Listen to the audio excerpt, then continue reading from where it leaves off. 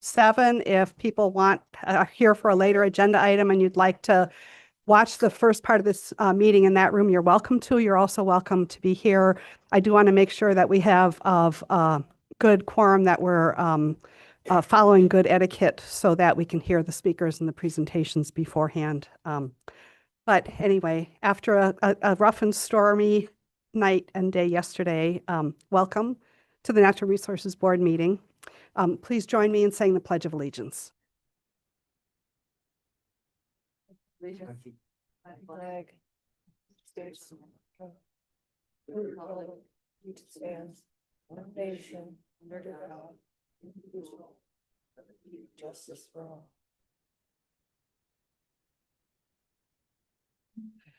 Thank you. I now call our hybrid in-person and online meeting of the Wisconsin Natural Resources Board to order. I think that we have one member who is here virtual, and that would be Patty Schachner. Patty, are you here? Yes, I am. I do not hear Patty here, but I know that she's planning on joining us virtually. Can you hear me? I would ask, oh yeah, are you here, Patty? Yes, I am. All right. This is a good reminder that there's a time delay for me. So thank you, Patty. I ask that everyone please turn off your phones and other devices that may interrupt the meeting, and please minimize background noise.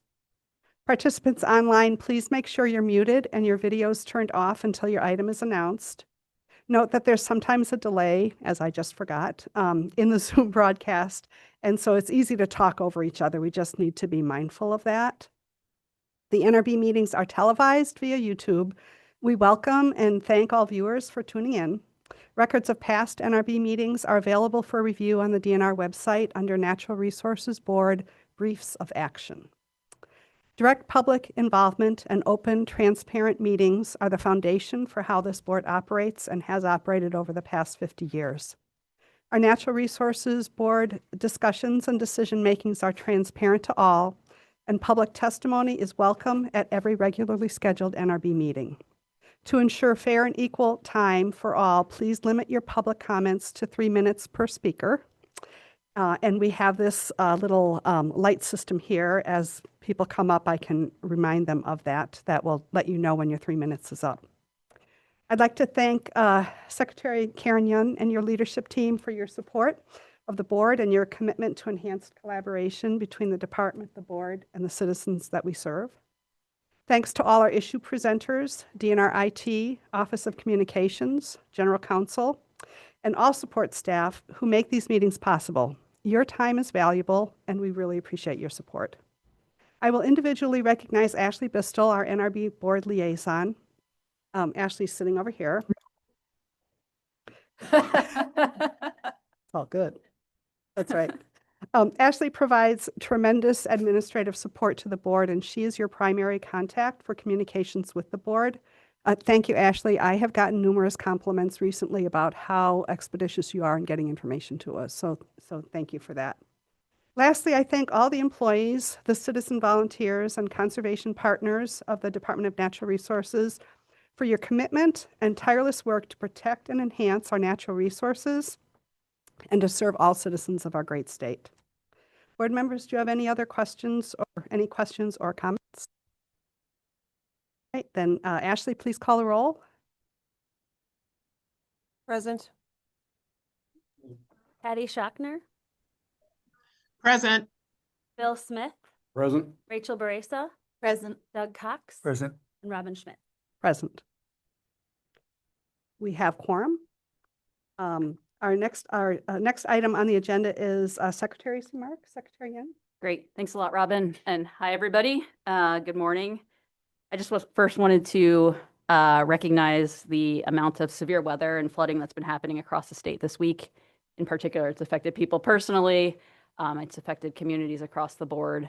I'm just very thankful for all the emergency managers out there, including some of our own wardens who are working hand in hand with local units of government in the state emergency operations to make sure that people continue to be safe this week and throughout the week. I've got kind of a list of things, so you'll have to bear with me this time. But I wanted to start by just saying, relaying that the governor signed a set of PFAS bills last week. huge win for the state and for clean water for people to drink. These are a set of bills that we've been working on for quite some time that create some narrow exemptions to the spills law, but it released $133 million to help with PFAS contamination across the state. Our team is standing up that effort very expeditiously. We are hoping to release a sampling program as a first start this summer or fall that'll work on private drinking wells to address the 800,000 people who are on private drinking wells across the state, in addition to testing for child care centers and schools that are on wells and biosolid spreading. We'll have a well compensation grant program that will follow soon thereafter. So if you find PFAS in your well, you'll be able to get help to replace it or treat it. So really good news, and we'll stand up more parts of the program. We'll keep you updated as we keep going here. But a really good win for everybody across the board, and a lot of folks are across the department, environmental management, legal services, management and budget, external services, and many others who've been working on this effort over many, many years now. I've had a busy month as well. I've been able to attend the DNR Food and Dairy Annual Event here in Madison. I went up to the Wisconsin County Foresters Association in Rothschild. I attended a Women's History Month event in Milwaukee with some of my cabinet colleagues. I went to the Wisconsin Rural Water Association annual meeting in Green Bay, and I got to attend a really cool National Archery Schools program, state archery tournament in the Dells, which is really neat to see lots of kids out there participating in the sport. And I think because this is of interest to some folks, lastly, this month I went to a learned turkey hunt event with the Glacier Valley Gobblers in Merrimack. I wanted to give a special thanks to Sarah Curley, who works here in NHC in the DNR, who was my mentor and taught me a lot of things. We didn't end up harvesting a turkey, but I'm going to go out again, Jeff, so just so you know. But we heard a ton of wildlife out there. It was really, really neat experience. We got to see I think it was maybe 15, 20 hens strutting across the field, followed by 5 toms. So it was really neat to see. And they were like maybe 20 yards out of range. So they were, taunting me or something. But it was really neat to participate in a decades-long program of learn to hunt turkey programs that happen across the state. I think this is one of the longest ones. And just understand why that program is so beloved by new hunters across the state. I did want to address an issue related to turkey hunting while we're on that subject, related to the bonus harvest authorizations, because I know that's been an issue in the last month. So on Monday, March 16th, bonus harvest authorizations for the 2026 spring turkey season went on sale at 10 a.m., starting with Zone 1, time period C, with 3,906 bonus harvest authorizations available. About 1,100 customers were unsuccessful in getting their Zone 1 time period C due to a vendor processing issue, which lasted for 1 hour and 54 minutes. And we experienced that issue again on Tuesday, March 17th, but it lasted about 25 minutes. So I just wanted to apologize to the turkey hunters that have experienced this.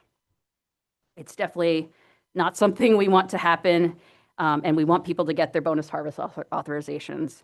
I'd like to share some background on this just to clear up some confusion. The department switched payment processing vendors in 2026, and as a result, the new payment processing vendor, which is a third party and not part of the DNR, was not adequately ready for the influx of customers accessing the system to purchase bonus spring turkey authorizations, and the system failed. Our customer service staff and Office of Communications fielded a ton of calls, emails, social media comments, and direct messages from the public about the situation. We've been working with our third-party vendor ever since to increase capacity and speed when processing payments. And those discussions will be ongoing to ensure this does not occur again. Working closely with our game bird specialists, we determined that adding an extra 1,100 authorizations in Zone 1, which covers a 16-county area, should not affect the overall population with the zone. So to make that right, with the 1,100 turkey hunters who were affected, we sent them an email with the action that they could take to get the time period that they had in their cart when the issue occurred, and are still in the process of making phone calls to those people who we were unable to reach by email. This personalized outreach has been quite successful, and we're glad we were able to try and make it right for these hunters. As of Friday, April 10th, our customer and outreach service has helped 584 of these affected customers correct their harvest authorizations or add them for purchase. From a hunter safety perspective, the majority of the extra bonus authorizations will be utilized on private land, so there should be little impact on public land hunting. However, it's important to be cognizant that there may be increased pressure on people accessing public land in Zone 1 this year compared to previous years during time period C. And I just thank you for the time to explain that thoroughly. We've gotten a lot of concerns from that, so I wanted to clear that up for this group and for the audience that's listening. And the last thing I wanted to re-up is obviously about budget. We continue to have some budget difficulties that I've been reporting out over time. And over the past couple of years, we've had staff presentations on different budget issues, including the Fish and Wildlife account deficit, the Fish and Wildlife account audit, and recent biennial budgets that have really fallen short in providing us with the resources we need to do the work that we do. And as we approach the 2027 state fiscal year, budget constraints continue to be a big concern of ours. So 2.5 weeks ago, we submitted a request to the Joint Committee on Finance asking for an additional $4 million of budget authority to support our fisheries management and wildlife management programs. In the most recent budget, the legislature transferred $30 million from forestry to fish and wildlife accounts, but they did not give us the ability to spend all of that $30 million. So we are asking Joint Finance for the ability to spend more of that transferred money. The Fisheries and Wildlife Program have been hard at work planning their projects for the upcoming fiscal year, and we simply don't have enough budget to complete our normal activities at prior year levels. This includes some really important things like fish and pheasant stocking, monitoring and assessment of our fish and wildlife populations, as well as habitat management activities. So far, the committee has not met to release additional funding for this work, and without additional funding, we will have to reduce what we do in the coming fiscal year. In addition to not having sufficient state funding to complete our planned work, we also are tracking the federal budget developments, with the president recently releasing his budget request for the federal agencies. Similar to last year, the president has proposed significant reductions at our federal counterpart agencies, including EPA and Department of Interior, including over a 50% cut to EPA. This includes reducing or eliminating grant programs that support environmental and natural resource protection work in Wisconsin. And we will continue to monitor this process. Obviously, we're at the beginning of the process in terms of federal FY27 appropriations, and we'll be continuing to advocate for our needs here in the state. So thanks for the extra time today. I appreciate it, and I'll turn it back to you, Robin. Well, after that uplifting note, we'll go ahead with the agenda, but we do have some uplifting things coming before us. So I would ask if there's any adjustments that need to be made to the agenda. I'd like to make a few adjustments. I request that item 4F, which is the approval of department recommendations for the FY27 Laboratory Accreditation Program fee adjustment, and item 6A, the Laboratory of the Year Award, and item 6B, the Rebecca Wallace Award, be elevated to immediately follow item 3 to accommodate the friends and family attending today for the award presentations. Are there any objections to that? I'd like, do we have a motion to approve the April agenda as adjusted by the secretary? So moved. Moved by Deb, second. Second by Jeff. Any discussion? All in favor, say aye. Aye. Any opposed? Right, that motion is approved, and we will move on to the agenda as adjusted. The second item is the consent agenda, and I will read through these items, and we will take any questions from the board after that. Consent agenda item A, approval of the brief of action from February 25th, 2026. Item B, acknowledgement of donation. The Friends of Creeks Meadows donated $25,000 to the Bureau of Wildlife Management. This donation will be used to pay for LTE hours working on Glacial Lake Grantsburg Work Unit. Item C, acknowledgement of donation. The Paul E. Stry Foundation donated $15,000 to the Bureau of Natural Heritage Conservation. This donation will be used for restoration and management activities such as native seeding and invasive species control at the state natural areas located within the Driftless area counties of Crawford, Jackson, La Crosse, Trempealeau, and Vernon. Item number D, acknowledgement of donation. The Newport Wilderness Society donated a Ski-Doo Scandic snowmobile valued at $15,840. This donation will be used to groom the winter trail system at Newport Beach State Park. Item E, requests that the board authorize a preliminary public hearing and comment period for the statement of scope for board order FH-20-25 for proposed rules affecting Section NR 20.35 to allow for alternate size and bag limits for walleye under specific conditions for the rehabilitation of walleye fisheries. Are there any questions from the board on anything on the consent agenda? Do I have a motion to approve the consent I'll agenda? make that motion. Moved by Doug, second. Second. Second by Bill Smith. Any discussion? All in favor, say aye. Aye. Any opposed? Motion carries. All right. Got a new board member. That's right. So we will move on to action items 4A, since there's no discussion or action on anything removed from consent agenda.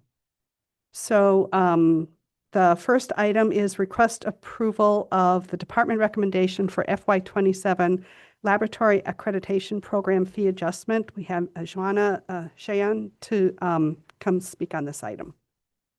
Thanks, Joanna. Good morning. Good morning, Chair Schmidt, Secretary Hyun, and board members. My name is Jana Xian. I'm the Certification Services Section Manager in the Program of Environmental Analysis and Sustainability. Is my PowerPoint up? Oh, sorry, I gotta share it for you. There you go. Thank you.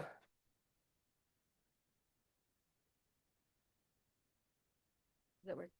There it is. Today, the program is requesting board approval of the fee adjustment to fund the laboratory certification program. To provide a little bit of background information, our administrative code requires that fees be adjusted annually to fund the laboratory certification program. The budget is reviewed annually by the Laboratory Certification Standards Review Council, followed by approval from the Natural Resources Board. The FY27 budget and the fee adjustment was reviewed by council in January of 2026. The council recommends that the board approve the annual fee adjustment. The council is made up of various lab sector representatives, and the members and their affiliations are shown on this slide. There are a total of 318 laboratories that are currently accredited by our program. And as you can see here, this graph shows the number of laboratories by type. The program is requesting board approval of a 1.2% fee adjustment increase. The table shows a comparison of the average renewal fees to maintain accreditation in our program for a wastewater treatment facility and commercial laboratory for FY26 and FY27. This graph shows the average renewal fees for commercial laboratories compared to other states. As you see, our fees remain competitive compared to other states with similar programs. Similarly, this graph shows how we compare to other state laboratory accreditation programs for wastewater treatment lab renewal fees. Wisconsin continues to remain one of the less expensive accreditation programs. So at this time, I request that the board approve the annual fee adjustment. Chair Schmidt, Secretary Hyun, and board members, are there any questions? Does anyone have any questions? Do I hear a motion for approval? I'll make that motion. Motion moved by Rachel Baressa. Is there a second? Second. Second by Bill Smith. Any discussion? All in favor, say aye. Aye. And any opposition? No, because we all voted. Motion is approved. Thank you, you. Donna. And the next item up, I think you're up here for, Yep. is the presentation of the Laboratory of the Year Award. Yes, this one is a lot more fun. There is a PowerPoint slide for this one.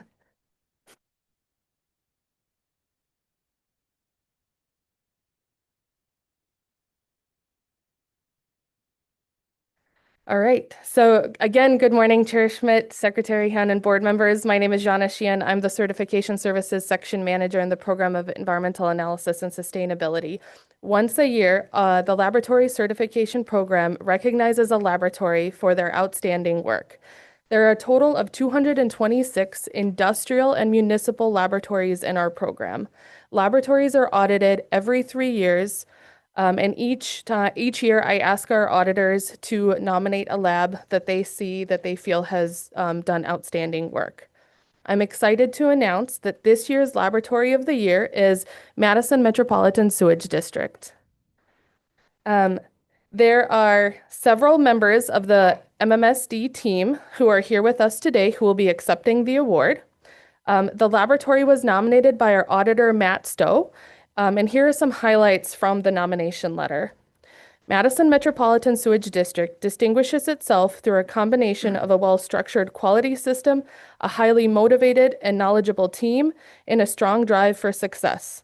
The lab's success stems from the collective effort and cooperation of the entire team rather than contributions of a single analyst. The laboratory not only maintains comprehensive documentation, but also ensures strict adherence to established protocols.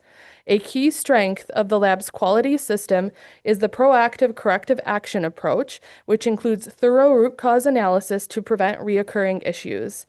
The lab conducts quarterly proficiency tests and additional quality control measures that go above and beyond what is required to identify and help address potential issues early.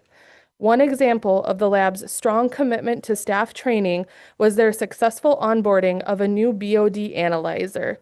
Significant effort was dedicated towards method verification and updating standard operating procedures. Chemists responsible for this instrument trained the rest of the staff, including management, ensuring that the entire team could confidently operate the new instrument and software, even during weekends and holidays when staff availability is limited. MMSD conducts a significant amount of community outreach and leads several programs focused on building trust within the community. Some examples of their community involvement include fish surveys, stream sampling, wastewater surveillance program, and youth apprenticeship program. One program that I would really like to highlight based on the impact that it has on our citizens is their home well sampling program.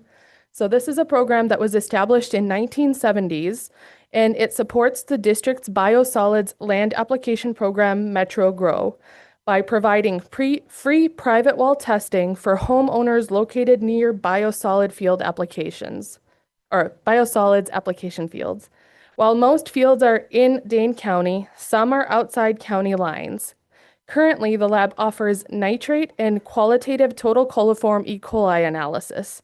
Each spring, postcards are sent to existing participants to gauge interest, and a summer intern coordinates sampling routes and homeowner access. Samples are typically collected from an outdoor source with follow-up indoor sampling if coliform is present. In recent years, approximately 550 homeowners participated annually, with total samples being closer to a range of 600 to 650 when resampling efforts were needed. So with your permission, Chair Schmidt, Secretary Hyun, I ask you to please present the Laboratory of the Year Award to Madison Metropolitan Sewage District. And we also have with us here Marty Griffin, as well as the rest of the team. And I believe Marty has a few words to say.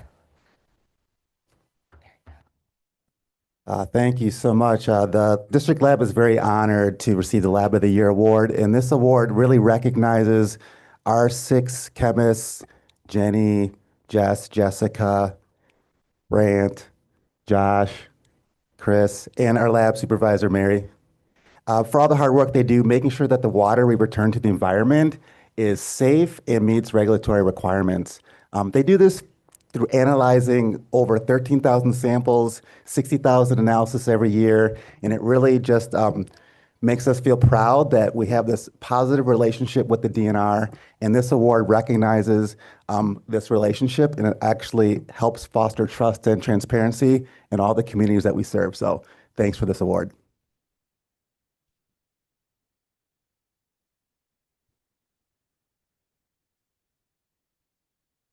Shauna, I have the plaque here that I will award. We're going to take just a very short minute break and take a photo opportunity with them so that then they can move on and get back to doing all that great work they do. Perfect. Thank you so much.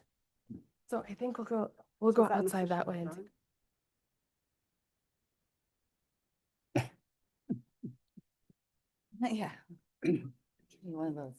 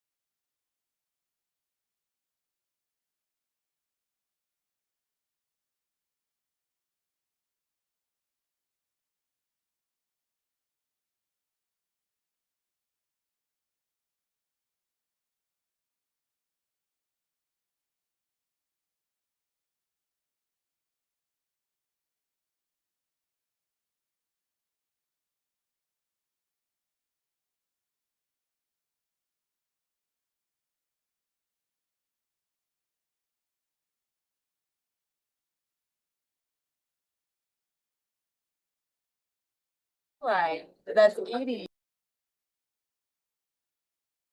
Already. I'm on the podium then. All right, we will restart now. I have to say that I love April because not only is it Earth Day, but we always have these great agenda items on our April meeting to really recognize some of the great things that are happening in the environmental field. So the next item is the presentation of the Rebecca Wallace Award. And Tim Cook, our Internal Services Division Administrator, and Mike Thompson, our Southeast Regional Secretary's Director. I think you guys are going to come up and spearhead this. Mike? I think Tim's out in the hall. Oh, there's Tim. Good morning, Chairman Schmidt and Secretary Hyun, NRB members. Mike, can I interrupt you for a second? Because I think I'm supposed to read something about it first. It's been a little hectic morning. All right, so for background, the Rebecca Wallace Award is given to a DNR employee nominated for making the greatest contributions towards either the improvement of relationships with external partners and organizations on environmental quality issues or the mentoring of staff. The Natural Resources Board created the award as a memorial to Rebecca Wallace, who lost her life with her husband in an automobile accident in 1997. She was an 18-year veteran of the department who was known for her dedication to her work and her ability to bring people together to solve problems. She also exemplified the values of life balance between work and family and stressed that with her staff as well. The department produced a short video about Becky that will help us better remember why this award is so esteemed. Chris, can you play that video for us? In 1998, the Rebecca Wallace Memorial Award was established to honor the memory of Rebecca Wallace and to recognize an employee who has enriched department staff through mentorship or strengthened relationships. Can we get the volume up a little bit? Okay, thank you.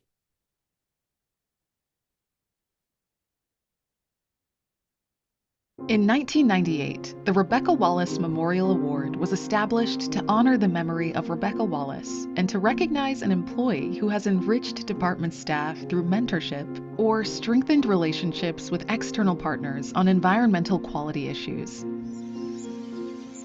Rebecca Wallace distinguished herself as a tireless advocate for the improvement and protection of Wisconsin's water resources. Her positive disposition, ability to forge partnerships, and dedication to mentoring and supporting her staff were unparalleled.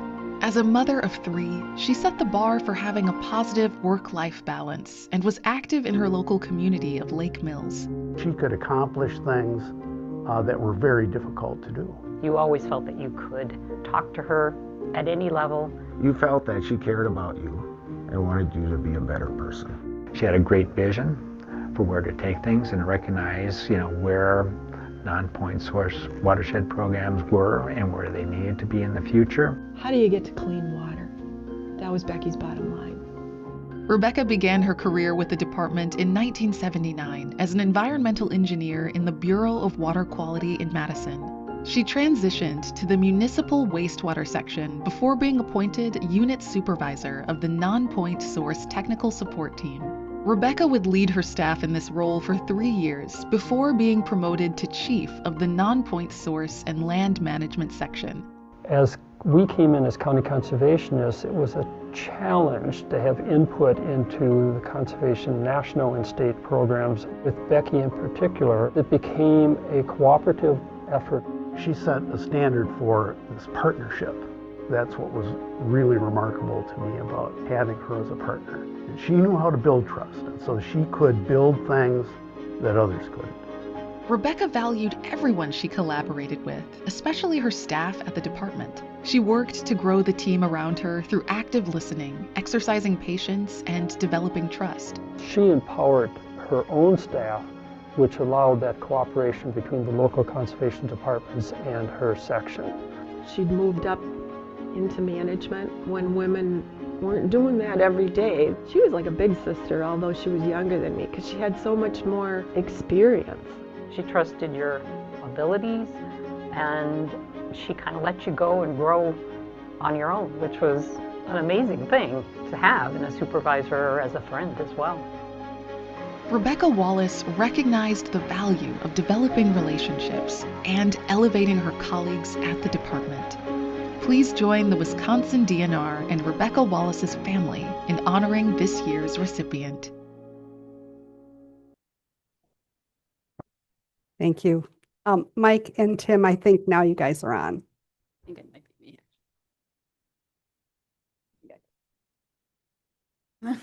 Sorry, we're having some, just a little bit of a morning. It's all good. Thank you. As we honor Becky's contributions to this agency, I want to recognize the outstanding group of nominees for this prestigious award. All of the nominees stand out for their own work and commitment to the DNR mission. The nominees include Dave Bizeau, Paul Cunningham, Mike Lovelace, Ben Uvas, and the Environmental Analysis South team, Benton Stelzel, Ryan Pappas, Andy Barta, Craig Webster, and Eric Hegland. This year, we will be honoring 2 individuals. These individuals work in separate programs, but their outstanding commitment to improvements in the Wisconsin's natural resources demonstrate how individual strengths contribute to the DNR's mission as a whole. At this time, I would like to present Mike Sorge and Paul Cunningham with the 2025 Rebecca Wallace Award. Let me introduce you to our first award winner, Mike. Mike is the South Central District Water Resources Team Supervisor in the Water Quality Program. Mike began his career in the DNR in 1990 as a Water Resource Management Specialist LTE. Many in the conservation community benefited from Becky Wallace's positive influence through her establishment of partnerships and mentoring of staff. This is also where Mike really shines. This honor recognizes Mike's commitment to fostering lasting partnerships across state agencies, agricultural producers, and conservation organizations. Colleagues credit his deep knowledge of water quality and agriculture, along with his collaborative approach for advancing soil health and water protection efforts throughout the region. Like Becky, Mike understands that managing our natural resources is more about working with people. Partnerships are the key to achieving water quality success. Mike has supported many local conservation efforts, especially with fostering strong relationships with Dane and Dodge counties, from numerous stream restoration projects, including over 50 miles of streams in Dane County being reclassified as trout waters, to problem solving and supporting many farmer-led groups. Mike is a leader in non-point source pollution reduction efforts. Additionally, Mike is an excellent role model for skillfully balancing work and family.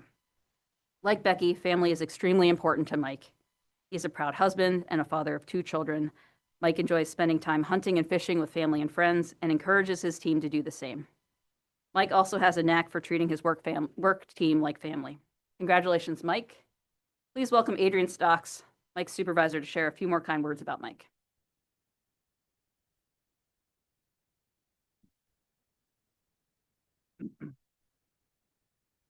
Thank you very much, Secretary Hyun. I'm Adrian Stocks, the Water Quality Program Director. I feel extremely fortunate to have the honor of saying a few words about Mike at this event, recognizing Mike's commitment to the values and virtues that Rebecca brought to her time at the DNR and those that Mike so embodies as well. The Secretary did a wonderful job highlighting those qualities, and though I'll offer a few additional remarks, I promise I can't capture or convey all the intangible qualities that makes Mike such a tremendous asset to the program, to the DNR, and to the people of Wisconsin. People in Wisconsin are deeply connected to water. I think we all know that. It doesn't matter who you are. The water resources of Wisconsin mean something special to each and every one of us. And there are many different ways that we enjoy our natural resources. There are also many demands put on it. As populations change, industries grow, technology advances, ensuring the protection of these treasured resources requires that approaches evolve. Yet, even as the landscape of uses or regulations change, one thing stays consistent. People have a common interest in making sure the land and water they cherish sustains into the future. Knowing that common interest is where Mike has really made his mark. He's known since the beginning of his career that outcomes and success depend on people working together. Mike's approach has come from his own set of values, of a commitment to listening to people, to hearing what they have to say, and to actually caring. It is a deep-rooted ethos within him, not a means to an end, but a genuine value. The people who Mike has worked with, the farmers, the landowners, the riparians, other agency staff, those within the department, they all recognize this integrity within him. That integrity, that honesty is what has allowed Mike to bring so many people together, committed, all working towards a common goal. A maxim that Mike often offers, and I've learned is so true, is that trust is gained by the ounce and lost by the pound. And partners and people Mike talks with, trust him. He may not always give you the answer you'd like to hear. Believe me, Mike is a straight shooter. But he's trusted, and people know he cares deeply. Those qualities are what have made Mike so incredible at the job he's done in his career here at the Department of Natural Resources, and how he has impacted so many people and so many lives, and also why his indelible influence shaping the values of the agency will continue to be part of our fiber long into the future. So I'm so happy to be here to share these words, and thrilled for Mike in front of his friends, his colleagues, and his family to get this recognition. It's so deserved. Congratulations, Mike.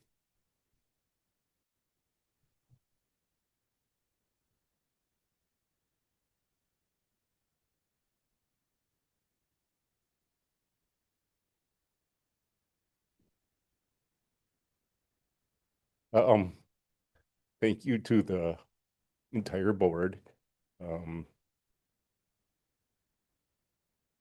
Recognition of Becky's legacy is pretty heartfelt.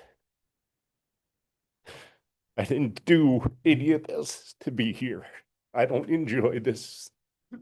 All the eyes looking at me, okay? So, I do have some special people to thank today. I've been fortunate to have some great mentors along the way. But before I get to those, I'd like to thank my family, my wife, Lori, my son, Jordan, my daughter, Michaela, and her fiance, Cody. Thanks for all the support. Sorry. As I said, I've been fortunate to have some mentors, and my journey started back in college. One of my mentors, John Lyons, former winner of this award, hired me for a 3-month position in fisheries to go out and survey streams across Wisconsin to help develop an index of biotic integrity. Little did I know that that would play a huge role in my career for 25 years. I had a fortunate ability to be able to see John on Monday at a memorial service for one of our colleagues, Tim Larson, who was a fish biologist who passed away day before Easter. In a meeting with John after that, it's like we picked up the day the day he retired. Super guy, lots of values, probably answered 1,000 questions or maybe 10,000. And back then, we didn't have cell phones like we have today. We didn't have the computers we have today. You picked up the phone and he talked, or you went over to his office, or he took you in the field. Another person that I like to thank is it's a family member of mine who was a role model since I was about this big.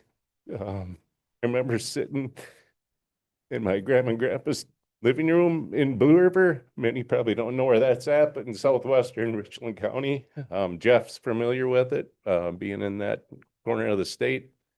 His name is Buzz Sorgi. He was instrumental in showing the values of relationships. It didn't matter if it was within your own program, outside your program, with externals. I was able to watch his career evolve, and the things that he was able to accomplish, they weren't by himself, right? They're by working with multiple partners, both staff internally and externals. I tried to do as much of that as I could. And I've been blessed to work with some amazing people. Many from this agency, but also a bunch of external people, whether it's with Extension, UW-Cals, NRCS, two of my great friends, Jamie Patton and Barry Buboltz, tremendous people. The counties I've had the opportunities to work with, second to none. Their staff work every day to protect our resources. They have been open and welcoming, and we've been able to do some amazing things, some of which you heard today, but so much more. There's another person who's here today. Greg Searle was a friend, a mentor, a supervisor. And I'll never forget the day back in 2012, he said, "Mike, when you get down in the field with Jim today, why don't you stop in and see me?" And I thought, oh boy, now what's going on? And he's like, "I got a meeting I'd like you to go to in Dodge County." And I was like, oh boy. I want you to be part of a non-point source task force. And I'm going to spare all the details of all the long meetings that we had, but it was 15 months of meeting once a month, trying to find some common ground surrounding non-point source. That event transformed my career. I was able to work with some amazing people, finding out what it takes to establish a relationship. When trust happens, doors open. Where we started, we had finger pointing between lake groups and districts and associations in the ag community. And I thought, what in the world did I just get myself into? But people listened.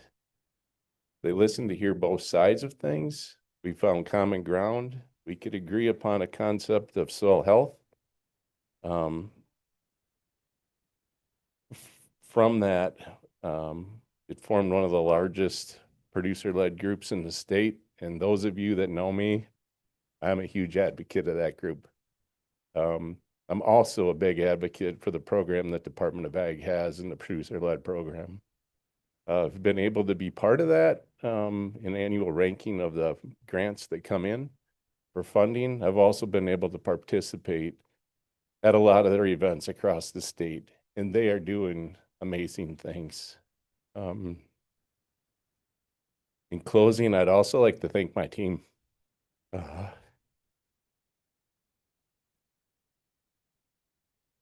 Most supervisors probably feel like they have the best team at the agency, and they probably do, right? So many great people work here. I know what it takes to put a nomination package together for this. And I'm sure they were working extra hours to make that happen. And thanks to them, two of them couldn't be here today, but the rest of the team is here. And I thank you very much for that. And again, I didn't do any of this, this recognition. Never really felt like I had a bad day at work. I enjoyed coming to work every day. So sorry for the emotions. As a man, this is somewhat embarrassing to carry on like this, but I appreciate your time today and continuing to recognize Becky's legacy. So thank you.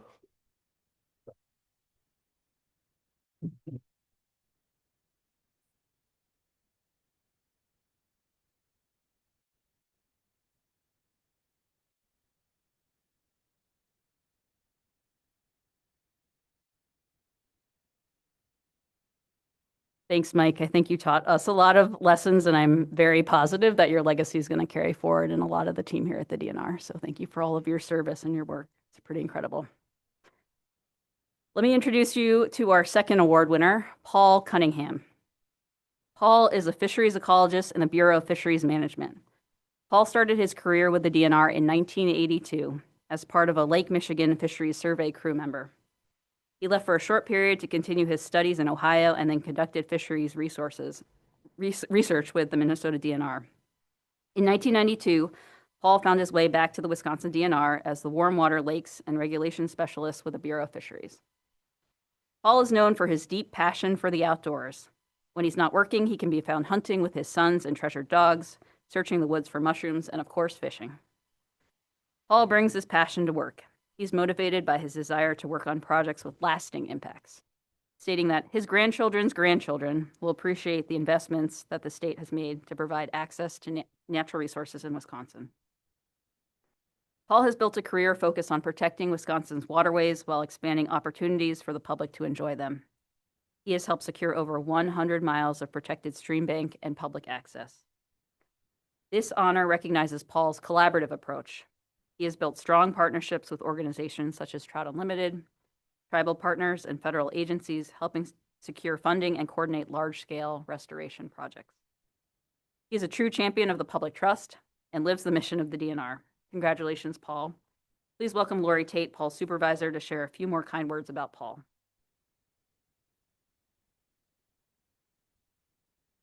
Good morning, everyone. Thank you, Chair Schmidt, Secretary Young, and the board. If you have been, to my DNR family, if you've been so fortunate in your career to work closely with Paul, you will certainly attest to the personal attention and value he places on his relationships with colleagues, mentees, and external partners alike. In our work, we are often challenged to define how we measure success, and it's not always easy. But measuring success for an individual like Paul, couldn't be easier. It's measured in the two most important things we work on, people and natural resources. Paul's mark will be on the people and lands and waters of this state forever. In his work, Paul is truly a relentless advocate for the public trust doctrine and for the protection of the water resources of Wisconsin and all the communities they support. I'm going to be brief because I want to give Paul some more time.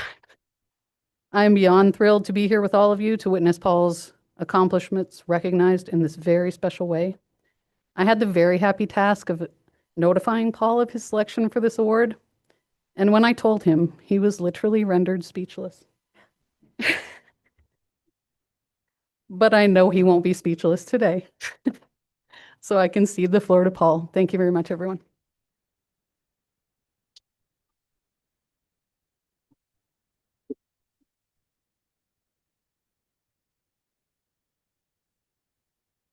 Well, good morning, Chair Schmidt, members of the board, and Secretary Hune. Thank you for the opportunity to humbly accept this award. First, I'd like to thank the selection committee, Mike and Tim, and I know it's a tough task to select award winners, and because there's so many excellent nominees and so many department staff that are equally deserving of this award, and congratulations, Michael. And I'm going to try and not get too emotional. I'll try and stay above it, but following you is hard. So first to the Wallace family, Mitch and Jeremy. I first met your mom in the mid-1990s, and we're going to get to a point where folks won't have worked with Becky. And I have the pleasure to say I worked with Becky. I was, she was organizing a nutrient loading work team to look at the impacts of nutrient loads on water quality and lake habitat. And I came in from fisheries to represent fisheries. And I walked into the room, and it was largely a group of engineers and watershed modelers and water quality folks. And I was fairly new at the time. This was 94, I think. And I was literally a fish out of water. I didn't know him yet. I was relatively new, and Becky sensed that, me being a fish out of water. And after the initial introductions in the first meeting, it was very clear to me that she sensed it and put me at ease. She had this warm, inviting, compassionate approach. And 31 years later, I still remember that moment. And I just want to thank you. Now to my family, to my mom, Bonnie. She's probably watching, streaming this on on the TV, I imagine, and both outside of Beloit. She couldn't make it, but she is the matriarch of our family. She's the glue that holds us together as our family. My dad's and her love and compassion and guidance make me the soul of my being. I often ask the question, what would mom do? So that says everything. I want to thank Peggy Peters. She took the bold move to move our family with me to Wisconsin. She was a trumpeter swan biologist in Minnesota when we moved in 1992, and her home state was Michigan. So to come to Cheddarland and come back home for me was a bold step for her. And to my immediate family, my brother and sisters and my family, we're all public lands and waters recreationalists. You heard from my grandson. He's now believes he's a voting member of the Natural Resources Board behind me. And I was fortunate enough to be exposed to the outdoors, and my boys, Danny and Nate, are behind me, and my daughter-in-law, Kayla, and her mom, Lorelei, and my grandson, Kurt. Kurt's right here. We all hunt, fish, hike, swim, camp, and Kurt's been pheasant hunting with us, fishing with us since he's been a year old. And I can tell you this, members of the board, while he may not be testifying today, and he doesn't really get reading green sheets yet, he is back there rooting for you to make these wonderful, difficult policy choices about the quality environment that he will experience and the access and health of our natural resources as well. And so he's counting on you. And he's your biggest fan. So I'm so glad you got to meet him. He's dressed in a fish onesie right now, and he's a little hot and impatient, and thanks for getting a chance to meet him. Now on to my DNR family. As a fisheries ecologist for the program since 1994, I'm blessed to have worked on a variety of long-term issues. Do you want to do this, Kirk? Some of the breadth of my job has included sport fishing rules, research coordination, critical habitat designation, northern pike management, the Knowles-Nelson Stewardship Program, stream bank easement acquisition, and fishery areas acquisition, our boat access program, master planning of department lands, climate science, and DNR's adaptation principles to climate science, including the Brook Trout Reserves Program. And I've had that good fortune to represent fisheries on a whole array of interdisciplinary issues across the years. And so I consider the folks in wildlife, water quality, natural heritage conservation, parks, forestry, legal services, real estate, facilities and lands, all part of my DNR family. And you all know who you are. And I am so grateful to all those folks outside of the fisheries program. Now on to my fisheries family. I am humbly grateful to have had so many great supervisors over the years. My first chief was Lee Kernan. He was my first chief. And Lee taught me two important things. The first being hard work and having fun are not mutually exclusive. Strive to do both during the day. And I've kept that with me through the years. And I've tried to always work hard and have fun at the same time. Then I want to mention Mike Staggs. Mike Staggs, Mr. Science, Mr. Analytical, Mr. Logical. Analyze the data, assess your alternatives, and prudent choices will follow. Mike Talbot. Mike Talbot taught me that you're going to have some mundane tasks in your job, but always find one that really motivates you. Pick that project that gives you motivation. And I have always sought projects that gave me psychological income, and I value that immensely. And I still keep that in my mindset as I work with my colleagues. Mary Ellen Volbrecht. Mel, you've been awesome.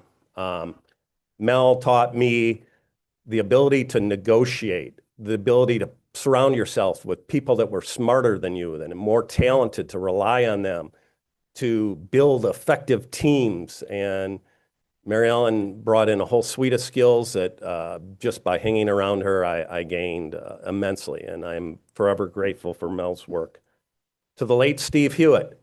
Steve, he was a man of science, and follow the science. And Steve taught me that a healthy, limited dose of skepticism about bureaucracy is actually constructive. And finally, to my current supervisor, Lori Tate, your daily actions continually remind me how compassion, love, and empathy is truly a leadership quality we can't forget. I think it's something we all should emulate in our lives as we try and be leaders. And then to my current colleagues in the fish management section, your bright minds, the intellectual synergy you create, the interpersonal skills you bring to the table, drive me to work hard and continue to contribute until the day I retire, sometime this year. I'm grateful, very grateful, and thank you very much for the opportunity to speak before you.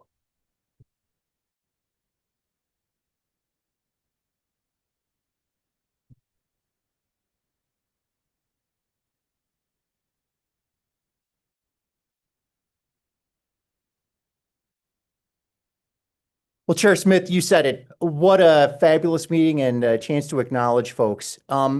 As we close this section of the agenda, I just, again, would like to congratulate Paul and Mike, thank their families, thank the family of Rebecca Wallace for attending today, and also say a big thank you to the Rebecca Wallace Award Committee members that participated in this event to get us to this point. With that, Chairman Schmidt, I request perhaps we could move to take some photos of the award winners.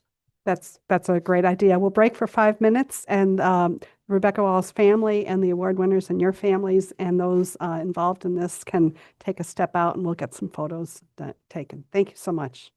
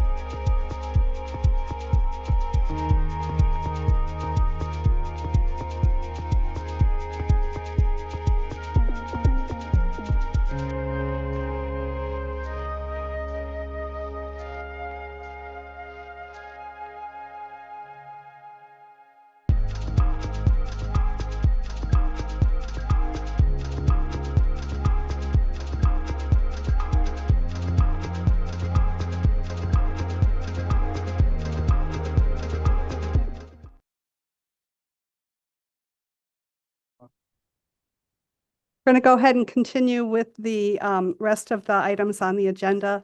I was asked to note that if you have something for later on and want to sit in room 027, it is cooler in there. Just not that it's warm here, but it's pretty warm here. So we will go ahead with action item 4A, request that the board adopt emergency order WM-16-25E, proposed rules affecting chapter NR 10 related to elk hunting license drawing. I think Scott, welcome. Thank you. Good morning, Chair Schmidt, members of the board, Secretary Young. I am Scott Carroll. I'm the Wildlife Regulation Policy Specialist, and we have before you today WM-16-25E, which relates to the elk license drawing. So briefly, now this is an emergency rule, so this chart will look a little different than our normal rules. As a reminder to the board, we had the board approved a preliminary public hearing at the December meeting. We held that hearing. We had no individuals attend. With an emergency rule, we do the public hearing after the rule goes into effect. So we'll have 60 days, I believe, after the rule goes into effect to hold a public hearing. We're also working on a companion permanent rule for this one, so we can bring back the public hearing information when we bring back that permanent rule. But now we're at final adoption of an emergency rule. And this is about the shortest emergency rule I'm going to give in probably a long time, so I'm enjoying it. But what this rule does is it refines or creates procedures for our elk license drawing. So this is the first year we've issued, and the application is going right now. We're doing separate applications for antlerless and bull elk. And last year was the first year we did antlerless elk license drawing, and we just did that as one drawing, right? So we had one application, one drawing, and what we were finding is it was administratively kind of clunky. We had to ask people if they wanted antlered or antlerless, and we had some people turn us down because there is a statutory language that limits people. Right now, the elk license drawing is only open to state hunters, and if you get issued an elk license, you are ineligible for the rest of your life to receive an elk license. So some elk hunters have a strong preference, whether they want to have that be a bull or antlerless elk. So what we decided to do for this year, to make it a little bit administratively easier on our staff and just make it clearer for our applicants, is to do separate drawings. So we have, this year we have an antlerless elk drawing and a bull elk drawing. An individual can choose to apply for one or both if they wish. But what we had to create rules for was these procedures. Because of that once in a lifetime drawing, there's a chance, even though it's statistically small, somebody could be drawn for an antlerless and bull elk, and what we would do at that point. So what we did in this rule is we just clarified that we're going to do separate drawings. We would do the bull elk drawing first, and then an antlerless drawing. Now, if an individual gets drawn, this rule would, for both antlerless and bull elk, it would require the individual to make a choice at that time. We would notify them, say you've been drawn for both, you have to pick. And whichever one they don't pick, the department would have the ability to reissue through or redraw and give to another person. So that's the rule essentially in a nutshell. It's very concise, but we just needed that language to know what would happen should somebody be drawn for both an antlerless and bull elk license. And I'd be happy to answer any questions. We, excuse me, if there's any clarifying questions, we do have one public speaker on this item too. So if we want to wait and hear from the public speaker, unless you have clarifying questions. All right, Doug? Thanks, Chair. So Scott, I want to make sure I'm understanding why it's an emergency rule. Is it a timing issue? Because Yes. it's an emergency rule, or because it's the dual tag issue? Nope, that's a very good question. So we're doing an emergency rule because, as you know, the application is now open. We're going to hold the drawing in June. So we want these rules into effect for the drawing to take place so that we have the procedures should that, somebody be issued both or be drawn for both antlerless and antlered. Otherwise, we don't really have anything to go forward to say, well, what would we do in that instance? Now we're covered so that and also the public will know what will happen should they be drawn for both.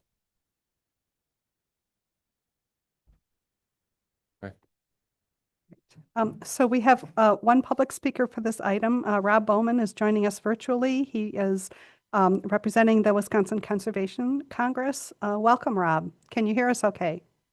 Good morning. Can you hear me? Yes, loud and clear. Good.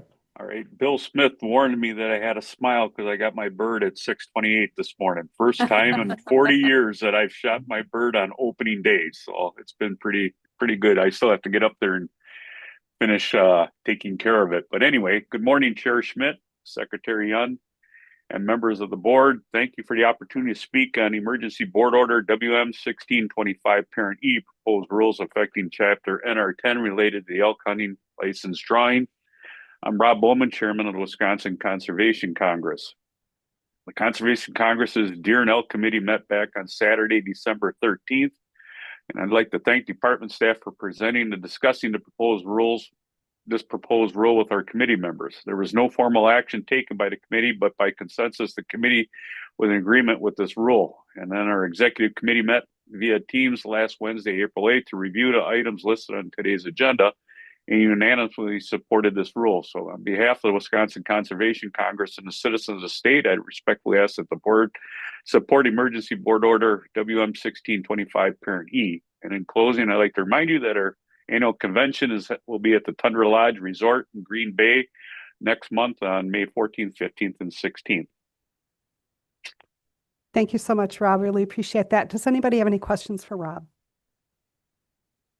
Seeing none, thank you. One other thing, Robin, I was going to send an email, but I'll let you know, but I wanted to let board members know that I will be stepping down as chairman at our convention. I will not seek re-election. So I'm going to remain on the Congress as a Plano delegate and kind of enjoy retirement and spend time with my grandkids. Well, congratulations to you and thank you for all your hard work for the Conservation Congress. Thank you. Scott, you want to come back up? Are there any questions from the board for Scott on this item?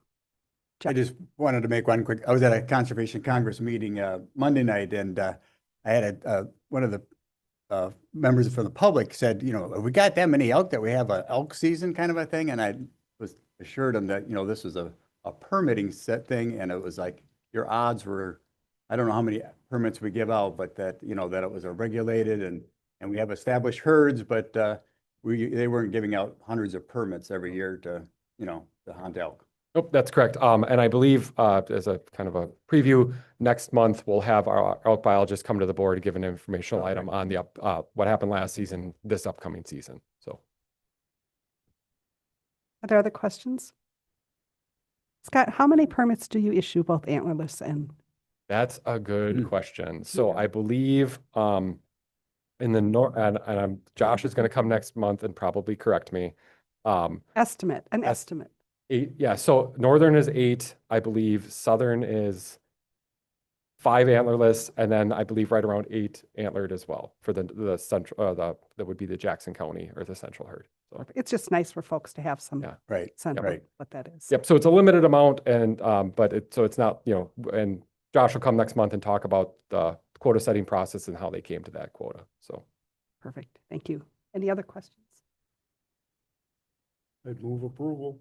Moved by, I was going to say Chair Smith. Sorry. Is there a second? Second. Second by Doug Cox. Any further discussions on this item? All in favor say aye. Aye. Any opposition? Motion passes unanimously. Thank you so much. thank you. We're going to go on to the next item and then probably assess where we're at after that in terms of the break, and we're going to be looking at public forum and timing for that as well. So item 4B is request that the board adopt emergency order WM 13-25E, proposed rules affecting chapter NR10 related to establishing the 2026 to 2030 migratory bird season framework and regulations. And Taylor Green, our game bird specialist with the Bureau of Wildlife Management, thank you so much for coming, and take it away. Awesome. Thanks. I appreciate you guys having me today. So good morning, Secretary Hun, Chair Schmidt, and members of the Natural Resources Board. I'm here today to present and ask for approval of the migratory bird hunting seasons for 2026 through 2030. And as a reminder, what is before you today is an emergency rule, which has been the standard practice for developing migratory bird regulations for decades here within the department. We're required to do this because we have to submit our season selections to the Fish and Wildlife Service by no later than May 1st. And so, because that's the federal deadlines. And so, as has been the practice every time, the permanent rule will likely come before you sometime later this fall and has been the exact mirror of what the emergency board has been, emergency rule has been. So, our desire is to attempt to limit the frequency that we come to the Natural Resources Board for emergency rules. And as part of that, we are looking to set the season regulations for multiple years. And so this was, we did an assessment in 2021 where we reviewed how frequently we changed our regulations on an annual basis.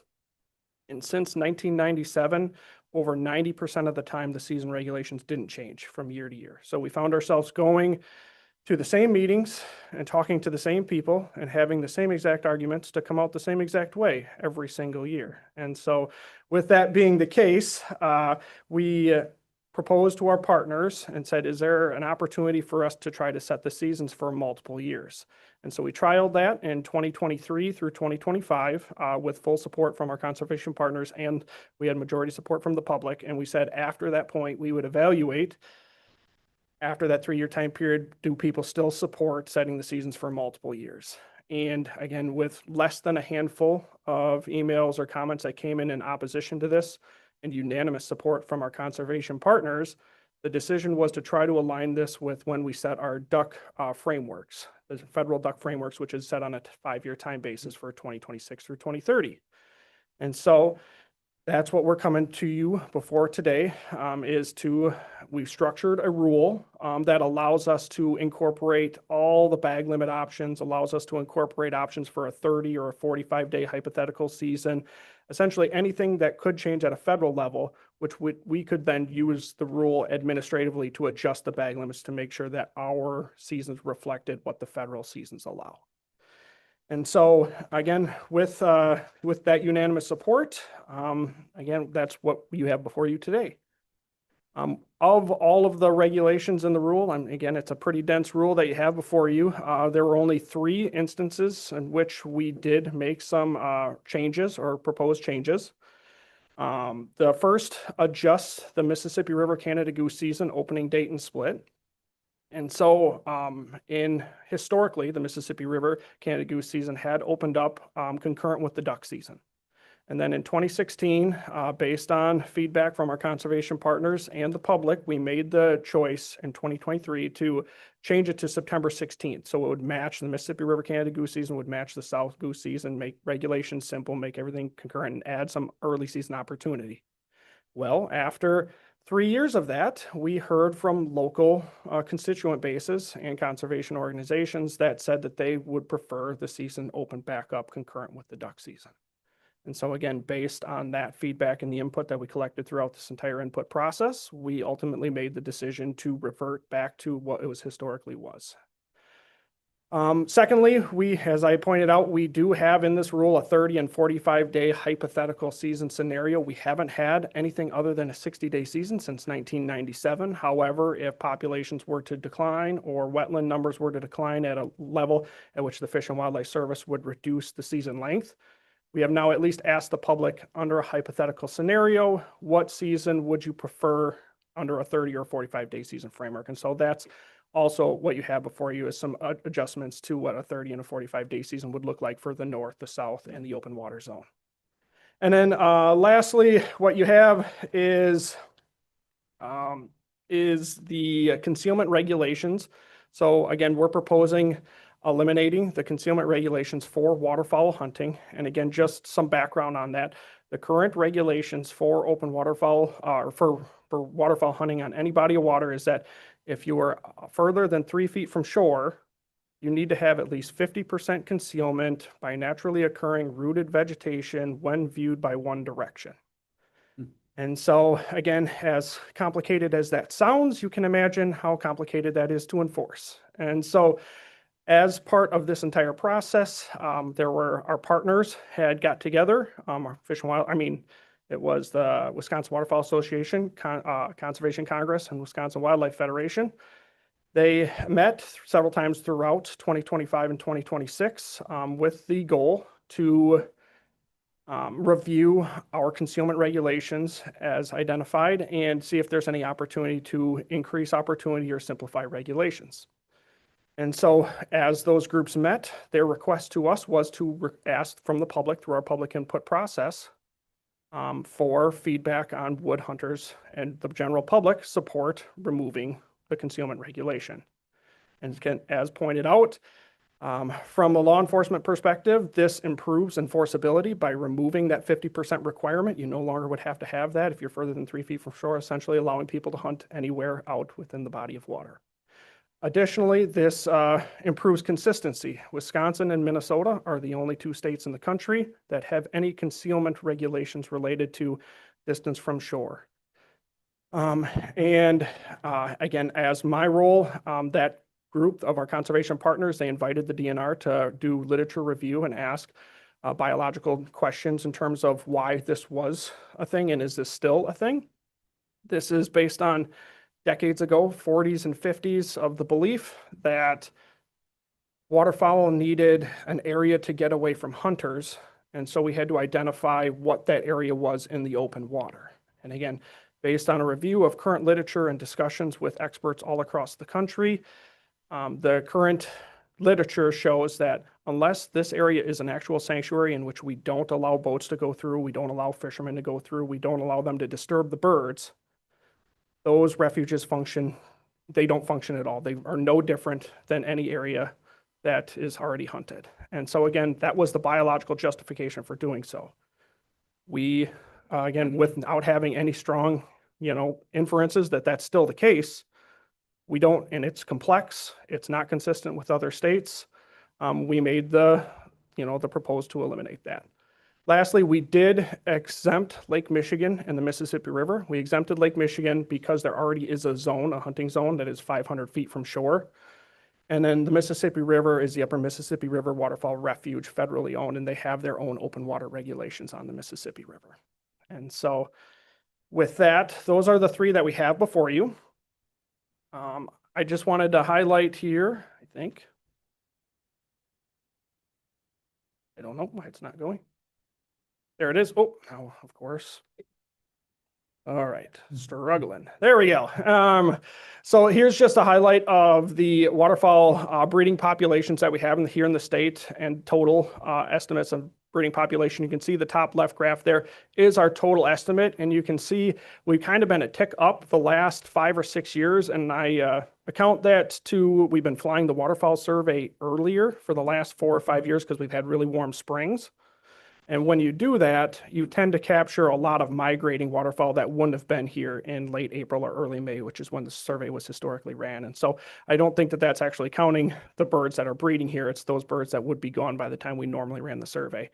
You can see our mallard population on the top right has declined steadily since the mid-2000s when we had nearly 750,000 acres of CRP on the landscape. Right now, we are less than 200,000 acres of CRP. So we've lost 500,000 acres of nesting habitat, and you can see that that has affected the population. Our wood duck population has been very stable over the last 20 years or so. We had that one blip, which I think was due to survey conditions in which there was no water in the woods. And so they were all out in the regular water that we could actually see them. And so we saw a spike, but it's probably not realistic. And then lastly, everyone's favorite Canada geese. That looks exactly like a graph. If anybody has seen carrying capacity, of which a population rapidly increased, overshot what it typically would see. And then you see these annual or multi-annual fluctuations in terms of habitat conditions. So again, the Canada goose population, as everyone is aware, is doing quite well.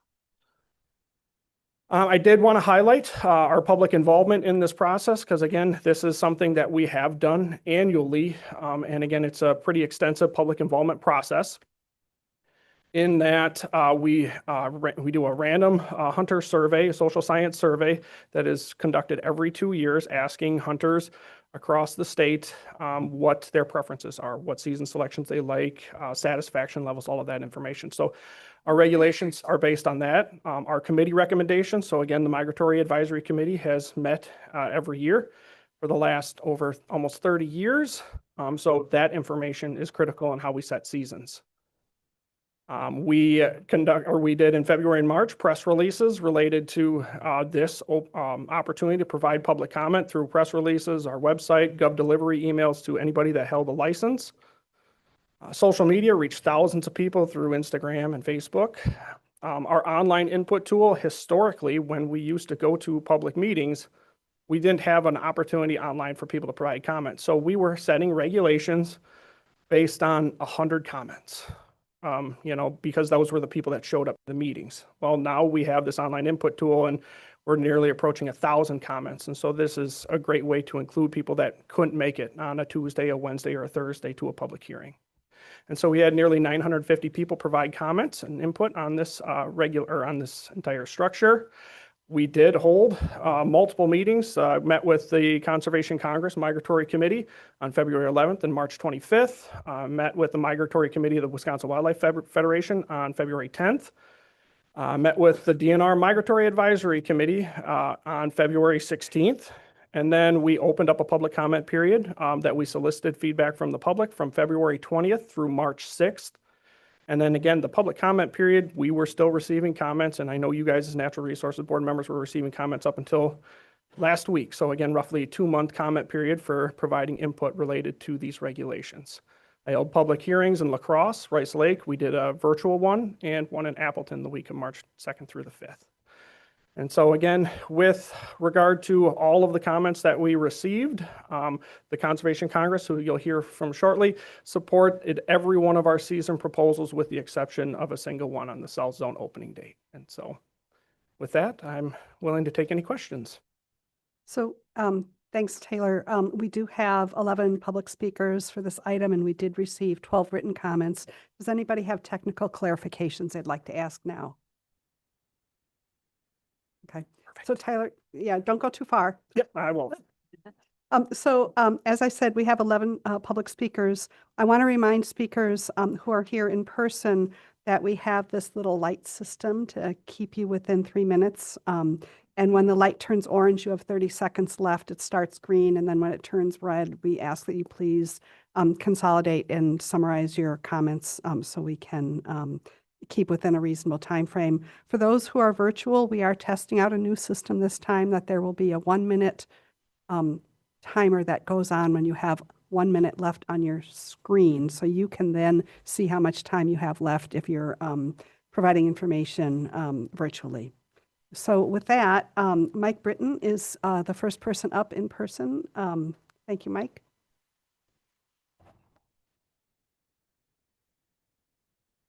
Good morning, Mike Britton.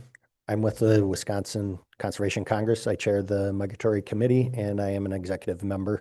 So you heard some of the information from Rob, follows through, everything was unanimously approved. I'd like to ask for your support of the emergency order WM 1325. As Taylor mentioned, we only have one little difference. It really did not become a big item for the Congress at all. So we were okay with that. Also, with the concealment rule, that was not quite unanimous, but very, very closely unanimous. Easy way to say it, I guess, or confuse people. That it is a necessary item to help move forward for hunting opportunities. So with that, I'm asking for your support of that. So if you have questions. Thank you, Mike. Does anyone have questions for Mike? Thank you for coming. Thank you. The next speaker is Mark Meyer, who's here in person.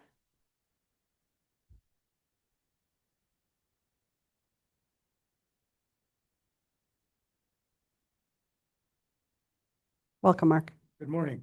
Thank you for having me and thank you for all your great work. I would like to speak to the proposal to remove the concealment requirement.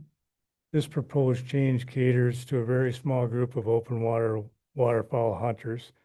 Approving it would be impactful on a much larger group of the public users and riparian landowners. After learning of the proposed change, I did some research and found the following.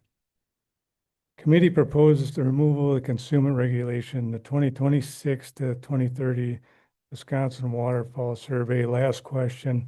Do you support or oppose removing the concealment requirement for waterfowl hunting with the exception of Mississippi and Lake Michigan? This was sent to less than 2% of the stated 135,000 waterfowl hunters mentioned in today's agenda. The proposed change would allow open water hunting beyond 3 feet statewide unless prohibited by local government. There are no concealment requirements in open water zones currently. The proposed change eliminates the existing 500-foot buffer zone for Green Lake and 10 to 12 other lakes approved for open water hunting as listed in the 2025 regulations. Wisconsin Waterfowl Association October 2021 newsletter article written by Taylor Finger clearly defines why a 500-foot boundary is important to establish the open water zone. It also states there are 65,000 waterfowl hunters in Wisconsin. I could not find total duck stamp sales to confirm the 65,000 or 135,000 count. Today's agenda includes some select comparisons and regulation: Wisconsin, Minnesota, Michigan, Iowa, and Illinois. Here are some other comparisons.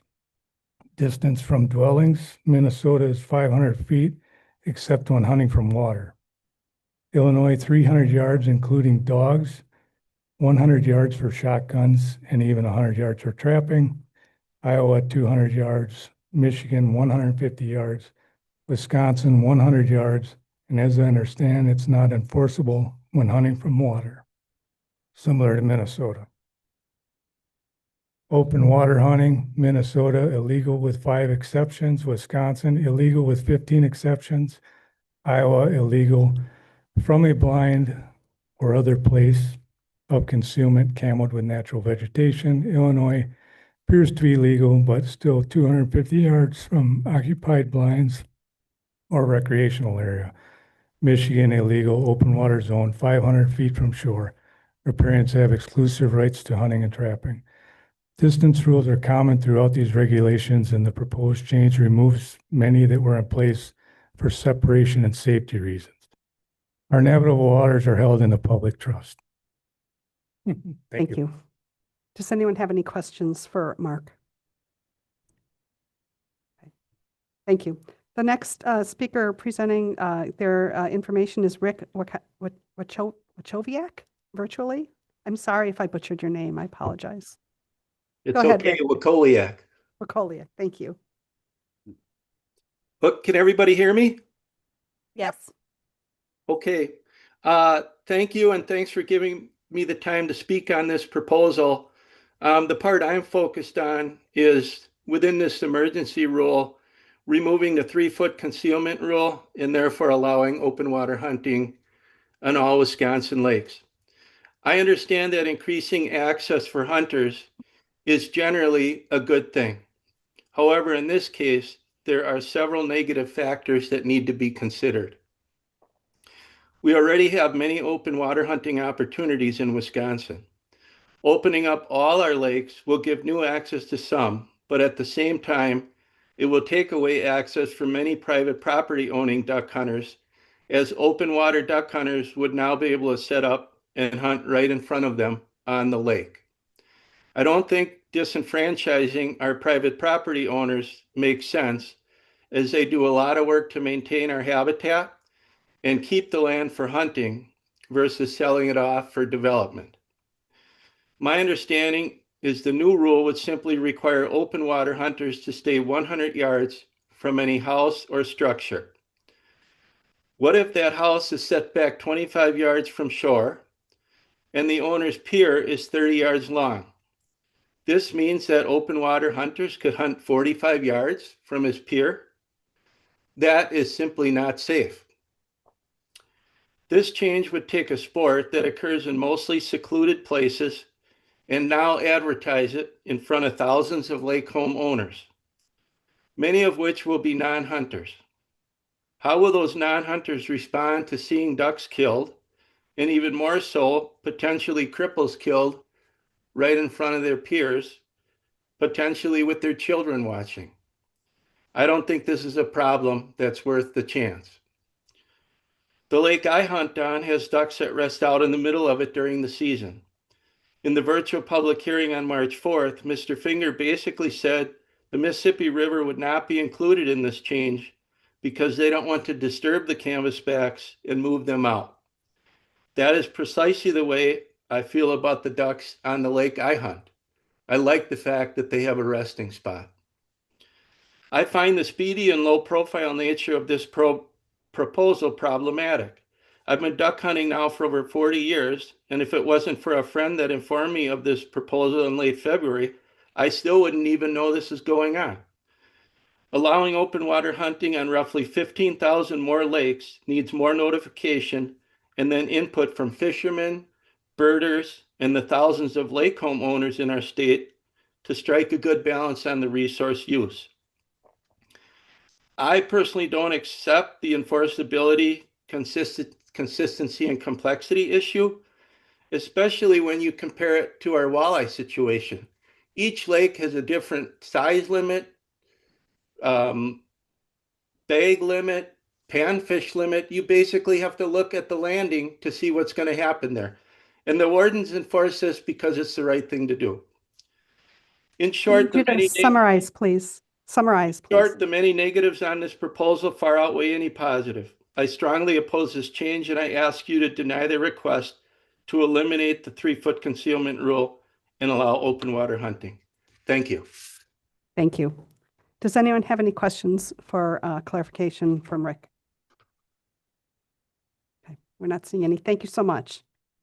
Next is Lynn Dusterbeck from In Person, who will be coming in and speaking. And you've got a couple of easels here that you're going to use. I've provided a couple of posters here that summarizes a lot of the issues that we have with this whole situation and a number of issues that haven't been addressed, including transparency, et cetera. So anyways, I'll go ahead here. I know I have a very short time, Madam Secretary. My name is Lynn Dusterbeck. I reside at 754 Wabaunsee Trail, Fort Atkinson, Wisconsin. I'm 75 years old and I've been here all my life. So anyways, today I represent not only my family of 3 generations of waterfowl hunters, but also a wonderful organization which I helped start probably about 25 years ago, the Lake Koshkonong Wetland Association, comprised of about 75 hunters and non-hunters. We're very proud of the things we've done, restoring wetlands around the peripheral of our watershed, and we have a Fen project right now, in fact. But anyways, I'm here to strongly oppose this rule for a number of reasons. The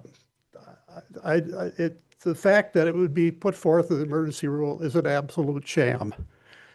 We've hunted this way for 125 years. And this rule has never been in any agendas. If you look them up, all of it, no matter what they say, I've researched every one of their agendas, every one of their minutes. And the word open water hunting has never been used once, not once. So I defy who's ever behind this to come up and tell me to the contrary, because I don't think it's there. And because of that, only 4% of the total of our waterfowl hunters were polled in this case, out of 70,000. Don't the rest of them deserve a vote too, someplace? Doesn't the public deserve the right? They use the resource. I know a lot of people are bird watchers. I'm probably going to be one of those people that can't hunt anymore, but I look forward to the time where I can go to the fish camp over on Lake Higanza in front of the celery bed and join a lot of my friends to watch waterfowl, because I can't do it anymore. And now, in front of that celery bed that they're going to put hunters on, there's going to be hunters that are blasting off the ducks that these people come and enjoy. And then I'm being chastised that I'm a member of the Audubon Society because of this. They think I'm an anti-hunter. Okay, anyways, I'm going to go on. What really disturbs me here is the transparency. That nobody was given, basically nobody was given time to respond to this issue. And when I asked Mr. Finger why other hunting groups were not provided with some input, and here's what I got verbatim from his email. I can appreciate that this is a shared resource, but allowing groups or organizations to dictate season frameworks that do not use these season frameworks or regulations is not a direction of the Migratory Bird Program. This is a complete usurpation of Objective 4 of the WWMP, which says improve public involvement. The word public involvement, and we haven't had public involvement. You know why? Because they're afraid that if they open this up to public involvement, the opposition to this is going to be overwhelming, and they know that. Yeah, so I know I have got limited time. I really appreciate. Thank you. I have a lot more things to cover here. I think you're. Some of the slaughterhouses that these people are already building to go on our lakes. Some of the misinformation that's being provided is wide. The research project here that I asked Mr. Finger for, put on the word open water hunting in that document. I converted to a Word document. He had one research item he gave me, one, and it never even mentioned the words open water hunting. What kind of a research project is that? Thank Anyway, you so much. thank you for listening. Thank you. To me. I'm a little emotional. I had some questions that I did distribute to all of you that I'd be willing to answer at this time, if you'd like. Thank you. I appreciate your time, and I will ask board members if you have any questions for Lynn at this point. Mr. Smith. I have one. Lynn, could you, could you inform the board when you first became aware of this concealment language in the emergency rule? Yes, thank you, Bill. This is what really bothers me.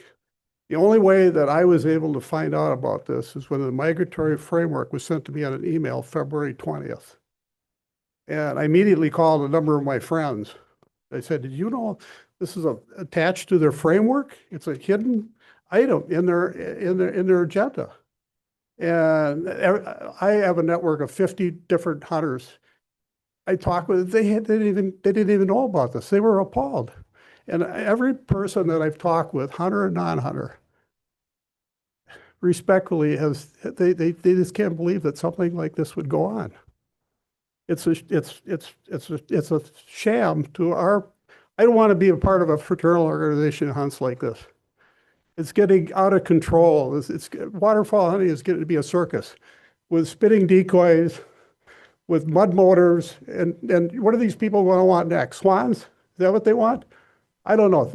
You know, let's keep on Those going. aren't really part of this rule proposal, but the notice and the opportunity for input is a critical issue, and that's why I wanted some clarity. Yes, Bill, I'm sorry, it really is.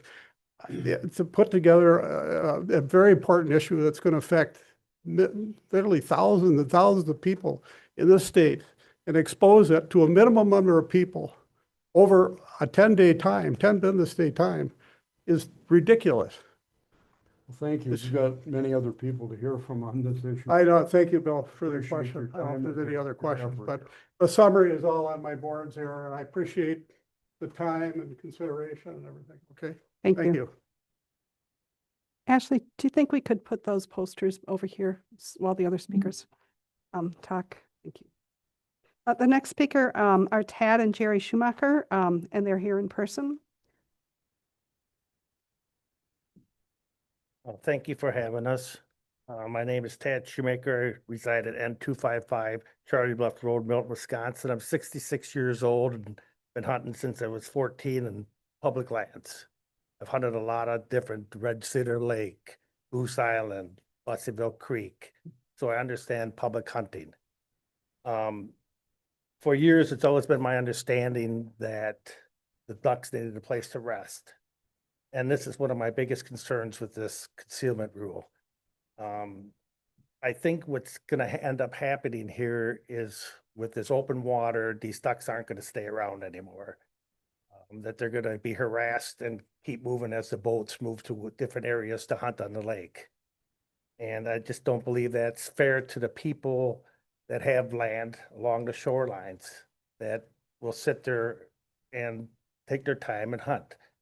I've hunted long enough to understand that ducks will come to you. If you leave them alone, they will come to you. You just have to be patient. That's part of the duck hunt, the enjoyment of the duck hunt. So I'm not sure of why this change has to happen. It's been no open water forever. I don't know what's changed with the resting of ducks. And I'm going to let my wife speak before I take up too much time. My name is Jerry Shoemaker. My address is N255 Charlie Bluff Road, Milton, Wisconsin. I've lived on Lake Tebow Hunt Club on Lake Koshkonong every summer as a child, and now it's our permanent residence. As a child and now I enjoy walking the shoreline, skipping rocks, exploring the marsh and woodlands. I sat in duck blinds with my father and my husband, and I've watched a lot of duck and goose hunting. With the current regulations and the existing concealment rule, it gives hunters an opportunity to hunt along shorelines.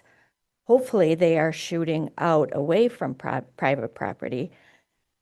The proposed open water hunting is vague and incomplete, in my opinion, as to distance from shorelines, distance from homes and private properties.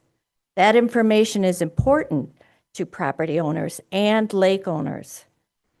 We assume all hunters are ethical and will stay at the proper distance to assure the safety of me and my grandchildren. We know firsthand that shot can travel many yards depending on the size of the shot. Will my grandchildren and I have to worry about shot falling on us as we enjoy our property? This proposal is unsafe for fishermen, boaters, and people on land. Do not let this open water part go through. Thank you. Thank you. Does anyone have any questions for the Schumachers?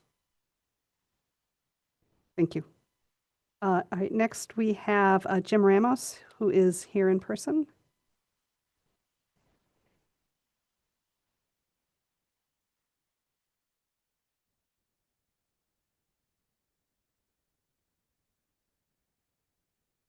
Good morning, everybody. Thank you, Jim. My name is Jim Ramos. I live at 7805 Shirk Road out in Barnaville, Wisconsin, which is not duck hunting land, but I've been very fortunate to be a waterfowler my whole life.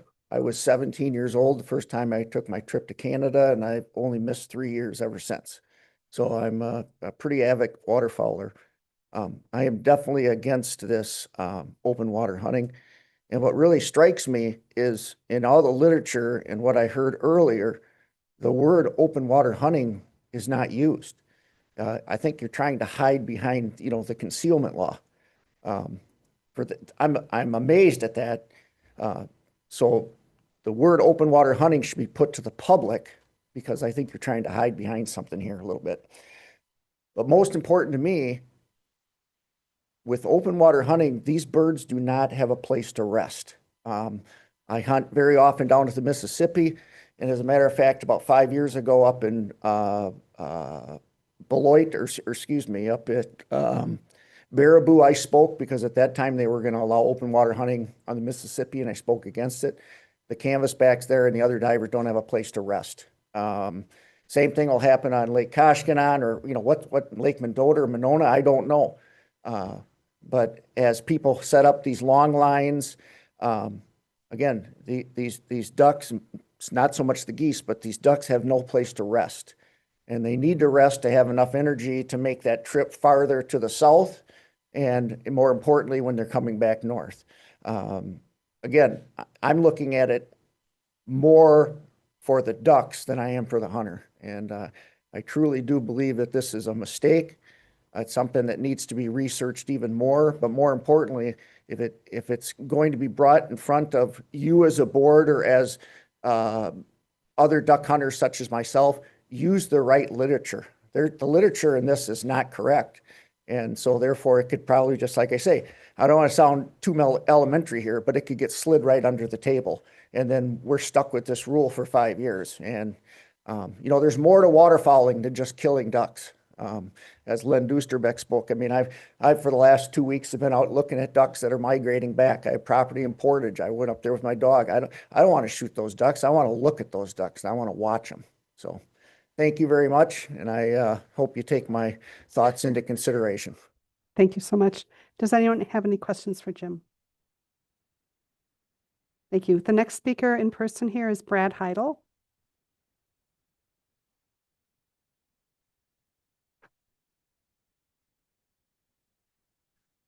Good morning, board members, Secretary Hoon. And by the way, Secretary Hoon, it was great having you part of our Learn to Hunt this couple of weeks ago. Thank you for having me. Fun to have you out there.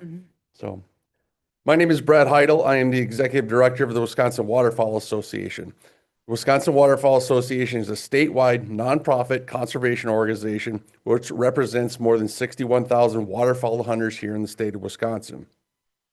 WWA was founded by hunters and works to further the restoration and conservation of Wisconsin's waterfowl and wetland resources. Since 1984, WWA has been working to create better habitat, ensuring our waterfowl hunting heritage through education and outreach and advocating for waterfowl hunters across Wisconsin. WWA and our members support the migratory season structure as proposed. WWA members also support changing and simplifying the concealment regulation. However, we feel it should be removed from the emergency rule package focused on season structure. WWA supports the concealment regulation supports concealment regulation being part of a future NR10 rule package, which would include a broader conversation, broader public input, and slower timeline. I want to thank you for the opportunity to testify today on this matter and open any questions you might have. Thank you.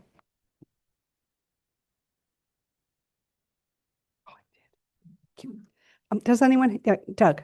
Thanks, Chair. Yeah, thanks, Brad. So your comment to remove it from this rule package and move it to a future proposal, does that mean during public comments in the public comment period that WWA commented on that very specific?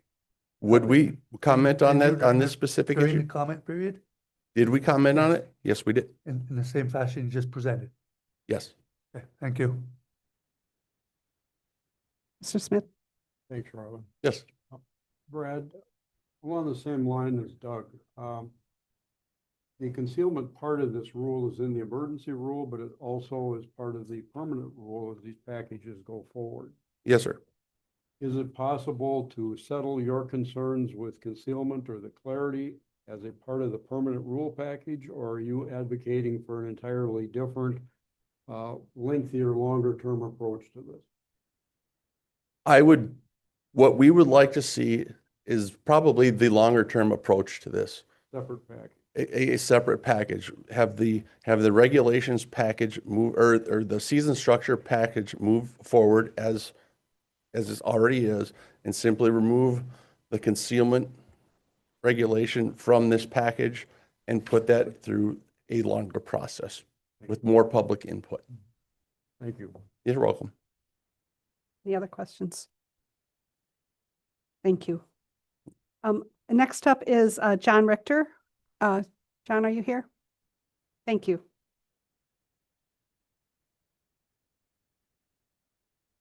Good morning, the board, the chair, and DNR secretary. I'm John Richter. I'm speaking on behalf of Wisconsin Lakes, where I'm a member of the board of directors, and for my 80-year-old duck hunting. John, could I ask you to move the mic for, I think they've got some air Okay, coming in, but it's a little louder in here. All right, good. And for my 80-year-old duck club, South Hole Advancement in Dodge County. I worked in watersheds with DNR on habitat improvement projects and water quality issues. And as a matter of fact, in the mid-90s, I worked with Paul Cunningham on the Beaver Dam watershed. I didn't know about his award tonight, but I was pleased to see that. It was my privilege and pleasure to work with him on that. I chaired that Citizen Advisory Committee. The night we voted to draw down Fox Lake as a part of that watershed improvement project. I've hunted ducks over decoys for more than 65 years. Calling ducks and working them into decoy spreads is an art form and a deep tradition, a rich tradition in Wisconsin. And it's made possible by its most important requirement, concealment. This proposal removes concealment completely from our hunting regs and will make the practice of hunting ducks over decoys a lost art. And it's going to accelerate the decline in the numbers of duck hunters that we have seen and recognized for many years in Wisconsin. The fact that Wisconsin and Minnesota have retained concealment requirements is a testament to the differences between our two states, having with thousands of small lakes and many surrounded by cottages, and the remote prairie pothole country of the Dakotas, the riverine habitat of the Mississippi and the Missouri, the estuarine habitat of the Gulf Coast. Unconcealed shooting from mid-lake will unquestionably drive resting puddle ducks out of the area, making concealed hunting from blinds on that lake a pointless exercise. With proper concealment, lakes can accommodate more hunting groups, so the idea that you're opening more area is going to be erased when you consider the many who are going to be preempted and crowded out. Speaking for Wisconsin Lakes, we represent and support lake associations who represent riparian owners and non-riparian constituents that share one thing: a love of lakes and lake environments and all the activities that are associated with it. There are many decoy hunters in this category. This proposal threatens a wonderful historic tradition in Wisconsin and stresses the ability of small lakes to accommodate an undefined and unregulated practice that dominates the water and erodes the ability to hunt from concealment, a critical need for those who hunt puddle ducks over decoys. Concealment is the fundamental key to the art of calling and working ducks into decoys in Wisconsin, and you are erasing it with this change. We urge you not to rush to judgment on this proposal and open it up to a broader audience of concerned practitioners of this activity and to our lake communities.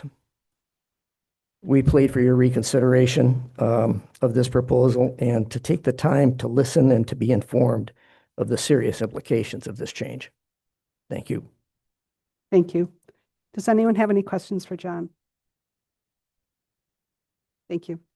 Next up is Cody Kamrowski. Cody?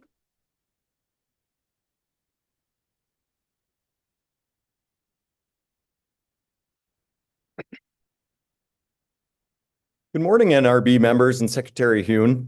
My name is Cody Kamrowski, Executive Director of the Wisconsin Wildlife Federation, and we represent a cross-section of citizens in the state of Wisconsin who represent hunting, fishing, trapping, and all things outdoors.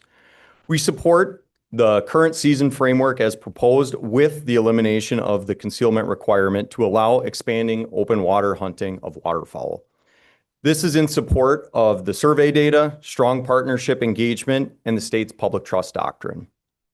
This proposal came through the same process used for wildlife regulation, management, as well as various other changes with wildlife species.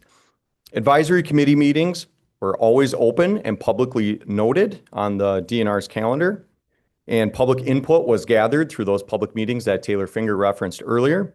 And public comment was open for 2 weeks, which is traditionally longer than the 1-week period. Both partner surveys and DNR public comment showed roughly 70% support. And additionally, for reference on the green sheet on pages 5 and 6, it shows the extensive list of public engagement opportunities that the agency adequately provided to the public. This proposal also directly aligns with the 2020 to 2030 Waterfowl Management Plan, which the NRB at the time recognized as one of the most comprehensive plans put forward.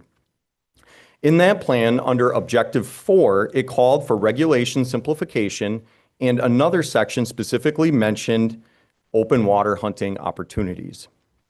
Questioning the public process based on disagreement with the outcome risks undermining the consistency and credibility of wildlife management and regulation development in this state for wildlife species, not just waterfowl. When it comes to safety, this change does not modify any existing firearm regulations here in the state of Wisconsin. Hunters must remain within or away from 100 yards of a dwelling, and hunter education standards still apply. This isn't a free pass to ignore the K part in tab K of Know Your Target and beyond. And this concealment regulation would actually distance people from shoreline. So cabins, I haven't seen any cabins on the middle of a lake, but they're always on shoreline. So they're actually distancing themselves from waterfront property dwellings. Wisconsin already has open water hunting on multiple lakes and major water bodies. We have over 15 years of experience with no documented safety incidents or citations. Hunters can already wade out and hunt to open water hunt, just not in a watercraft. This rule simply changes for the use of watercraft to open water hunt. Additionally, nearly every other state in the United States has this practice. I also want to recognize the U.S. Fish and Wildlife Service and the different flyway councils. If this was a biological concern for wildlife or for migratory game birds, the Fish and Wildlife Service or the flyways would have prohibited it. Or if there was safety concerns, a vast majority of other states would have banned this as well. So I know I'm over on time, but I want to thank you again for the time and the opportunity on behalf of the Wisconsin Wildlife Federation. Thank you. Thanks, Cody. Are there questions for Cody? Cody, I have a question for you. Yeah. When you started out, I might have misheard you, Did you say that your organization supports this with the elimination of the concealment? Yeah, so Keeping it as proposed is what you support and not taking that out. yeah, as proposed, so Okay. with the inclusion of the elimination of the concealment. Oh, man. That clarification helped me a lot. I appreciate that. Yeah, thank you. All right, thanks. Any other questions? Thank you. Sweet, Nope, thank you. Thanks for clarifying that, Yeah. because I had rewritten it in my notes too. Stumbled over my word. It's tricky. Words are hard. All right, the next speaker in person is Charlie Kiso. Did I butcher that name? Please come, introduce yourself. Good morning. I'm Charlie Kiso. I live and hunt in Jefferson County, mainly on Lake Koshkonong and some waters around it. Here this morning to speak in opposition to the proposed change in open water hunting. From observing ducks all my life, I know that they need someplace to go and rest. And I think this is going to be especially hard on diving ducks, because ones, you know, are typically on open water. And when you open that up to hunting out in the open, it's going to chase a lot of them out of the state. Ducks just tend to migrate once they get too much pressure. The second point I'd like to make is the rule change will create a lot of conflict between hunters, between landowners and people that are hunting on open water. You can imagine someone like myself at the Carcajou Club, which I'm a member of, we're pushing $200,000 in riprap to maintain our shoreline from erosion.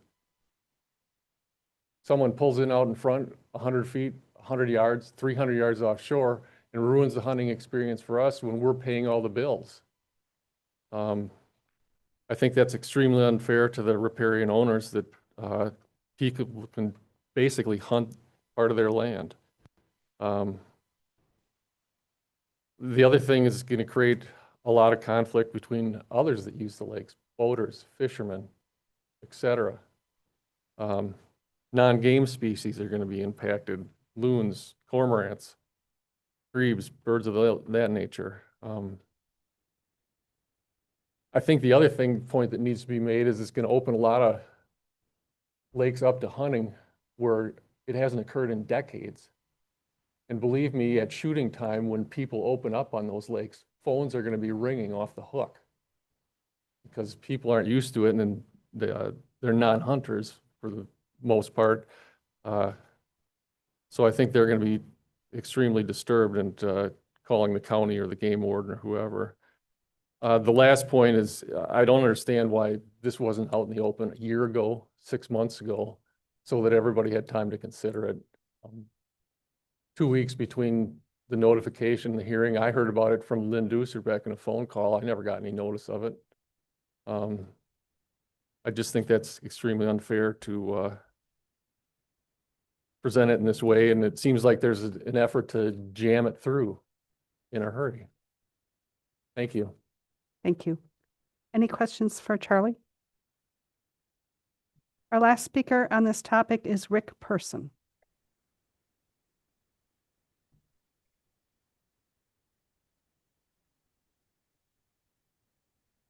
Welcome, Rick. Good morning. My name is Richard Person. I've lived on Lake Koshkonong for the last 30 years. I have some questions regarding item 4B on today's agenda. I would like to address the concealment item. Why is the concealment issue classified as an emergency? I located a statement that the elimination of concealment rules will simplify regulations. If a hunter is hunting further than 3 feet from shore, they would not need to be concealed. Does that mean a hunter can hunt 6 feet, 600 feet, or 6,000 feet from shore on any inland lake? It appears that this rule change will allow unrestricted open water hunting on all inland water lakes in Wisconsin. Through my search, I found very limited information regarding the impacts of open water hunting. Some of the data that I was able to find indicated the following. Sanctuaries become more important when waterfowl habitat decreases. When ducks experience disturbances or too much hunting pressure, they alter their flight patterns and habits. This year, excuse me, will be my 55th year of hunting waterfowl in Lake Koshkonong. Over the years, I've witnessed a steady decline in waterfowl usage on the lake. Today, there are many factors that influence the waterfowl. In the fall, there are many more fishermen with bigger boats fishing later into the year. We didn't have that in the past. There are seaplanes that use the lake for training purposes for takeoff and landing, thus harassing the ducks. There are increasing numbers of surface drive motors that exceed the 86 decibel level set by the DNR. These surface drive motors traverse the lake with very bright lights at 3 a.m. in the morning, and these hunters chase off the very ducks they're so eager to hunt. Allowing open water hunting on Lake Koshkonong will create even more disturbances. The decline in waterfowl use will continue and the experience will continue to degrade. My observations over the years appear to be very consistent with the literature I've reviewed. In paraphrasing, the mission statement of DNR is to protect and enhance our natural resources, ensure the rights of all people, and understand each other's views. It appears that open water hunting on all lakes in this state is contradictory to the mission statement. I'm sure the majority of riparian owners do not have a clue about what this rule change is and its impacts that it'll have. I do not see any protections in place for the waterfowl resting areas, nor do I see all views represented thus far. There is no balance in this proposal for all parties involved, including the waterfowl. I would request that the board take this information into account and deny the request to eliminate the 50% concealment rule in open water hunting proposal on all inland lakes in Wisconsin. Thank you. Thank you. Are there any questions for Rick? Thank you. Taylor, I'm guessing there might be some questions for you. So Sounds good. I will open it up for questions from the board. Doug? Thanks, Chair. Taylor, so your second slide on the public support and support says support from conservation organizations. On one bullet, also unanimous support for conservation partners for the 2026 to 2030. We just heard today from Wisconsin Waterfowl Association that they're not supporting it. Are you not counting them as a conservation partner? No, I am counting them as a conservation partner. Up until the point that this draft was delivered to you, I was assured that Wisconsin Waterfowl Association supported this. That's all, Chair. Bill? Taylor, could you in just very common lay language explain what kind of hunting experiences the public would have and see in Wisconsin if the concealment requirement was gone? Yeah. What's that going to look like and what's it going to sound like? Agreed. I think that there is, based on our experience with the open water lakes that we currently have, there's going to be a year or two where people are going to learn about this and realize that not every lake, the duck hunting is going to be good in the middle of the lake. This is going to be very good for places like rivers that now you can float down that you couldn't shoot across. But like, again, I want to put into perspective, I think the scare factor is that there's going to be 40, 50, 60 boats out in the middle of every lake. And that's not going to be the case. Again, based on historical stuff, I live on Castle Rock Lake and I hunt Castle Rock 20 days a year, and I've never seen an open water hunter on Castle Rock, and they can. And so, again, this will allow opportunity for people to get 3 feet or get further than 3 feet from shore and utilize that concealment that may not constitute 50%. So again, for example, in some of our rice lakes up north that you can't get that full 50%, well, it's going to allow you to get out there and, be able to access that resource. And again, recognizing that it's a public resource on public water, we didn't have any biological justification for keeping this regulation on the books. And again, from law enforcement perspective, there is no concern for safety. There is in terms of requirement for consistency. And if this was a concern, every other state would have issues with it. And we have not, having spoken with my counterparts in all the other states, they were surprised that this was even a thing, because in their belief, the thought is now there's an opportunity for hunters to get further away from each other. They're not all stacked up on the shoreline. You'd probably have less issues of conflict with hunters hunting the shoreline.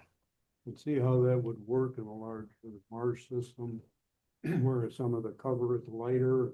The 50% is very subjective on how you judge that, which direction you're looking. But I've also noticed that a number of these other states, in the materials given to us, have built in other types of requirements that would limit open water hunting. It might be a distance from shore, it might be a greater distance from a dwelling, so on and so forth. And I also hear loud and clear that Minnesota, Wisconsin are very unique with the large density of very small lakes. Yep. And how this would be applied in those small waters leaves me with a lot of questions. I had the same thoughts, and so I reached out to Michigan, who has 11,000 lakes, and they have no issue whatsoever with this. And again, we still require through regulations that you be 100 yards from an occupied dwelling when discharging a firearm. So again, that's still required in there. And as was pointed out, there's nothing different now. If you were able to walk out there and keep your feet wet, you would have been completely legal to shoot 6 feet from shore, 8 feet from shore, 100 feet from shore. And a lot of those bodies of water are shallow enough to allow that to happen. So again, this is just allowing you to do it in a boat. But the difference is, if you're in a boat, you're setting up a spread of decoys, you're really putting a footprint out on the water, as opposed to a hunter that's wading along shore and moving and able to adjust very easily to other people popping up, maybe later in the morning, kids coming out of the cabin, dogs out, that sort of thing. And I hear loud and clear some of the concerns of riparian property owners and the prospect of having a duck boat anchored out in front of their house with a big spread of decoys that's just beyond 100 yards. Yep. And what does that mean in terms of safety? What does it mean in terms of early morning noise, early in the season, windows are open, and all of a sudden shotguns are booming right out in front? Yeah. I can understand where those are very undesirable situations. Yep, the only thing I can counter is that we've had open water lakes for 15 years and that hasn't been an issue. And I recognize that the open water lakes were 500 feet instead of 300 feet. But again, we're talking 55 yards. Like, so the difference is, you know. Is there a way to, I also see this concealment as, I know it's an enforcement issue. There's a lack of understanding and clarity on how it's interpreted can be different. It needs work to clean that up. Or in this case, you're suggesting we get rid of it. But there may be ways to do that that are less intrusive on all the other people that are going to be out on the water, enjoying the water. And some of these states may have blueprints that would be worth looking at. To implement something that would clean up the concealment, it would open up areas for duck hunting, but do it in a way that's much less of a potential impact on other people. Yeah, I mean, my response is that we, at the behest of our conservation partners, asked this question of the public and got 70% support for it. And our partners who did a similar survey got 70% support from it. And we had an opportunity in terms of public comments. We had public hearings we held across the state. The request was, based on this, was to eliminate the concealment regulation. And again, if we can get 70% of waterfowl hunters to agree on anything, that's usually a direction we're going to head. Go ahead. I have one more. Thank you. Taylor, could you talk through the time sequence of the emergency rule, the permanent rule, and how all that plays out in the length of time? If the emergency rule was accepted and passed by the board, and then the permanent rule would follow, could you just go through that time sequence and what the difference would be in having concealment in the emergency rule, or if it was a part of the permanent rule? Yeah, so again, as was pointed out, historically, our permanent rule has been exactly the same as our emergency rule forever. We've never had a regulation in the permanent rule that wasn't in the emergency rule. And the reason why it's been mirrored is because the emergency rule had to be done by this date to meet the federal timelines for submitting our season selection. So again, in terms of how we've done this process, in terms of regulation changes, I mean, we changed the 3-foot rule in 2017 with the exact same public input timeline. when we've changed bag limits for one hen mallard or 2 Canada geese, we've used the exact same public timeline for this. And so we came with an emergency rule so we could get that through to the Fish and Wildlife Service. And then historically, the permanent rule has come, I think, sometime in October or November after the season has started. And I think Scott Carroll's up here for 30 seconds and just says, hey, you guys already approved this before, we're good to go. And I understand that clearly in the emergency rules, the appropriate way to treat the season framework and the bags and all that are subject to change from the federal guidelines that are put out the framework. We have to do that. Yep. But my point is the emergency rule passes in time to enable duck season. Yep. In line with federal direction. And then the permanent rule follows. And that's a much longer time frame to implement a permanent rule and have that take place. Now, in this case, where it's identical, the emergency rule, and it's similar to what happens every year, it goes through smoothly. This concealment thing has popped up as a big issue. Yep. So if people that are concerned about that, do they have a second opportunity to weigh in on that as the permanent rule works its way through the system? Absolutely. We're required by law to hold a public hearing with regard to a permanent rule. And so again, if there is an issue, we would definitely hear about it because the hunting season would have already started. Mm-hmm. And so again, if there was an issue, we would hear from folks. But again, historically, we've made pretty significant regulation changes and had the permanent rule and held public meetings. And we've not had any interest or participation from hunters or non-hunters alike. And again, we've made regulations that have impacted non-hunters in the I past. participated in a lot of that, and I agree entirely with what you're saying, but I'm hearing a very loud voice here today and trying to sort through that. Understood. I appreciate the extra comments and time. Thank Yep. you. Are there other questions? Doug? Thanks, Chair, and I didn't get these first round, but I want to give other folks a chance. So you said the 3-foot rule changed in 2017 through the emergency rule process.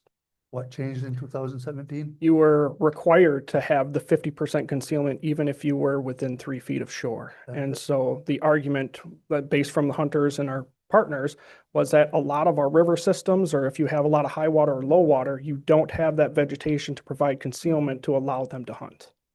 And again, I know we've heard a lot of feedback from riverine owners or riparian owners, but the current law allows you to back your boat within 3 feet of their shore right now. So right now there are lakes in Wisconsin that allow open water hunting. What's the criteria for those lakes? 500 feet from shore. If you're further than 500 feet from shore, you don't have to have the concealment. If you're inside 500 feet, you have to have that. And what did we use to pick those lakes? Well, why those lakes? Yep, it was done in 2010 or 2011, and then there was an assessment based on acreage, based on interest in hunting, and based again on feedback from all of our conservation partners. And so, yeah, the idea was these lakes are large enough to provide open water hunting opportunity. Again, I will be frank, I think 6 to 8 of those lakes in the north, nobody hunts. And quite honestly, Lake Winnebago is one of those lakes. And if there are 3 or 4 open water hunters on all of Lake Winnebago, that's a busy day. So again, I think there is this thought that there's going to be everybody lined up in front of people's houses just blasting away. And I think that people are going to rapidly learn that duck hunting in the middle of the lake is not necessarily going to be the best idea. And so this provides an opportunity for people to take advantage of specific scenarios. Shawano Lake on that list? It is. So one of the reasons for justification on the change, I heard, is law enforcement, hard to enforce the current rule. So what specifically from law enforcement is the concern? I can let law enforcement speak, or I Sure. can. I'd be glad to hear from them. Okay.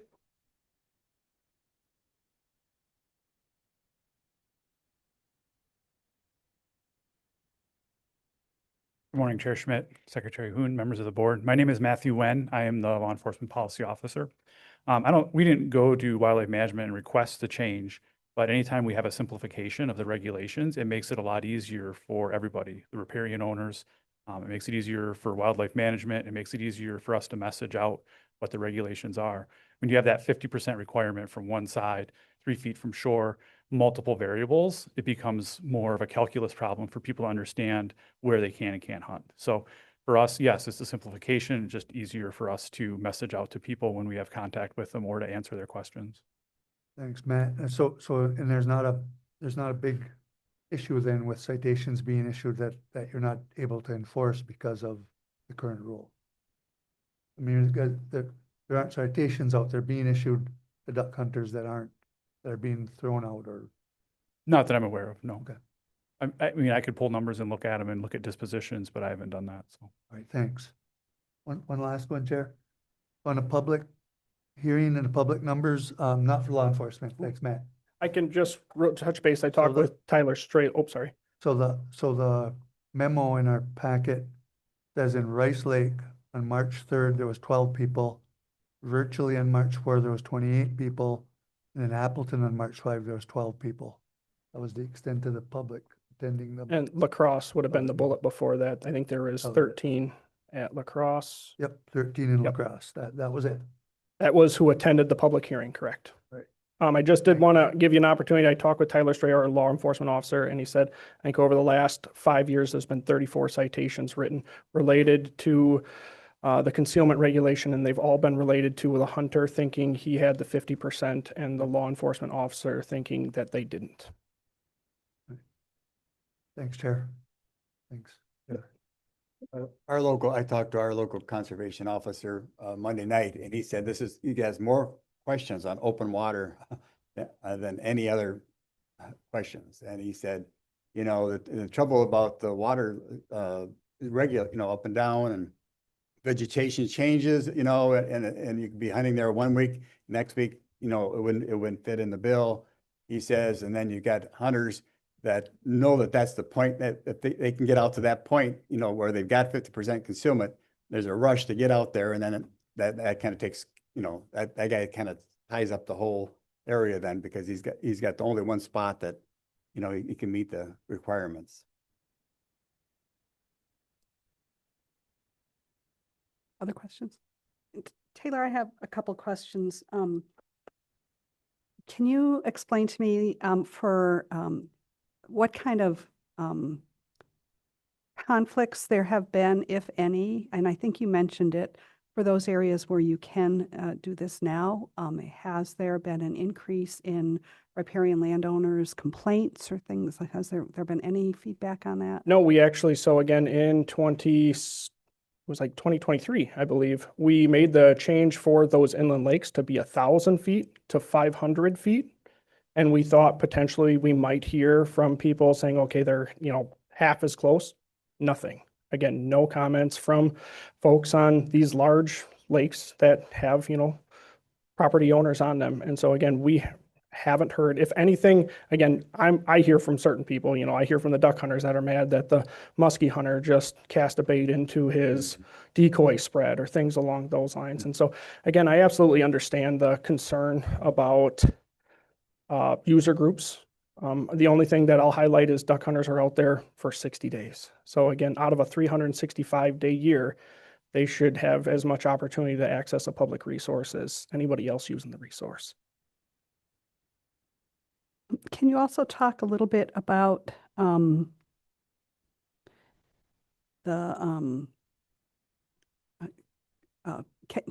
is a kind of a dumb question, but can landowners hunt from their land without, for ducks? They would still have to follow the requirements of, you know, right now, if you're further than 3 feet from shore, you have to have the concealment, you have to follow all the same regulations. But yeah, landowners are completely within their rights so long as they follow the federal and state regulations.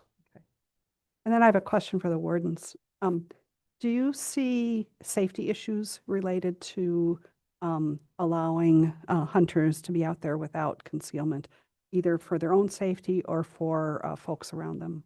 Well, I'll just say that, you know, we have, regardless of how you vote today, we are going to have hunter conflicts. We're going to have people that report safety issues. We're going to have people that report violations of the law, hunting too close to a building devoted to human occupancy. Those things are going to happen either way, and I would think they're going to continue. I don't think we're going to see a massive escalation of those issues.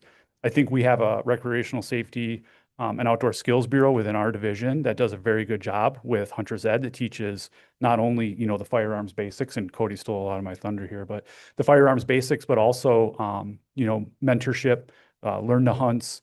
The secretary was able to attend one and probably learned a lot more than just how to catch or how to shoot a turkey, but more some of the ethics and some of the history of it.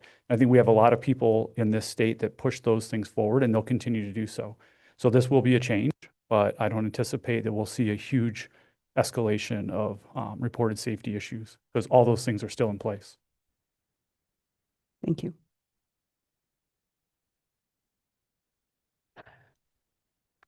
Any other, Bill? Taylor, you mentioned the 500-foot distance. Could you talk a little bit about how that is applied in Wisconsin right now and how that may or may not affect what you're talking about with the change in concealment? Yeah, so again, when the open water was created, the open water opportunities back in 2010, we said 1,000 on all the inland lakes, 1,000 feet from shore, and Lake Michigan was 500 feet from shore. Again, after, at that point, 13 years of no problems, if you can reduce that from 1,000 to 500, you're adding tens of thousands of acres of more opportunity. And if there's no issue, that's the case. And so that's where it came from. We went, well, we were 500 on Lake Michigan. We're being consistent then across all of the other inland lakes with regard to that. And if this emergency rule passes and takes away all the concealment requirements, how is that 500-foot distance applied to all the other bodies of water? Lake Michigan would retain the same because we exempted it, and everything else you'd be able to essentially hunt anywhere you would like to. Well, there is no distance from shore. Correct, because we've trialed it on those lakes, and those were our trial group of lakes to try this on, and again, had no issues. Again, at the behest of our partners and the public, the request was to eliminate the concealment regs. I can understand that, and I think it kind of puts a different context on the lack of conflict from those earlier changes. Having that separation from shore is a big difference, big difference. And I still worry about the smaller lakes, about the riparian owners, and the opportunity for a duck hunter. I mean, there's a lot of emergent vegetation that frankly is not even close to 50% concealment, but it's good cover for ducks, good habitat, might be a good food stock. I can see duck hunters setting up their boat right in that stuff, right off the shore. Might be 6 feet, 10 feet, 20 feet. Setting out their decoys and hunting, and it's going to bring them in potential conflict with other users. I think many, many, many more opportunities for that. Yep, and again, I'm just going to continue to echo that it's a public resource, and the water's a public trust doctrine, and waterfowl hunters have, to us, indicated that they would like the opportunity to take advantage of what is available to everyone else. Is there a chance that this change is going to encourage local governments to pass more ordinances restrictive of hunting? I can't speak to what the other, local governments would do, but again, they would have that right no matter what we chose to do. Again, whether it's waterfowl hunting, whether it's something else. And again, I know there's been local ordinance change because Canada goose hunters were hunting too close to the city line, and that field, oh, well, now we're going to include that field in the city property. So again, that's something that happens all the time. Mm-hmm. Thanks. Yep. Guess I'll make a comment. I understand, the season framework needs to be set in a emergency rule. Is there another way? But, this seems to be a broad shift from what we've previously had, and there's concern with the process. How would you move this forward, the concealment component, if it was removed out of this emergency rule package? Again, based on the support we've had from all of our conservation organizations and the public, the likelihood is that this would be the exact same language that you would see in a permanent rule. We would still have another opportunity for a public comment between now and then, but again, we have done exactly what we've done for every other waterfowl regulation up to this point, and we've gotten those, regulations through. So again, I would imagine, again, we have the evidence here, and we've given the opportunity for the public to provide comments on this. So I would imagine that a similar rule would likely come forward in the permanent rule, because there's nothing that we've collected or heard from our partners that would differ.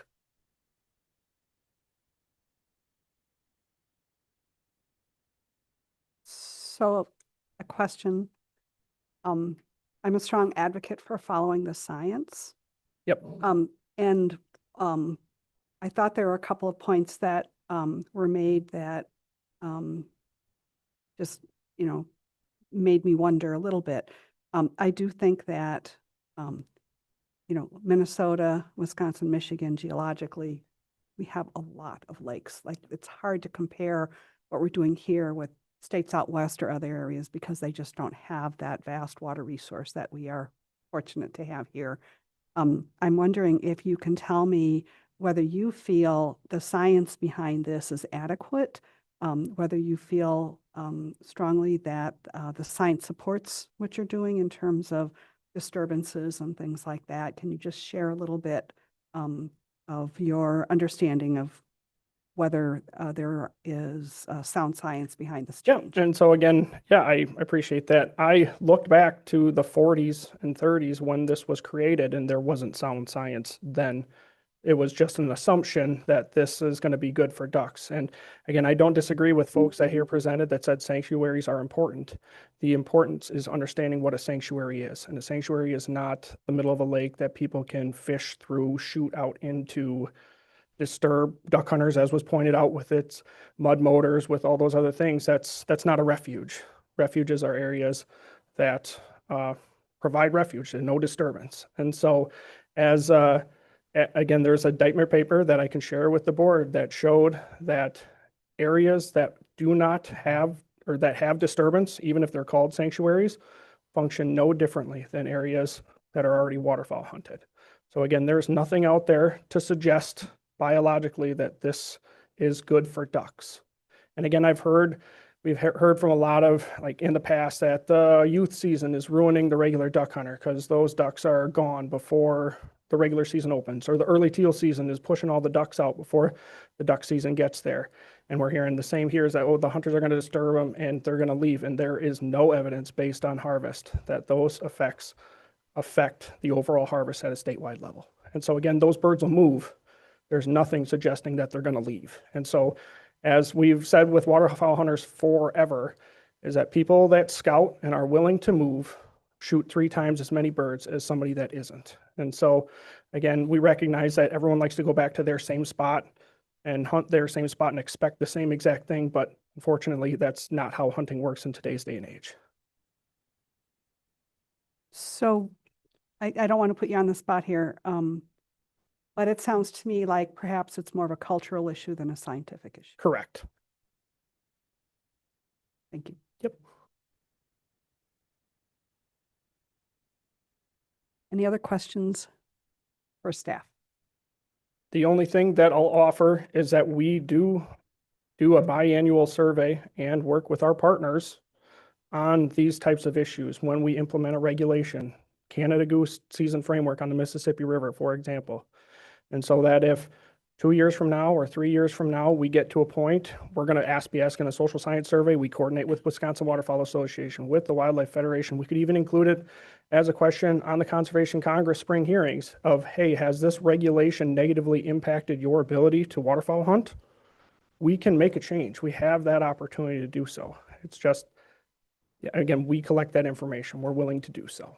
And again, working with law enforcement to increase monitoring or whatever we need to do to make sure that we've captured that information. Thank you. Jeff?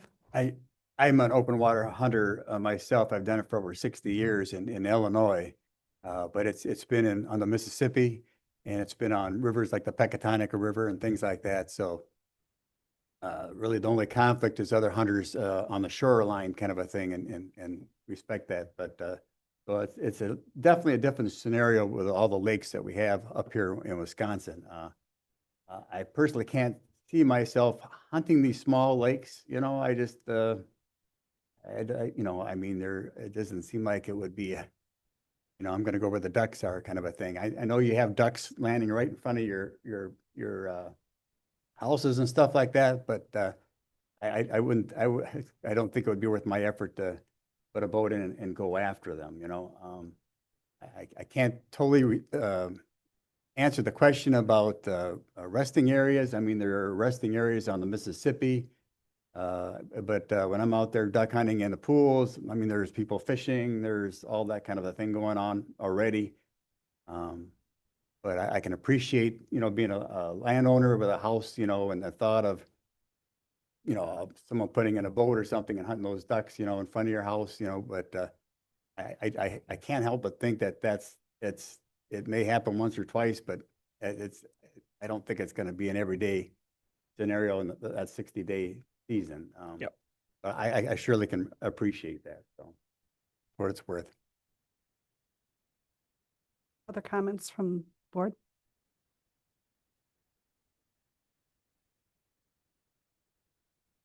I know you all have comments. Doug? Well, I know where I'd prefer this to be in the regulation proposal, but I'm not sure how we do that. You know, I mean, are we able to take action on emergency rule and approve only part of it and leave the other part out? Because obviously if the permanent rule comes and we choose to take it out at that point, or it's possible to take it out at that point, they're already hunting by then. In reverse, if it comes out of this emergency rule and the permanent rule comes with it back in there, you know, at least these hunters are already hunting without the open water portion of it in there. That's my dilemma, and I don't know how we do that, Chair. I need to know the procedure for doing that. So Doug, you made a good point too, because that timing is an issue. And so it seems to me like it's sort of in or out on the emergency rule at this point. I guess a question I have, this is a 5-year plan.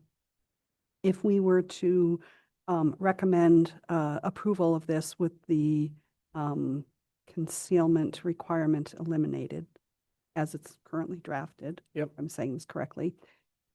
Would there be an opportunity if there were conflicts to amend this rule in the future? To, like, would it, I'm guessing, and maybe Molly can help us with this, would there be an opportunity to do an emergency rule next year or at some point 2 or 3 years in the future to see how it works, to know whether or not you know, we might want to rethink this? Absolutely. And so again, because this isn't specifically related to the Fish and Wildlife Service season, the next opportunity to do so would be at a permanent rule. We wouldn't have to have an emergency rule because it's not related to me submitting to the Fish and Wildlife Service. So again, if it were approved at this emergency rule, we could come back in 2 years or 3 years at a permanent rule and make adjustments if the information collected said, hey, we need to be 500 feet from shore, 400 feet from shore. We need to expand it to 150 yards or something along those lines. It would be done in a permanent rule at a later date. It wouldn't have to be under emergency.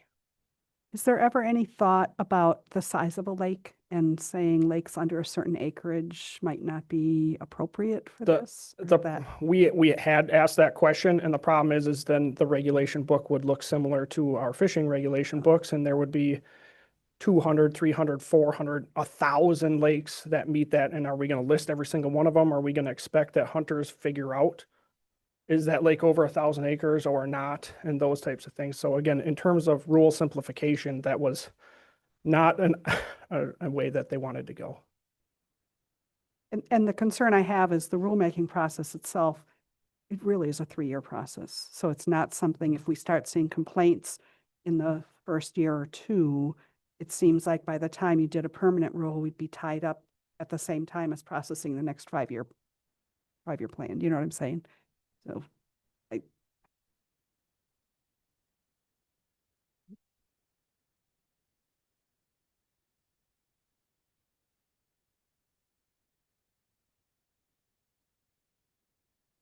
Chair Schmidt, Secretary Hyun, Molly McNabb, General Counsel for DNR. The rulemaking process does not have to be a 3-year process. You could do emergency rules to expedite the process, and the sort of the 30-month timeline is generally referenced, but that is the maximum amount of time that a rule could take. Is not a requirement that it takes that long. So just to make sure I'm understanding you, if we approve this as currently drafted, and there was a significant increase in conflict or riparian landowner concerns, things like that, we could come back with an emergency rule and readjust this portion of that plan. Correct.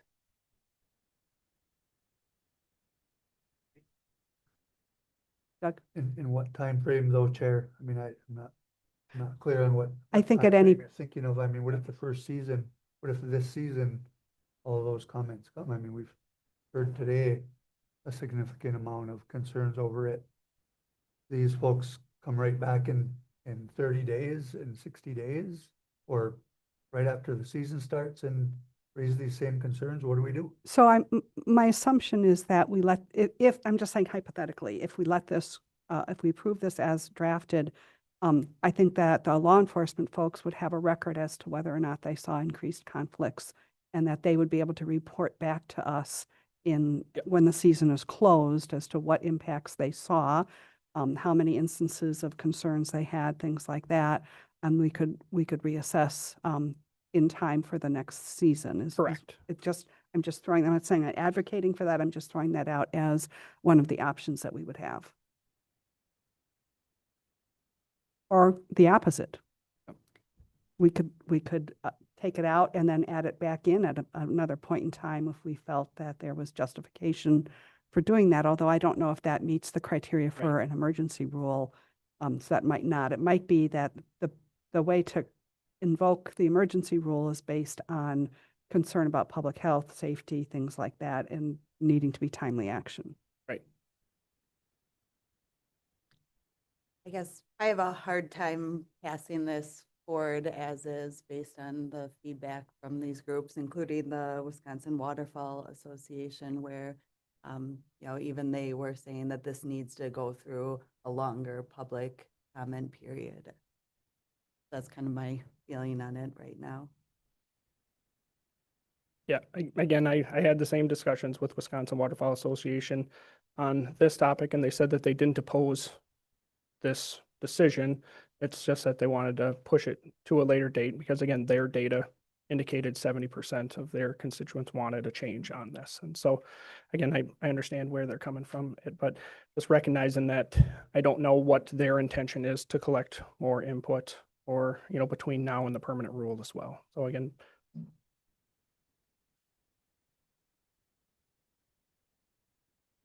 Just one additional clarification on timing for the board. Because this is an emergency rule that is under a scope statement, that scope statement is intended to be able to do an emergency rule and the permanent rule. And I just confirmed the scope statement has plenty of time in order to do a permanent rule after this emergency rule goes into effect, that the permanent rule could also amend whatever this emergency rule does. So at the end of the season, you wouldn't even need to do a new scope statement and start all over. You could make changes in the permanent rule process that is going to follow this emergency rule process. so yeah, then we would just hold the permanent rule after the season had closed. So then we would have information if the desire was to remove it then from that permanent rule. So it's kind of like this, the dilemma I have is if we don't try it, then we don't really have the data to show the conflict. Although I would agree that there's probably many non-hunters who are not aware that this could happen.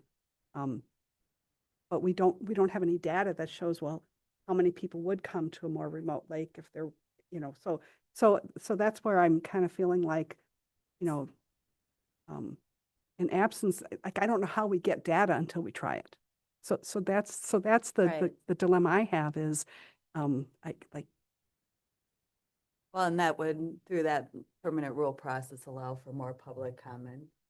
So, I think, pushing it through, doing including an emergency rule with a stipulation in consideration for the people that spoke here today, that, make sure you attend those public hearings and comment and see how things go, and that it could be then eliminated in the permanent rule is a compromise. Bill? I think there's a lot of merit in this rule package, things that need to be addressed, and they're going to be positive changes. The part of this that makes me most uncomfortable is hearing from people that don't believe they've had an adequate opportunity for public input on a rule that's very important to them. And I respect all of the work and the effort that Taylor and staff have put into this with our partners in waterfowl. And I agree with you, the traditional rule process for the waterfowl season is been the same every year after year after year. But I think that also has set a foundation for the concern we're hearing from people saying, hey, wait a minute, this isn't the normal package. This has got something else in it. And we didn't understand that. It wasn't broadly advertised as open water hunting. It was talked about changes in the concealment requirement.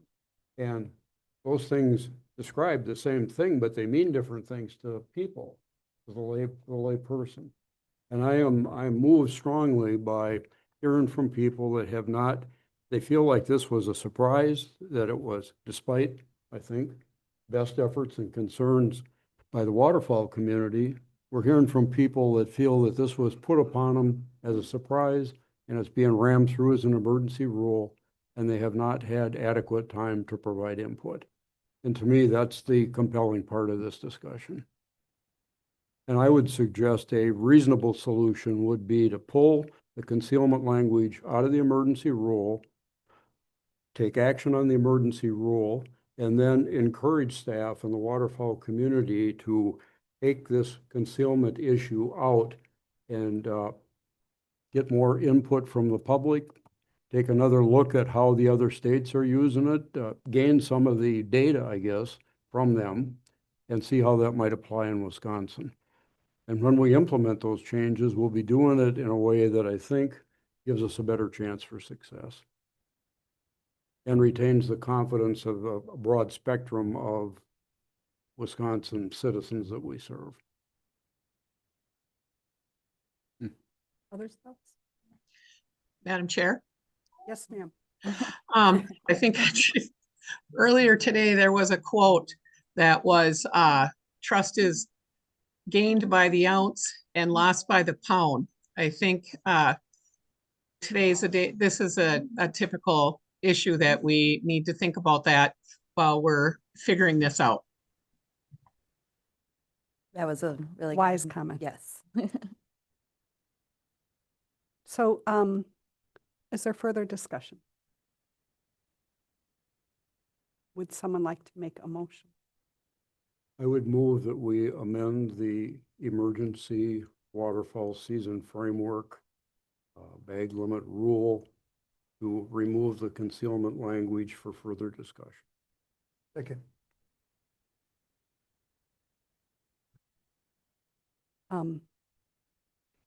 Is there any discussion on that motion? Right, seeing none, all in favor of that motion to amend the rule, to remove the concealment discussion for, and the possibility, well, okay, that's just the motion. All in favor, say aye. Aye. Any opposed? That motion passes. Thank you. And Taylor, I would really encourage you and the community that you work with to try to get a broader base of public input on this topic, and we hope to see you back. Yep, yeah, our goal will be to, I mean, I know we put it out in every media source that we have, but I guess we'll try again, so. Perfect. Thank you. Thank you. And thank you to those folks who came and submitted written comments as well as testimony in person. Your voices are important, and we hope that we can work out something on this in the future. Yeah, Molly? Thank you. I believe you moved to amend. Oh, I'm sorry. Yeah, okay. So, thank you. So that amendment passed. Now we will take a vote on the action item to adopt Sure. this. Moved by Doug. Fox. Yeah, I'll make that motion to approve as amended. Okay, and then second, I'll second. seconded by Rachel. Any discussion? All in favor, say aye. Aye. Any opposed? Motion passes. Thank you. Thanks, Molly. Okay, so we have,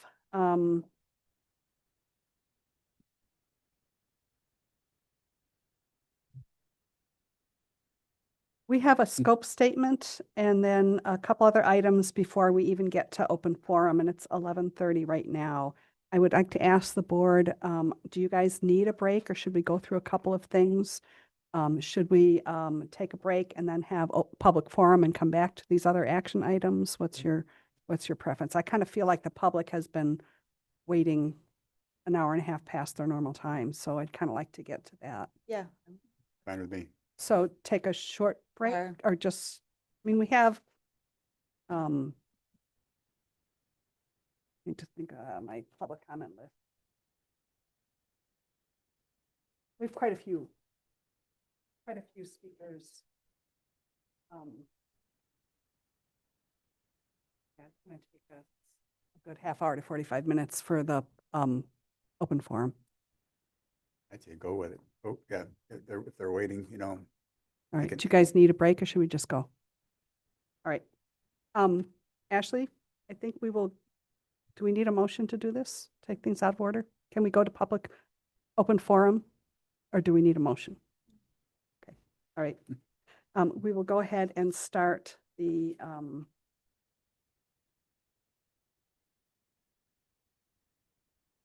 oh, here it is.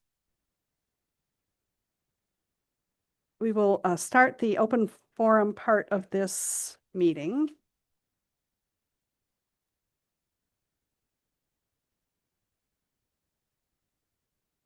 So let me just make a note here so I don't get lost and miss people. So the first item, actually,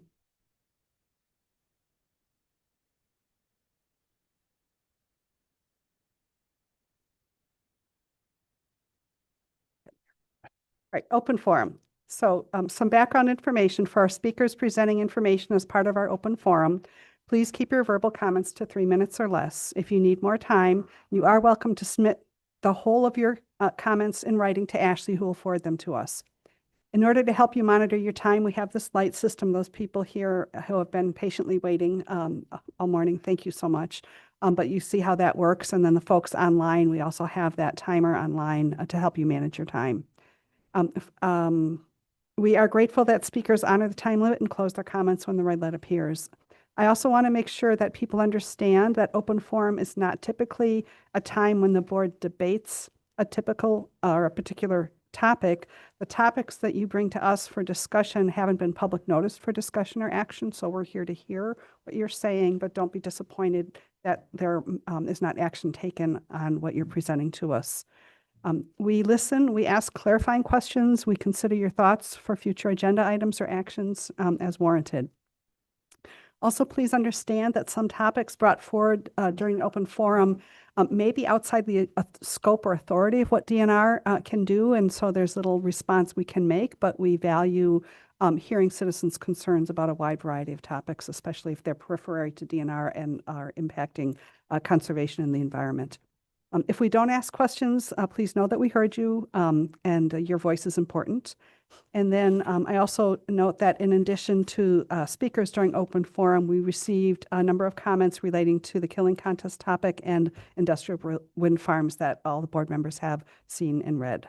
So with that, I will go to the speakers list. The first person here is Lisa Braley to talk about industrial wind turbines. Thank you for your patience. You're welcome, and thank you for hearing my concerns. Good morning. My name is Lisa Braley from Blanchardville, Wisconsin. My concerns are about Pattern Energy's proposed Upland Winds East project, which I adamantly oppose. The turbines will be the largest turbines attempted to be constructed on karst topography, identified and unidentified lead and zinc mines in the entire United States. The map I received from Pattern Energy in January shows approximately 66 turbines for this project. 13 of these turbines and 2 Met towers appear in the DNR recommended avoidance area in the township of Fayette. Why is this allowed by the DNR? The recommended avoidance areas established by the DNR are not even significant enough to protect our endangered bat species and over 170 species of documented birds in 5,000 acres of Yellowstone Lake State Park and wildlife areas. Yellowstone is a migratory stopover for thousands of birds and the home to the recovering population of bat species. There are no studies on the impacts of industrial wind turbines at 657 feet to 800 feet tall on karst topography with lead and zinc mines underneath. The potential devastation to our rural environment, habitats, birds, bats, streams, lakes, rivers, well water, and air needs to be extensively studied. There needs to be field-based physical surveys taken in 2026 using data established for the exact turbine models proposed. The Environmental Protection Network said that Lafayette and Iowa counties are at high risk for soil contamination and well contamination with this project. We recently created a petition on change.org titled Keep Industrial Wind Turbines Out of the Driftless Area and currently have 1,147 signatures opposing the Upland Winds project. We also have a very large event coming up on this Saturday with multiple media outlets attending. No part of an industrial wind project fits with the DNR's Southwest Savannah Master Plan. This project will be seen from 5 different state park locations. Do you really want to destroy the views of all of these parks in anger over well over 1 million visitors? I ask that the DNR and the NRB uphold the Wisconsin Department of Natural Resources mission statement to protect and preserve our natural resources. I also ask that our concerns be placed on the NRB's agenda for next month to further discuss and take action to prevent irreversible damage to our very sensitive and vulnerable areas. My final ask is that no approvals or permits be granted to Pattern Energy LLC until full in-field environmental impact studies are completed and in any and all of the areas that are potentially at risk for this proposed project. I sincerely thank you for your time. Thank you. Does anyone have any questions? Thank you. Thank you. All right, next is Larry Reagan. Hi, I'm Larry Reagan. I'm from Middle Point, Wisconsin. I own a small farm near where these wind turbines are going to be located. Anyway, previous to this, I was an intervener to try to stop Badger Hollow Wind from building on the west side of Iowa County. And what you're seeing on the west side of Iowa County is these are coming in phases. Phase 1 is Montford Wind Farm. Phase 2 was Red Barn. Phase 3, Badger Hollow, which hasn't been built yet. Whitetails, Phase 4. Quilt Block was Phase 5. You're looking at about 135, 140 turbines on that side. And I think the same thing is probably going to occur on the east side when you got Pattern East. Looking at, they're saying like 51 turbines right now. I don't know if anybody's looked at the engineering plan for Badger or for Upland East on the PSC. It's very short, pretty easy to read. They leave out a lot of details. This is the only map that you're going to get from Pattern on the engineering plan. And when Invenergy did it, they had like 5 or 6 maps, and they were really good maps, topographical maps, water resource maps, layout maps, land cover maps, but this is all we get. And on top of that, Pattern has not even met with the town of Mineral Point in 6 years. This project's been going on. We've never had a meeting to show the siting of these in relation to the creeks, rivers, and streams, and the lakes and the flow of that. If in event of an accident, we have never, or next to people's homes, because most of this is the Mineral Point area right here. And then there's some turbines up around Dodgeville and then Ridgeway also. But like Lisa just mentioned, these are the largest industrial wind turbines to be built in the United States. They're 6.2 megawatts.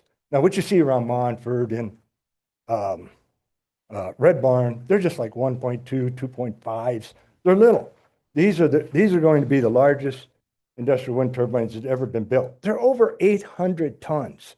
Okay, so you got 800 tons sitting on a 14, the base is 14 feet, and it's rocking back and forth for 40 years. One of the things they don't like to tell you is how much oil is in these things. When at the pattern meeting in Fayette, the Michael Goff, the lead engineer for a pattern, says it's 15 gallons. Ladies and gentlemen, there's over 600 gallons of oils and coolants in these things. And my concern has always been, what happens in the event of an accident?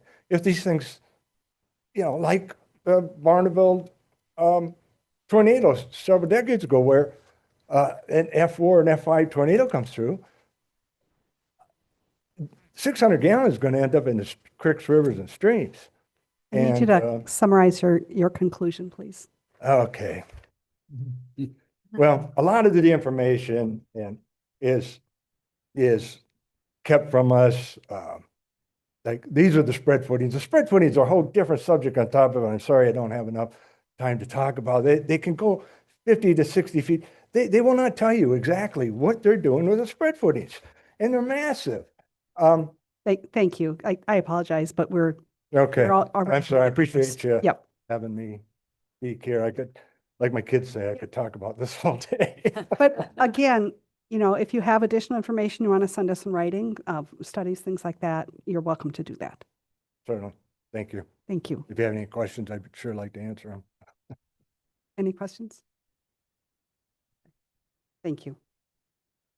Next, we have Howie Hill. Thank you for your patience as well. No worries. Thank you so much for having us and allowing us all to speak. My name's Howie Hill. I'm Fayette Township, Lafayette County.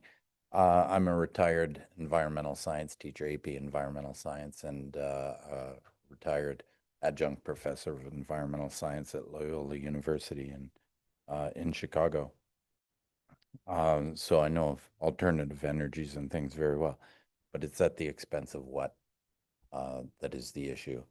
On Monday night, I attended a local Conservation Congress meeting, and the discussion came around about the Knowles Nelson Fund and how to indeed fund that for the purchase of lands and expanding of public parks and wildlife areas. Last NRB meeting, indeed, that we were here, there was a presentation about a purchase of land just done.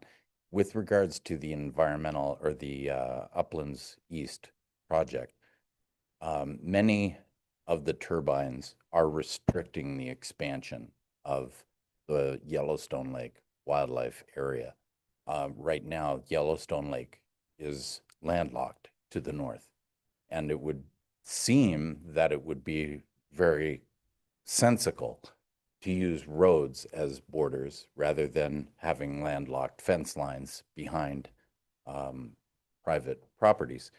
In many cases, these turbines are restricting the expansion by only 1 to maybe 2 landowners to a land border. So the construction of these turbines would dramatically handcuff the expansion of public properties in those areas. Ideally, Yellowstone Lake Wildlife Area would be able to expand to meet these borders, to maximize public access, park staff access, maintenance, and research as well. What I've done, when Pattern left their map of their sightings in January, as Ms. Braley referenced, I took that map and superimposed GIS on top of it with your map, the DNR map of restricted areas, recommending no construction of wind turbines. And if I may I do this? You'll see that many of those turbines are indeed within those yellow polygons, which are not mentioned on the key, but the yellow polygons represent what is your map. And in the southwest and then, the southeast and the northwest, a number of those turbines are indeed within your recommended no construction zone, complete disregard for your map. And furthermore, You're going to have to sum it up. wow, these a total of 9 in that corner.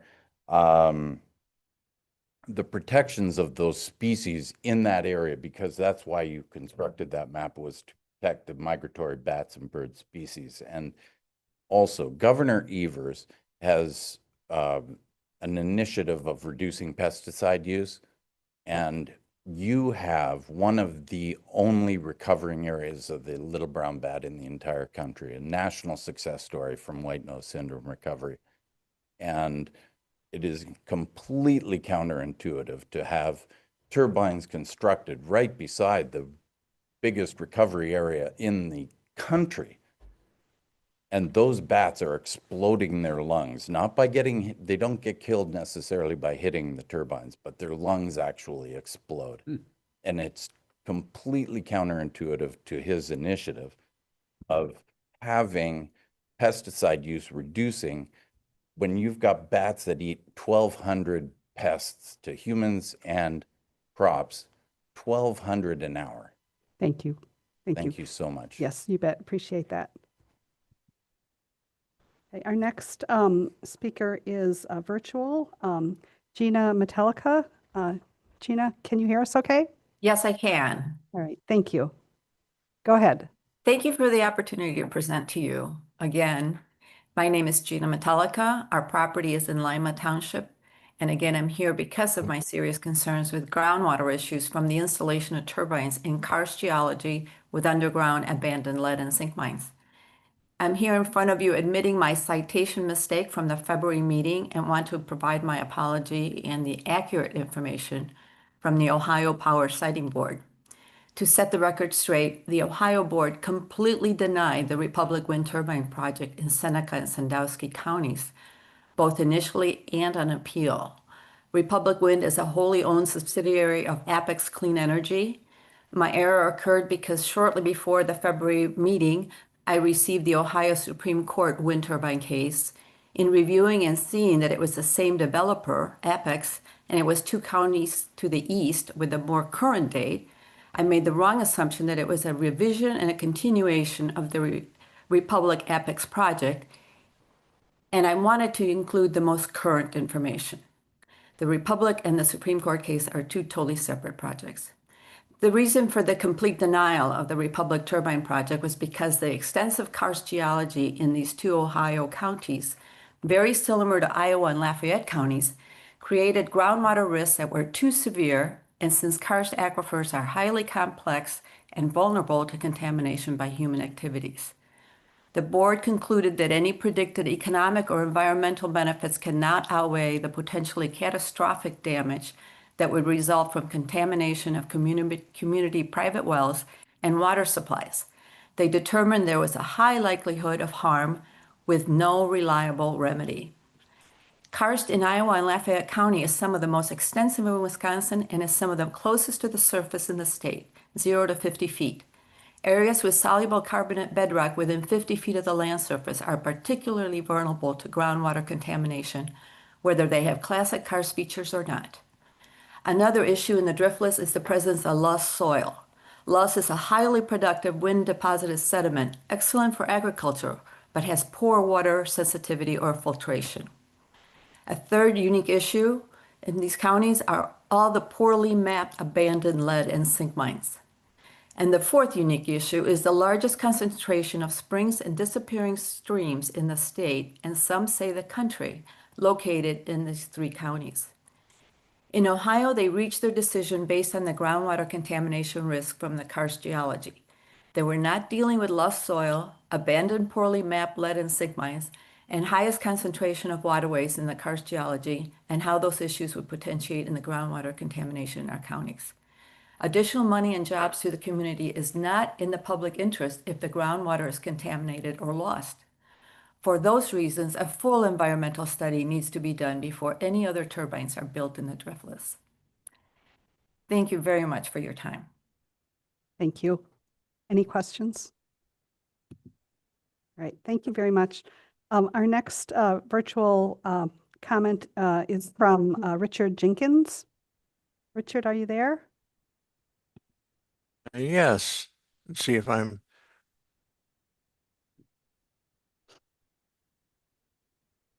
Very. I'm there now? Yes, you Okay. are. Yeah, my name is Richard Jenkins. Live on a farm in southwest Wisconsin. This been in the family since 1848, before Wisconsin was a state. And I'm also one of the 12 members of the Wisconsin Wind Siting Council, representing, there's 2 of them for rural areas, representing the impact to rural folks by the wind turbines. I'm here to talk about some of that, and I also sent a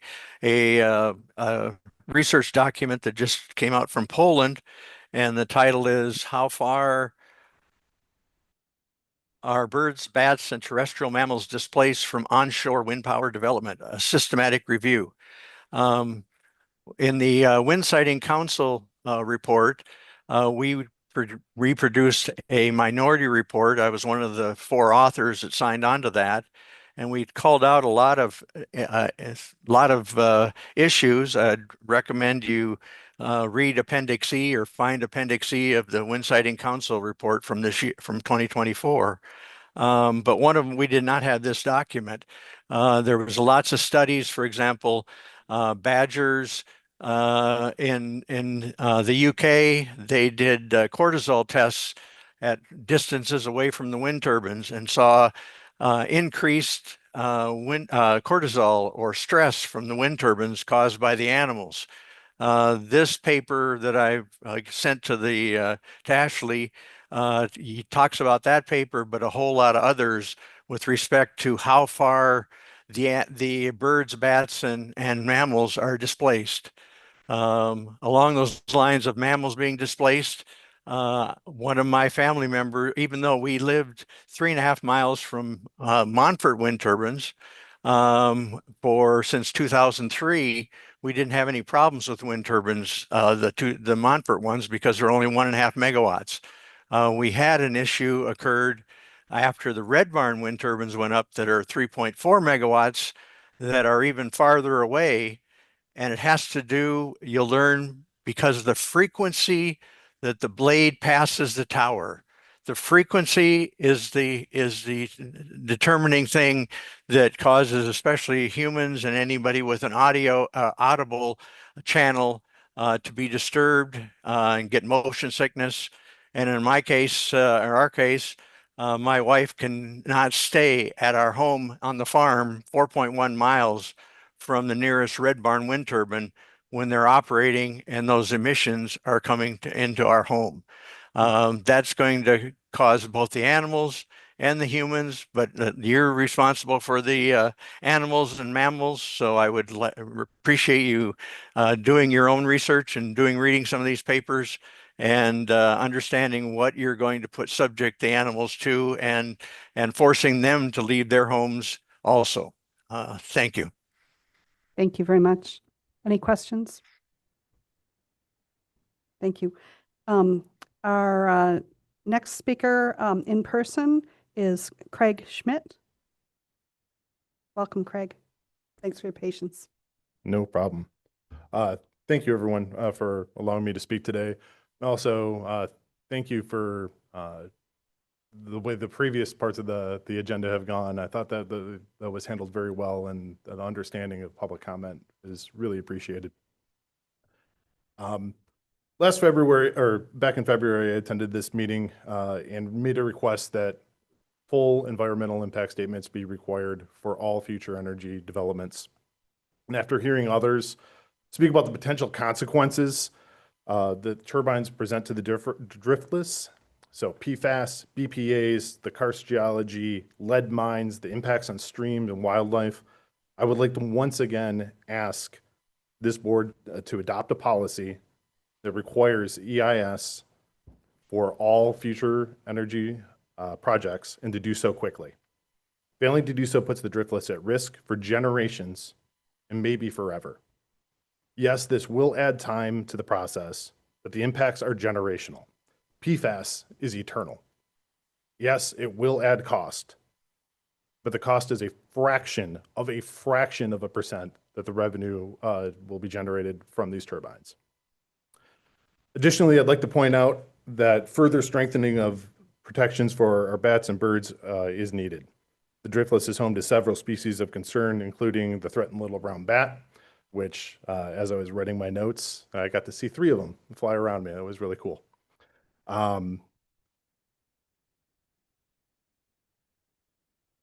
It's not speculation that turbines kill birds and bats. It's an understood fact. And it was with the knowledge of this fact that the recommended avoidance areas were created. This is a great idea. However, the energy companies, through their actions, have shown a complete disregard for these recommendations. In Lafayette County, there are 9 proposed locations for turbines. All 9 of them are in the recommended avoidance zone, avoidance area near Yellowstone Lake. This is just out and out defiance of our recommendations. Energy companies do not listen to recommendations. They only listen to regulation. Sorry, I'm outraged. I'm very, very upset as a resident of Wisconsin that we entrust folks like you to protect our natural resources. And we come up with good ideas like, hey, let's not put this in a place that's going to slaughter these animals that we're trying to protect. And with complete disregard to those recommendations. With complete disregard to those recommendations, they've gone ahead and proposed a plan to put all of them in Lafayette County inside of an avoidance area. So I'll ask this, that we need to speak a language that they understand. I would ask that the board adopt a policy that denies any take permits or authorizations in recommended avoidance areas. Change it from recommendation to required avoidance areas.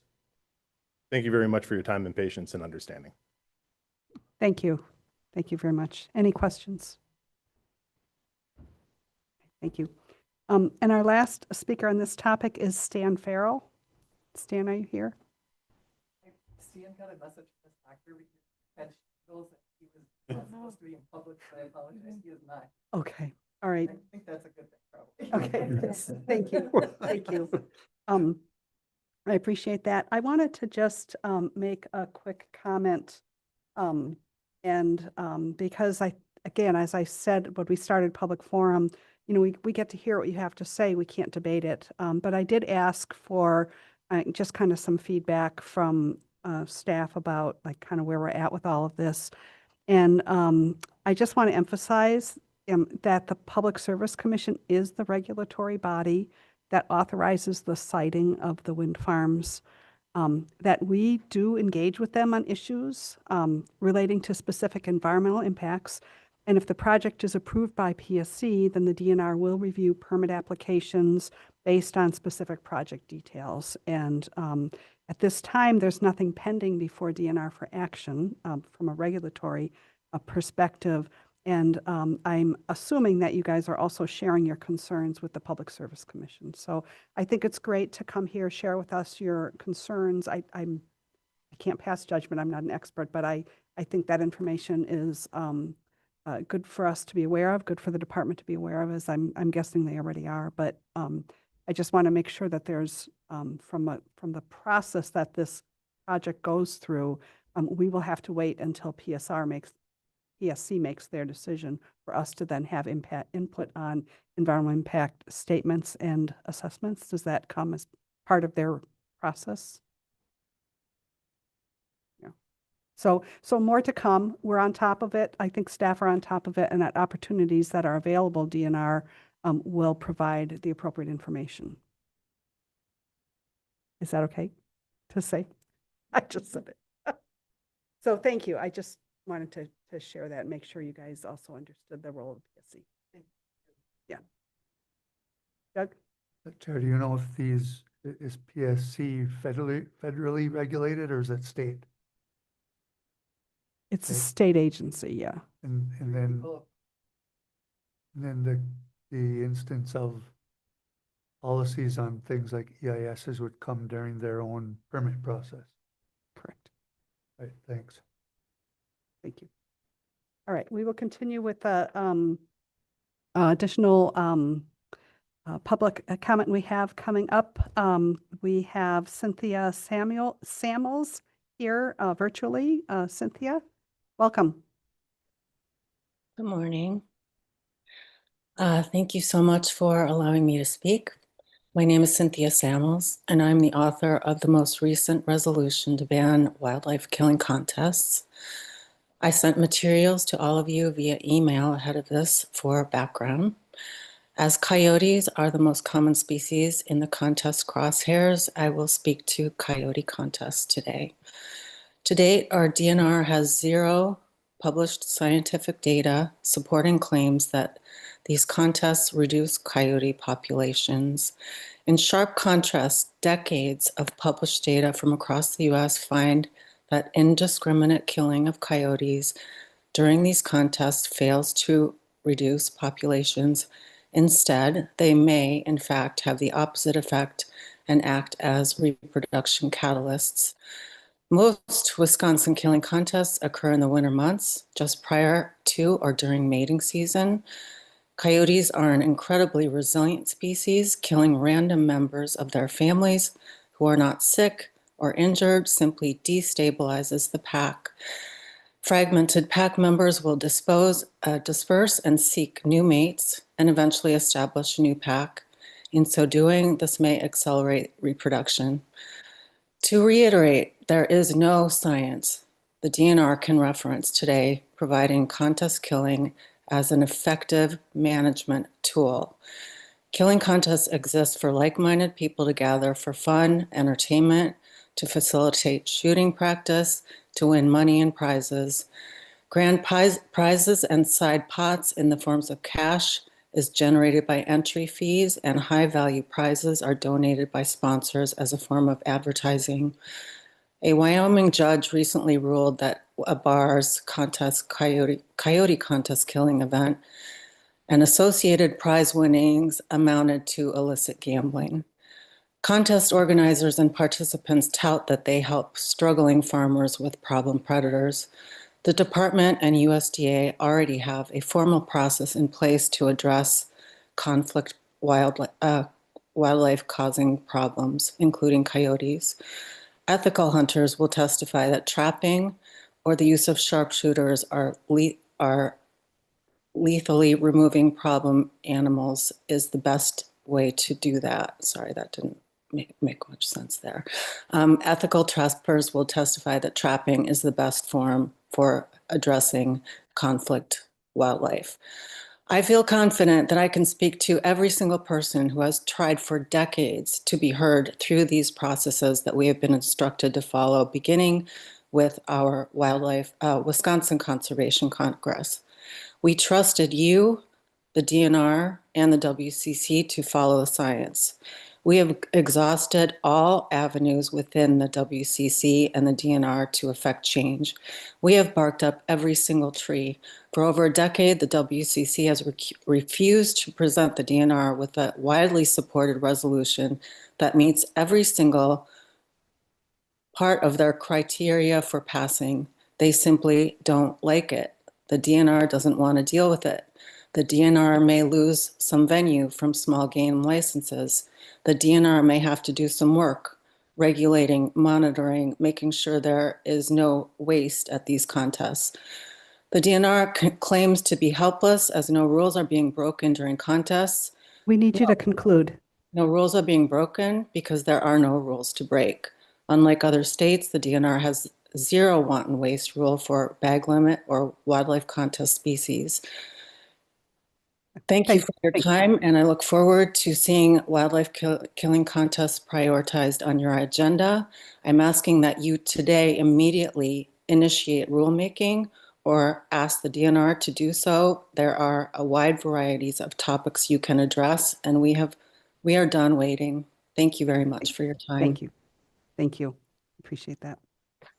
Okay, the next speaker virtually is Jane McBride. Hello, thank you for the opportunity to speak. You'll see that I'm from Illinois, coming to you from Illinois. I am born and bred in Wisconsin. However, my family's Wisconsin heritage includes deep engagement in hunting and fishing, as well as natural resource preservation. I am a lead proponent in the effort underway in Illinois to ban these contests.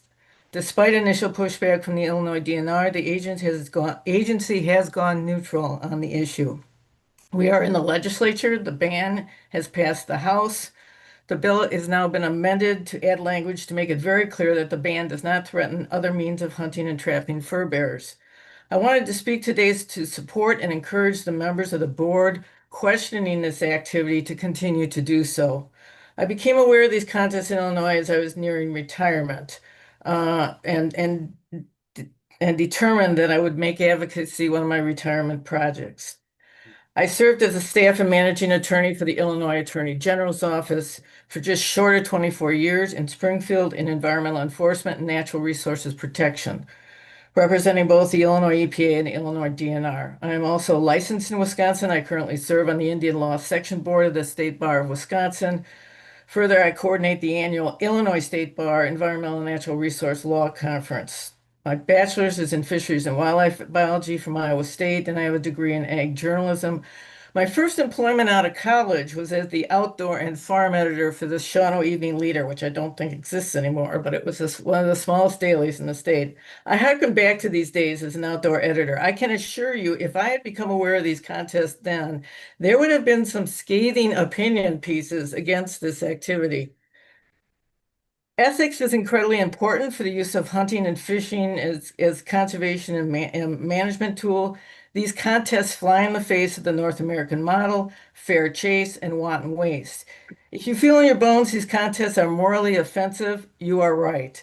The WDNR has acknowledged the wanton waste provision in its state statute to you. A provision prohibiting waste exists in most state wildlife codes. One place to start with this contest is for DNR to enforce that waste provision with regard to these contests. The DNR asserts it cannot prohibit businesses from hosting contests. What it can do is prohibit activities involving hunting and fishing. One cannot poach in Wisconsin. If a business promotes poaching, the onus would be on the poachers because they are engaged in an illegal activity. If the contests are banned, the onus is on anyone participating in these contests as a violation of law. It's an illegal activity concerning the wildlife issue. DNR can regulate licenses, they can regulate seasons, and so they can regulate the activity.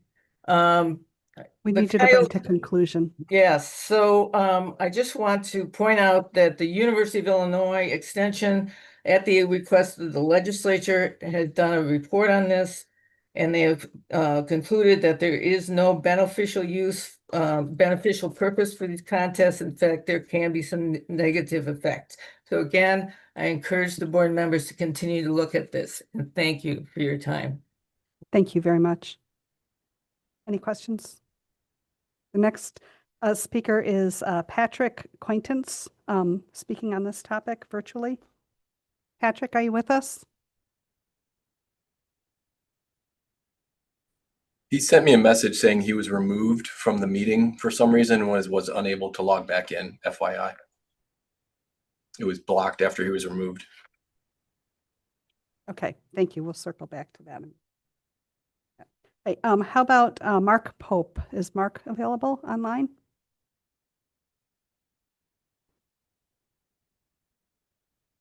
Not checked in. Okay. circle back. So in person, we have Al Lobner.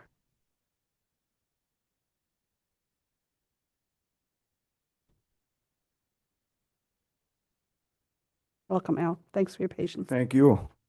And the board, Secretary Wynn, Cynthia is exactly right.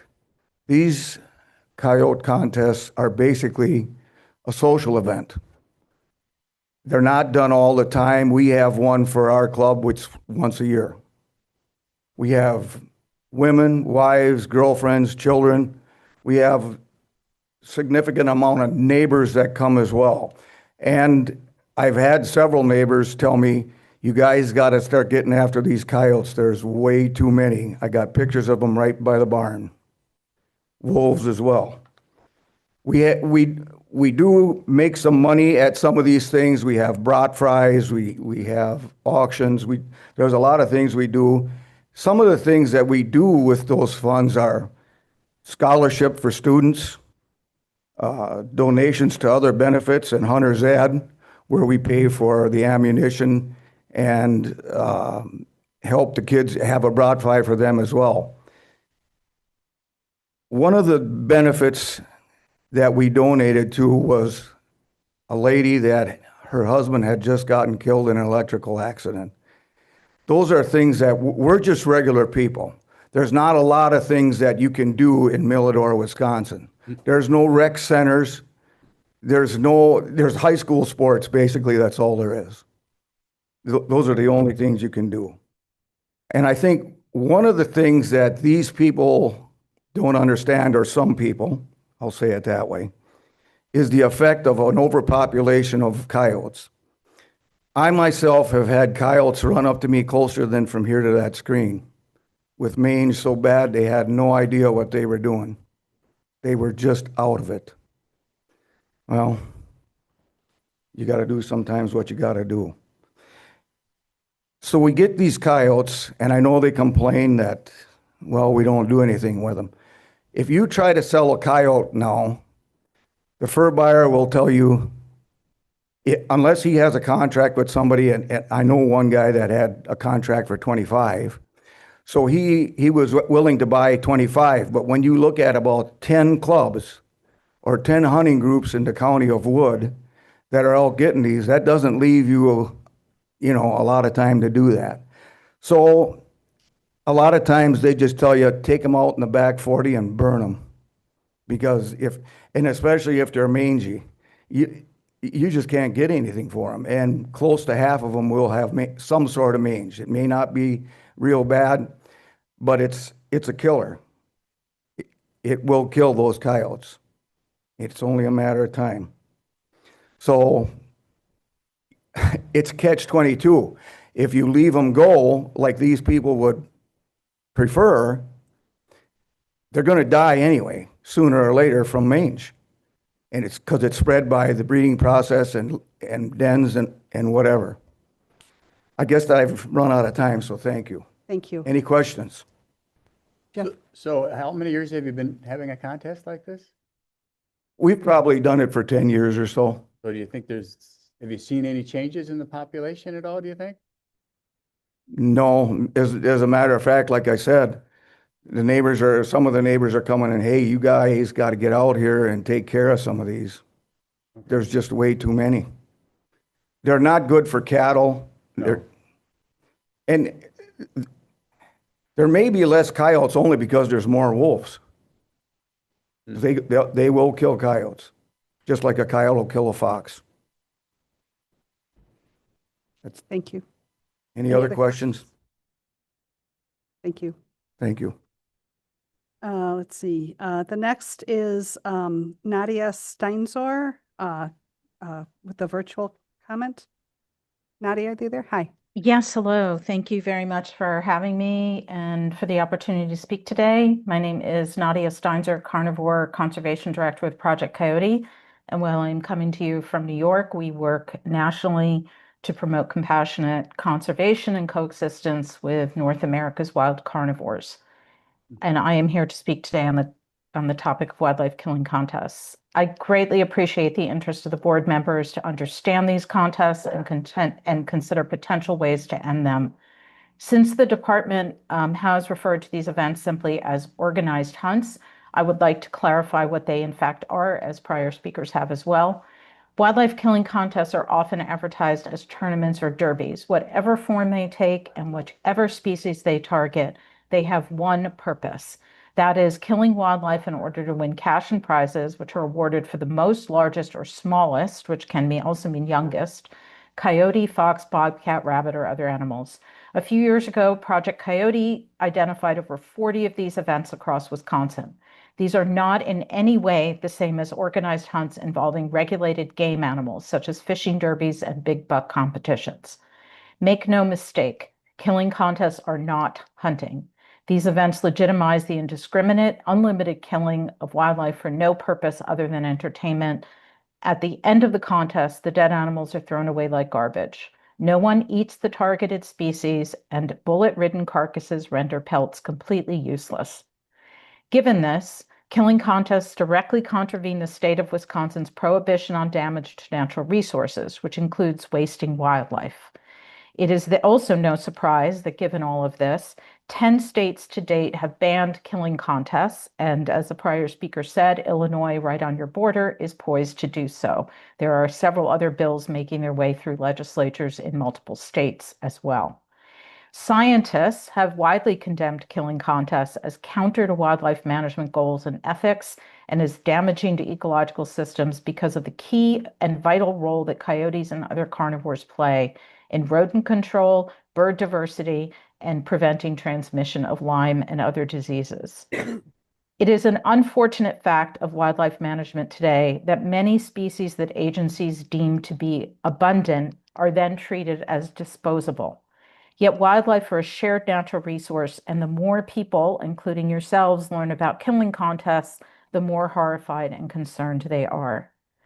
This week, Wisconsin held its Conservation Congress, so it is appropriate to note that in 2023, a resolution to reduce the waste of wildlife in killing contests passed the WCC by over 85%. An analysis by the University of Illinois Extension concluded that because the public widely views killing contests as unethical and wasteful, their continuation reflects negatively on the hunting community. And in 2024, a national survey found that over 80% of Americans support state bans on killing contests. Project Coyote and its supporters in Wisconsin, along with many, many other concerned residents and organizations, stand ready to provide additional information, science, and perspective. We hope that you will pursue this issue to the greatest degree you are able. Thank you for your attention and time today, as well as your work to ensure that Wisconsin's wildlife management policies are actually supported by science, ethics, and ecological protection goals. Thank you very much for your time and consideration today. Thank you. Are there any questions? Thank you very much. The next speaker is virtual Jean Voss. Jean, are you available?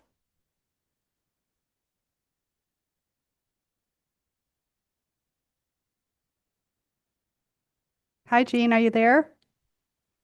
Hi. Hi, my name is Jean Voss. Thank you for the opportunity to share my thoughts on the allowance of killing contests in Wisconsin.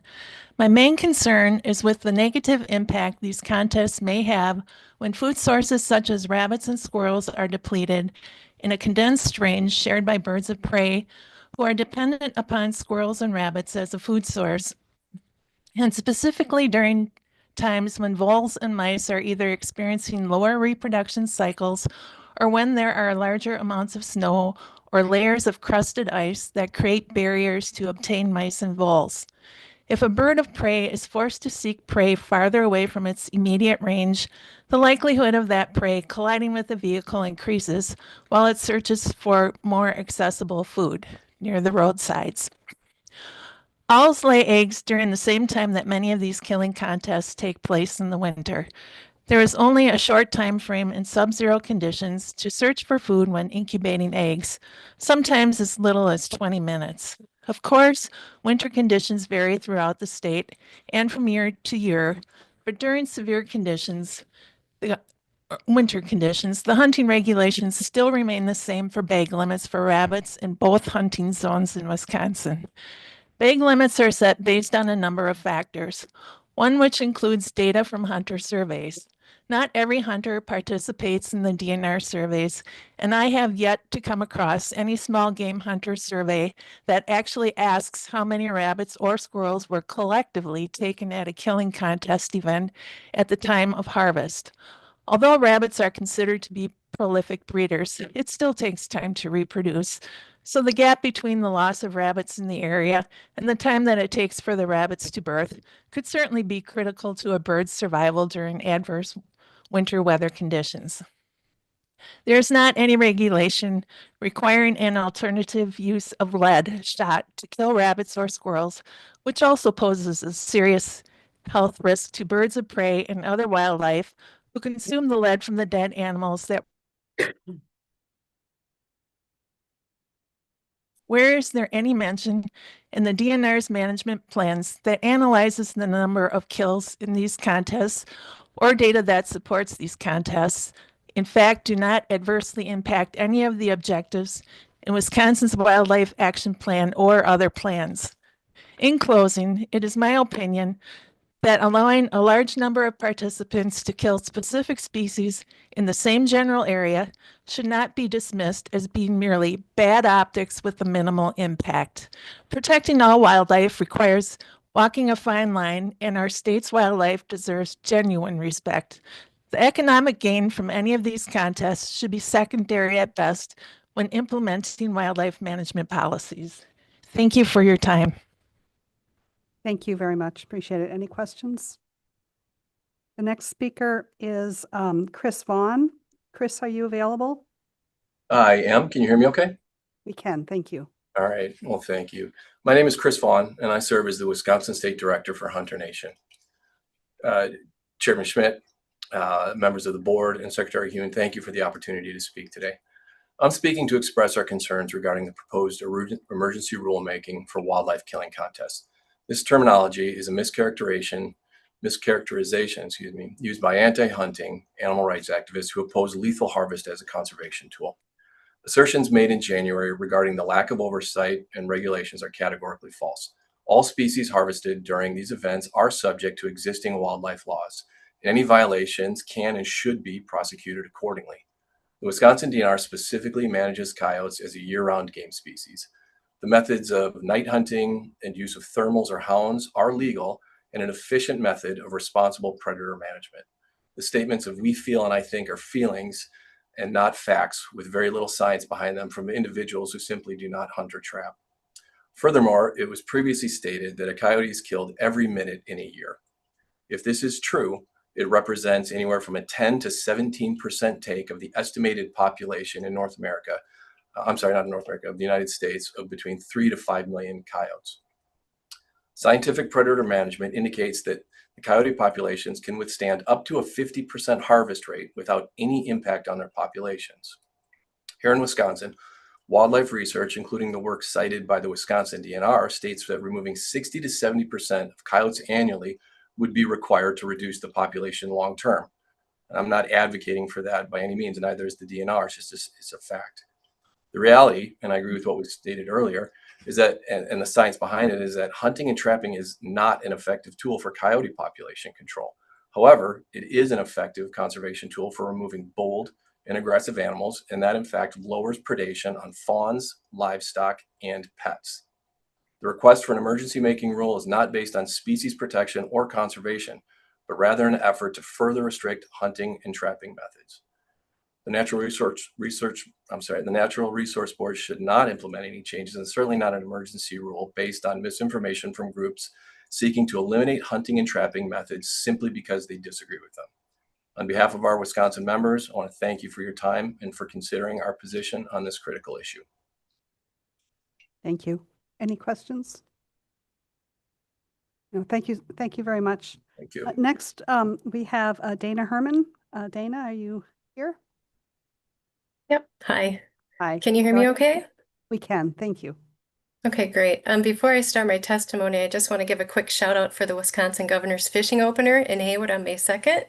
The Sierra Club will be there helping to raise awareness of the department's lead-free initiative, and we'll have examples of lead-free fishing tackle and educational materials on how to fish and hunt lead-free. So hope to see you all there.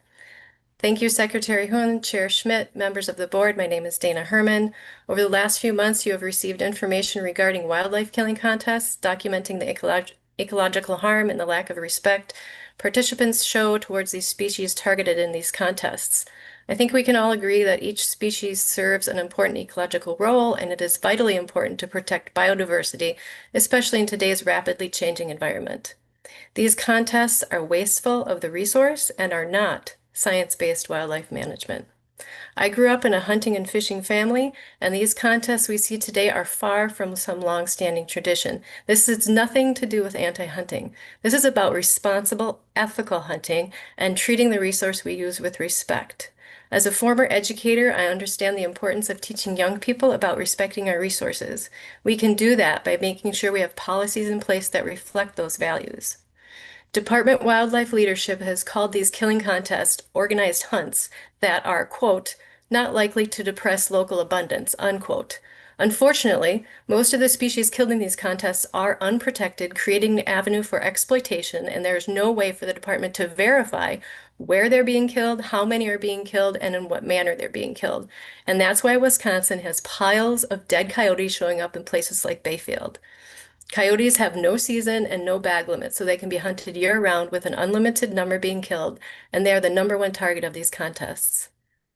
The good news, as we've heard, is that the number of states that have banned these contests continue to go across our country. There's now 10 states banning them, and Illinois is poised to become state number 11, and we are hopeful that Wisconsin will be state number 12.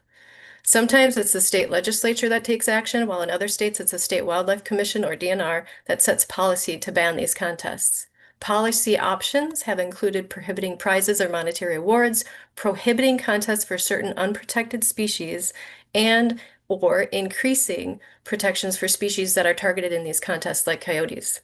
If bag limits and seasons were enacted for coyotes, they would not be as vulnerable to exploitation in these contests. Years ago, the head furbearer biologist came this close to getting that done.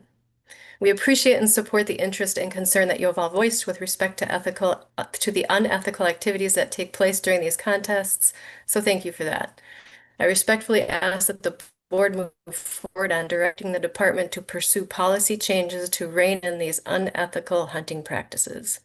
And with that, hope to see you all at the Governor's Fishing Opener on May 2nd. Thank you. Thank you. Are any questions? Let's circle back. Ashley, do we have either Patrick or Mark available? Not yet. Okay. So why don't we'll move on to the next topic. I did want to just make note that I really appreciate the passion that folks have on this topic in particular. And I want to be clear, as you know, we've had discussions with DNR Legal, and the DNR does not have any explicit authority to regulate organized hunts. And so it's interesting to hear what other states are doing at their state legislatures. And so I think that's just wanted to be clear that we can only follow the statutes that are enacted in Wisconsin. All right, so our next virtual presentation is with Carol Phillips on the topic of wake surfing. Welcome, Carol. Hi, can you hear me? Yes, we can. Okay. Carol Phillips, I'm a retired former registered professional civil engineer. I've got more comments about the DNR's wake surfing presentation that was at your January meeting. I appreciate that the DNR acknowledged that the computer study paid for by the National Marine Manufacturers Association has been fully discredited by many. That was the only study recommending surfing 200 feet from shore. I also appreciate that the DNR rep mentioned 2 other studies, the University of Minnesota and Terra Vigilis. Both show that surfing must be at least 500 feet from shore to be like the wake for conventional boating at 100 feet. See my written comments in your packet, which is also online, clarifying that although the Minnesota study compared surfing to boating at 200 feet, which is their rule there, If you look at wake energy rather than height, then the 500 to 100 foot ratio is valid. But the DNR did not mention the many other wake surf studies, all of which agree that at least 500 feet is needed, including, most importantly, the peer-reviewed published Australian Maritime College study by McFarlane, February 2025. This is probably the single most important study on the subject by a world expert who is cited in nearly all studies about boat wakes. He is respected by both sides of the issue, and McFarlane shows that about 550 feet is needed for surf wakes to diminish to be like conventional boating at 100 feet. He also refutes the boating industry's 200-foot recommendation. Another good study is by Water Environment Consultants. They did a detailed study validating 500 feet and discrediting 200 feet, and some other smaller studies by Quebec University and Payette Lake. And the industry's own Gowdy study, paid for by the Water Sports Industry Association, is also an important work that shows that the surf wake is still 16 inches high after traveling 200 feet toward shore. Gowdy draws no conclusions, but his data and graphs are in reasonable agreement with McFarlane's in Minnesota and others, further validating 500 feet and discrediting the industry's 200-foot recommendation. So we have at least 6 studies saying that at least 500 feet and no valid studies saying 200 feet. Further, that 500 feet not only applies to shorelines, but also to other boaters, which is much more complicated since both boats are moving and mistakes can be catastrophic. Thank you. Thank you very much. Any questions? Thank you, Carol. The next person is Jeff Meisman. Jeff, are you available? Hello, can you hear me okay? We can. Thank you for your patience. Okay. Thank you for the opportunity to speak. My name is Jeff Meisman, and today I'm going to be speaking about wake surf boats ballast systems. During the recent January 2026 NRB DNR meeting, Deputy Secretary Stephen Little stated that research has not demonstrated. Can I just stop you here and just make sure that you talk in general about DNR's position rather than individualizing anything? Thank you. Okay. That the DNR leadership has stated that they have not demonstrated that wake boat ballast systems uniquely or disproportionately drive aquatic invasive species compared to other watercraft. The statement is wrong and harmful. It undermines the millions of taxpayer dollars and thousands of hours annually that go towards prevention, including the entire Clean Boat, Clean Water program. We strongly suggest that this misinformation be publicly corrected to further prevent undermining AIS prevention efforts and the reputation of the DNR. It is well known that since 1980 that ballast water is a primary vector for AIS dating back to European ships, discharging into the St. Lawrence River. Today, recreational ballast systems pose a similar threat to inland lakes. The University of Minnesota specifically investigated whether particular watercraft compartments are more likely to contain and transfer zebra mussel larvae. The research concluded that the recreational equipment containing one or more ballast systems poses the greatest likelihood of moving high numbers of villagers. This is the evidence that we needed to support this information. Even the manufacturers of the vessels acknowledge that unique risks associated with internal plumbing are a problem. The Malibu 2024 Wakeboat Manual explicitly provides procedures for flushing ballast tank systems. These steps were developed specifically to help prevent the spread of AIS, particularly quagga and zebra mussels that attach and infest inside wakeboard ballast systems and ballast system tanks. The industry recommends flushing with 120-degree water to kill juveniles and larvae in seconds. The industry warns that failure to comply with the state and federal laws regarding AIS can result in boat being impounded or the owner facing criminal prosecution. The DNR comments directly contradict the safety guidance hosted on their own official DNR website. On the DNR website, it recommends a low-flow hot water flush of 120 degrees into and out of ballast systems for 3 to 5 minutes. The video on the DNR website, produced by Pacific States Marine Fisheries Commission states that recent studies have confirmed that ballast tanks have high potential to transport AIS. The video just demonstrates how to clean ballasted boats with equipment that does not exist in Wisconsin. When petitioned to supply that equipment, the DNR rejected this request. In summary, I say to the DNR, Do what you say and say what you do. The DNR posts ballast tank decontamination information on its website. How about following your own recommendations? The DNR can't preach proactive prevention while leadership dismisses the scientific data supporting those very protocols. The information presented by DNR leadership is factually incorrect. We strongly suggest that this misinformation be corrected immediately to restore the integrity of the DNR and support the Clean Boat, Clean Water program and meaningful wake boat regulations in Wisconsin. Trust is gained by an ounce and lost by the pound. Thank you. Thanks, Jeff. Any questions? The next person is Jim Olson. And Jim, is Jim here? Yeah. Hi, Jim. Thank you. Hello. Good afternoon. I'm Jim Olson. I'm a semi-retired lawyer. I've talked to you many times.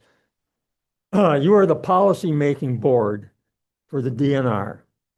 As a result of the denial of the Home Lake rule petition, enthusiasts for boating are now claiming you are the hero of the boating industry, the wake surf boating industry. In a recent filing where they attempt to overturn a municipal regulation for the Waupaca chain of lakes, the attorney for the board or for the wake surfing people says this: WDNR debunks claims regarding aquatic invasive species. Let me say that again. This is what they're saying. WDNR debunks claim regarding aquatic invasive species. That is being championed throughout the industry. Our group has gotten 80, have been responsible for at least 60 of the 80 municipal ordinances. The people backing those ordinances basically are concerned about invasive species. Yet this is being used now to overturn and to prevent more municipal governments from adopting ordinances. This statement is also inconsistent with the overwhelming evidentiary support from the scientific, from Campbell and Dahl and others that say that there is a vector between ballast system veligers and the spread to other lakes. Now, Rilsey Bay, the basic usage was with statistics. Now, I was an econ major, and I know a little bit about statistics, particularly because as a young lawyer, I represented many people with mesothelioma resulting from exposure to asbestos. And that was based on statistics. The Selikoff study for Mount Sinai proved basically by about 95%, statistically significant, that there was a relationship. The statistics that you used were not statistically significant. They were meaningless. And furthermore, you mentioned in the statistics about the Manitowish chain has not had any zebra mussel problem. Well, that's true, but they do have a spiny water flea problem. And the head of the Madison, Wisconsin Limnology Association said he's very concerned about the spread of spiny water fleas throughout the northern Wisconsin. So the public has supported restriction on these, the ballast systems. We went through Wisconsin Conservation Congress, 72% supported not using ballast systems in Wisconsin. It's time for DNR. You're cited. You're the heroes. You're the poster child for the boating industry. The WDNR debunks claims regarding aquatic invasive species. We ask, what are you going to do about it? Public has done everything we can. In fact, we've even bought one of the boats you recommended, and we're going to have it up on the Manitowish chain this summer. Probably no one will show up because, according to DNR, it's not relevant. Thank you, Jim. I'm certainly welcome to any of your questions that you have. Other questions for Jim? Hey, Jim, what's the status of that Waupaca Chain of Lakes case? Is it settled? Oh, no, that's just the beginning. Okay. They just filed a notice of claim against Waupaca Chain of Lakes. That's the first thing they do. And they did it. They filed a notice of claim. The ink wasn't even dry on on the denial of the petition. They said, hey, we've got a lifeboat. Here's where we go. And we're hearing it, all over the place now. This is WDNR. This is what they say. They don't talk about the science. They don't talk about the public support. Thank you. Thank you. Any other questions? Thank you. Our next speaker is Amy Mueller. Amy is here virtually talking about Beaver Management Committee. Yes, thank you for allowing me to speak. I know you're going the distance today here.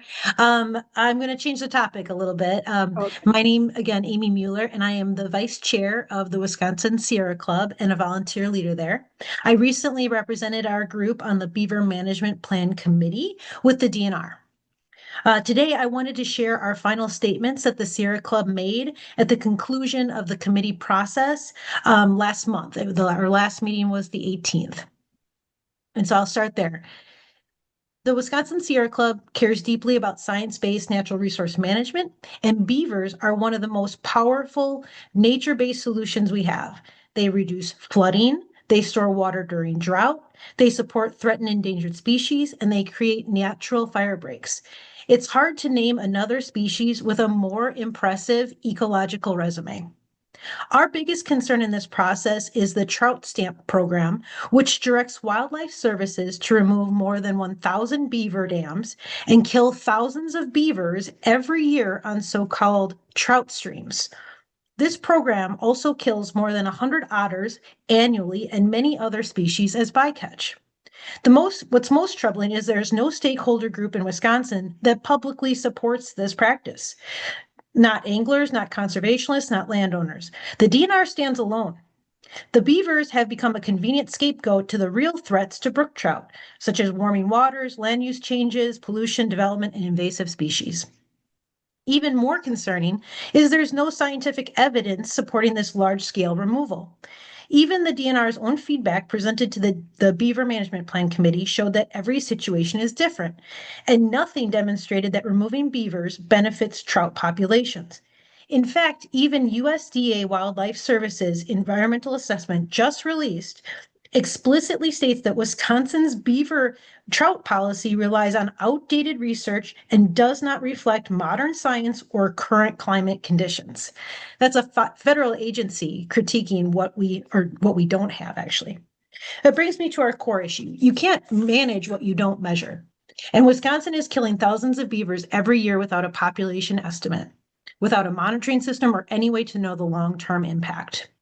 No responsible wildlife program operates this way, especially not for a keystone species.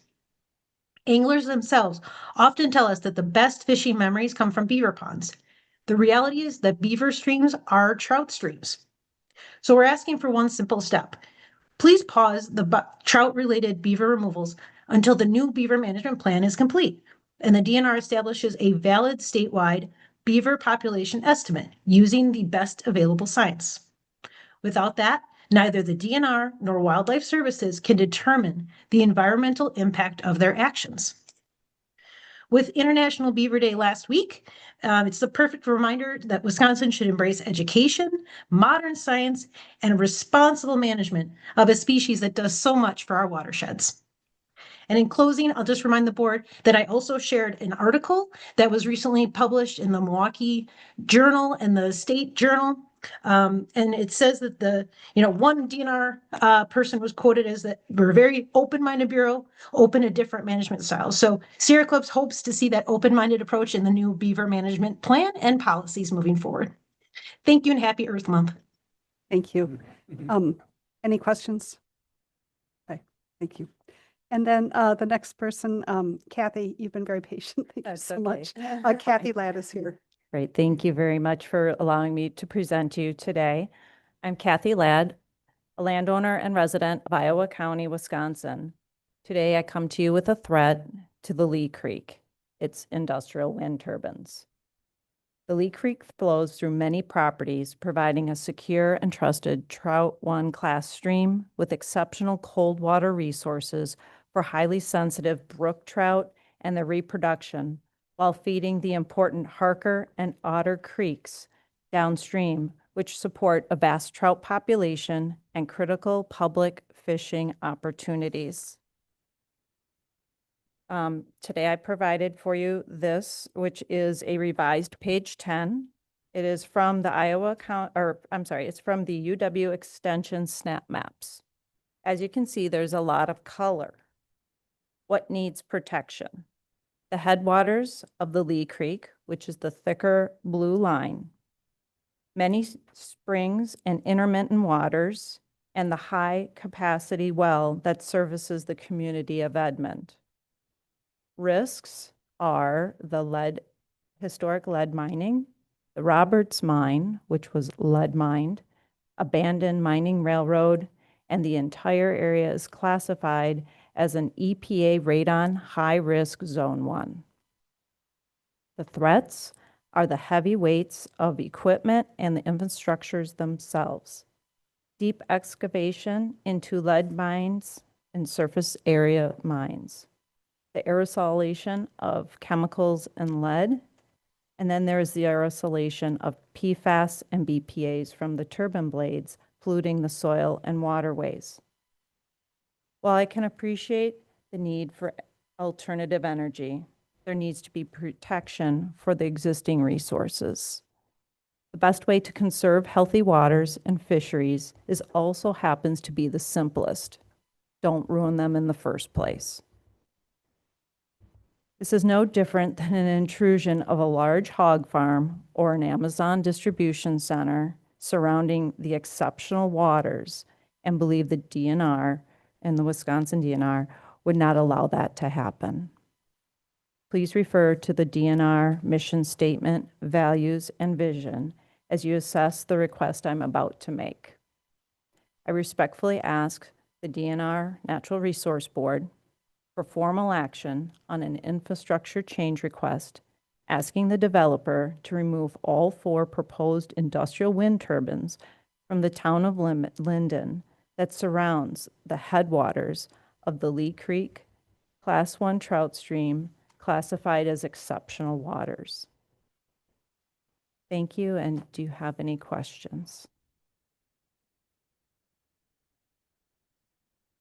Okay, thank you.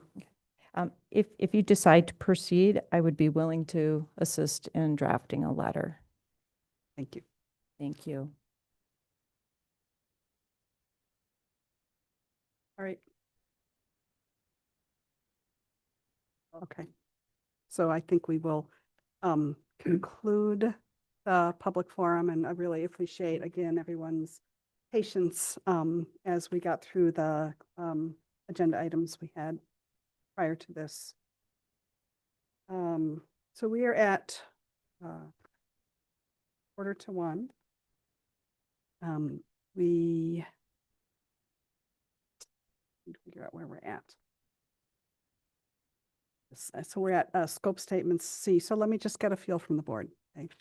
We've got a scope statement. We have the forest management plan approval, the land acquisition approval, and then informational items ahead of us. Do you guys want to take maybe a 20-minute break? I'm looking at this list here of presenters and online. It looks like we've 35 of them. It looks like we've missed everybody but just 2. Right. I'm wondering if we could catch those 2, even if we don't hear about the forest plan, but just hear those 2 comments so that they can, I'm sorry. So what do you want us to do? I'm just wondering if we can hear from those 2 folks before we I take our see. break. I see. So you'd like to hear from them before we have the Right. presentation? I know one of them's here in person, the other one's Okay. online, so I'm just, Okay. that's All right. my Yep. thought. Thank you. I'm ready for a break too. I was but I not just- tracking that. So the North Central Forest Regional Master Plan. Does anybody have any objections to hearing? The only thing I would just note is that if you wanted to do the presentation before the public speakers, the people who are presenting, I don't see them here. Oh, You got one there. I know Mike's here. No, I mean. we don't the- have like staff Karen's people not here. Oh, There right, is. right. Yeah. I So I think I would prefer to wait until Mike. Okay. Okay. Yes, yeah, I appreciate that. Okay, Mike, let's wait just a minute and we'll have Erin come down and just because I think it'd be good for her to be here in case we had questions or as well, so. I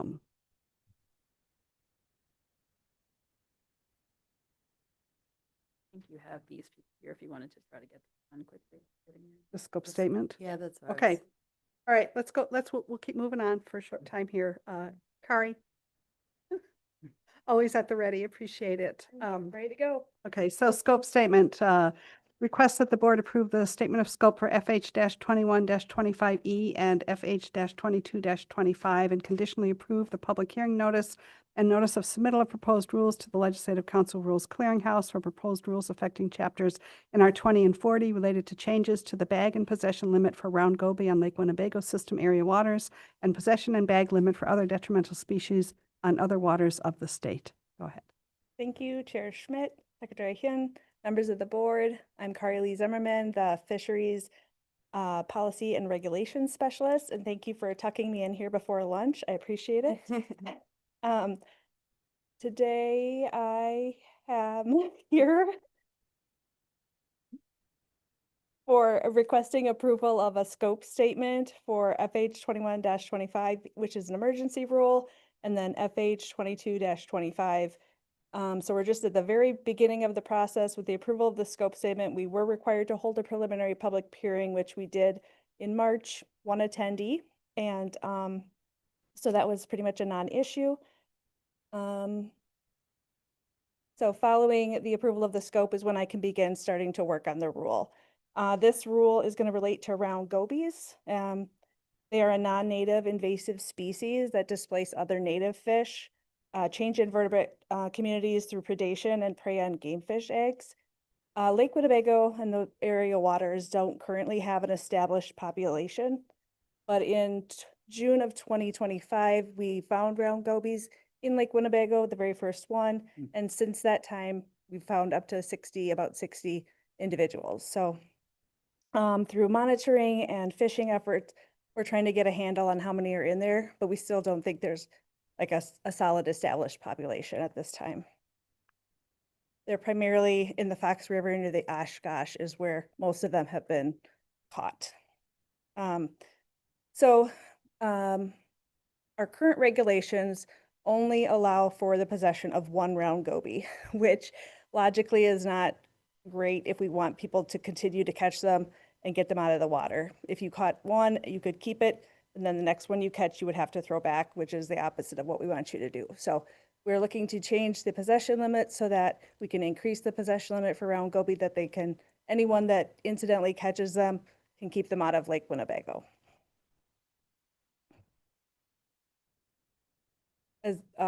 The other thing is that in doing so, they would need to be eviscerated or their gills removed or their heads taken off in order to make sure that we're not transporting them into any other water bodies. We want to make sure that they're dead.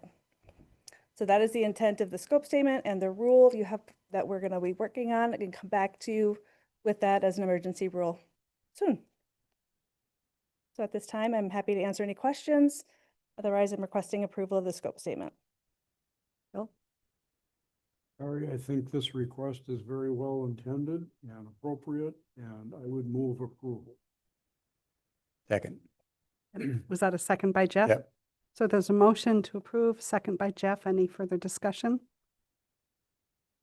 All in favor, say aye. Aye. Aye. No opposition. Thanks, Carrie, for your patience. Thank you for your time. Okay. So, thanks, Erin, for coming down. There she is. Our schedule is kind of crazy here. Evolving. Yeah, exactly.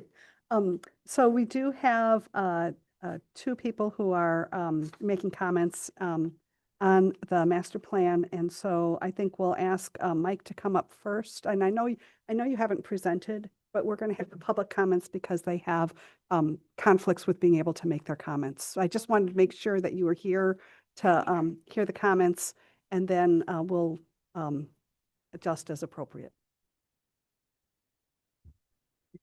Thank you for being accommodating. Appreciate that. Mr. Secretary, members of the Natural Resources Board, my name is Mike Coor. I live across the lake in Monona. I'm a volunteer leader for Wisconsin Council of Trout Unlimited. Trout Unlimited is our nation's leading cold water conservation organization. Here in Wisconsin, we're home to about 6,000 members and 20 local chapters working to ensure that future generations have access to cold, clean, fishable water. In a typical year, our councils and chapters report over 50,000 volunteer hours working on conservation projects, education, outreach events, and service partnership programs for veterans and first responders in our communities. I thank you for the opportunity to provide comments on the North Central Forest Regional Master Plan. We would like to commend all those who have contributed to the plan that has been developed and will be presented to you today. Trout Unlimited is proud to be listed as a partner organization on page 26 of the document, and we are supportive of 99.9% of what is being proposed in this master plan. That being said, we would like to call your attention to one proposed policy change on the Upper Wolf River fishery area that could have detrimental effects on both the water quality and outdoor recreation in this important area. For decades, the Upper Wolf River and key tributaries like the Hunting River and the 9 Mile Creek have benefited from a passive management in areas within a 300-foot buffer from the stream banks. Timber harvest is prohibited within this buffer zone and only allowed in emergency situations. On page 136 of the master plan, the 5th bullet point objective would effectively cut this buffer in half, leaving only 150 feet to be passively managed. This reduction to the buffer zone runs counter to the other proposed objectives for the Upper Wolf River fishery area. Allow me to highlight a few of these objectives here. Provide a natural, forested, minimally developed, scenic riparian setting along the Wolf River, Hunting River, Getchell Creek, 9 Mile Creek, emphasizing solitude, remoteness, and high-quality river recreation opportunities, particularly off-trail hiking, canoeing, kayaking, and fishing. To protect the multitude of wetlands, springs, and spring seeps that occur in the area, which contribute to the high water quality of the Wolf River throughout its flow and its tributaries, to promote a closed canopy, older growth forest, to limit the extent and frequency of management activities to lessen visible and audible impacts to recreation. I should point out that this issue is personal to me. The Upper Wolf River fishery area pulls at my heartstrings. I grew up in the Fox Valley, and I spent many formative weekends in my 20s and 30s recreating in and around the Upper Wolf River. This is the place where I fell in love with rivers, trout fishing, and the natural world. It's where I learned about the protection of our resources and the importance of conservation. It has, in its own unique way, led to me being right here before you today. It would be a shame to rob this type of experience from future generations just so we can squeeze a few more board feet of timber harvest from the local forests. Wisconsin Trout Unlimited is not opposed to logging and forest management in northern Wisconsin. We just feel that some places should be off limits, and the 300-foot buffer of the Upper Wolf River fishery area is one of them. For this reason, and the others previously stated, the Wisconsin Council of Trout Unlimited respectfully requests that the board and the department pause and consider removing this policy change before approving the North Central Forest Regional Master Plan. I thank you for your time and for your commitment to public service. Thank you. I would also note that we received a number of written comments. I think I've got 14 at least written comments, and so we have reviewed them as well as preparation for this meeting. So thank you for coming in person. Thank you. We do have a virtual person. Are they available, Ashley? Yes. So I think we have John Carbonari, who is here virtually. John, are you with us? Hello. Welcome, John. Hello. My name is John Carbonari. Good afternoon to the Natural Resources Board and others in attendance. Thank you for your time and attention. I am here regarding proposed changes within the North Central Forest Regional Master Plan to the Upper Wolf River fisheries area. While strongly favoring most changes, I don't favor the request to change management objectives and prescriptions for this area. The DNR is seeking to reduce the current 300-foot riparian zone within the area down to 150 feet, also going from a passive to active management designation. For over 55 years, I have explored and worked in the Upper Wolf River. its tributaries and springs, seeing firsthand where this ecosystem has tried to heal itself from the damages of logging that occurred from the mid-1800s through the 1970s. In places, success. Water, ice, and time are incredible forces. Mentioned in the plan, page 137, conduct in-stream trout habitat improvement projects to restore the rivers, springs, and ponds towards pre-European settlement and pre-cutover conditions, while also wanting to reduce the 300-foot riparian zone is confusing. Retired from USDA Wildlife Services in 2020 after 28 years having performed control duties across northeastern Wisconsin, most involving beaver control within the watersheds of that area. My career with Wildlife Services greatly expanded my firsthand knowledge and understanding of the Upper Wolf River, including the entire Hunting River, Stevens Creek, Seekerts Creek, and Squaw Creek, all good cold water trout producing tributaries of the Wolf. The Hunting River provides great benefits and incredible potentials to the Wolf River. It is fully understood why the DNR would include this river within the Brook Trout Reserve Program, another positive proposal in this master plan. It is totally incomprehensible why the DNR would want to reduce the riparian zone and change the management prescriptions for this area. This change could allow for timber harvesting near the watershed, along with all the negative impacts associated with logging near wetlands. There is also the proposed change to the riparian zone along the Prairie River fisheries, expanding to 300 feet from the current 100-foot setback. A good proposal, but again confusing. Therefore, it is respectfully requested that the NRB and DNR refrain from approving the master plan at this time, pending review of the changes to the 300-foot setback and its special regulations within the Upper Wolf River fisheries area. I thank the NRB for their time and efforts in protecting the resources of Wisconsin for all people and nature.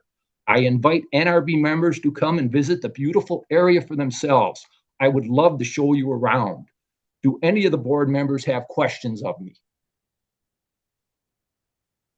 No, I appreciate your testimony, and I'm sure that there will be questions asked after the presentation by DNR staff. So if you have time and can continue after our short break to listen to that discussion, we welcome you to do that. I would do so. Thank you very much. Thank you. All right, so I think I would like to take a 20-minute break, and we'll come back and then have the presentation on the North Central Regional Master Plan and conclude the rest of the agenda after that. That gives us time to get a quick bite if we want, stretch our legs for a few minutes, and cool down a little bit. All right, we'll come back at 1:20. Thank you.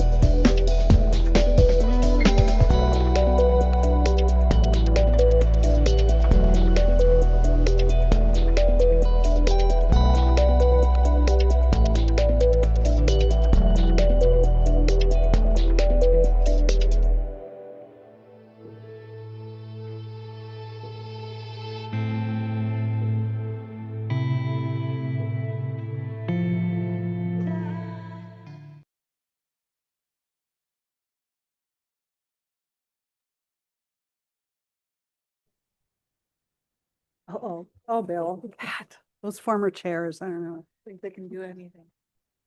All right, we are going to reconvene the Natural Resources Board meeting, and the item on the agenda coming up is approval of the North Central Forest Regional Master Plan. Aaron, thank you for your patience. Little mixture of public comment and now we have the presentation. Yeah, no problem. Good afternoon, Chair Schmid, Secretary Yun, and members of the Natural Resources Board. My name is Erin Reeser. I am the Property Planning Section Manager here to present the North Central Forest Proposed Regional Master Plan. Which one of these buttons does it?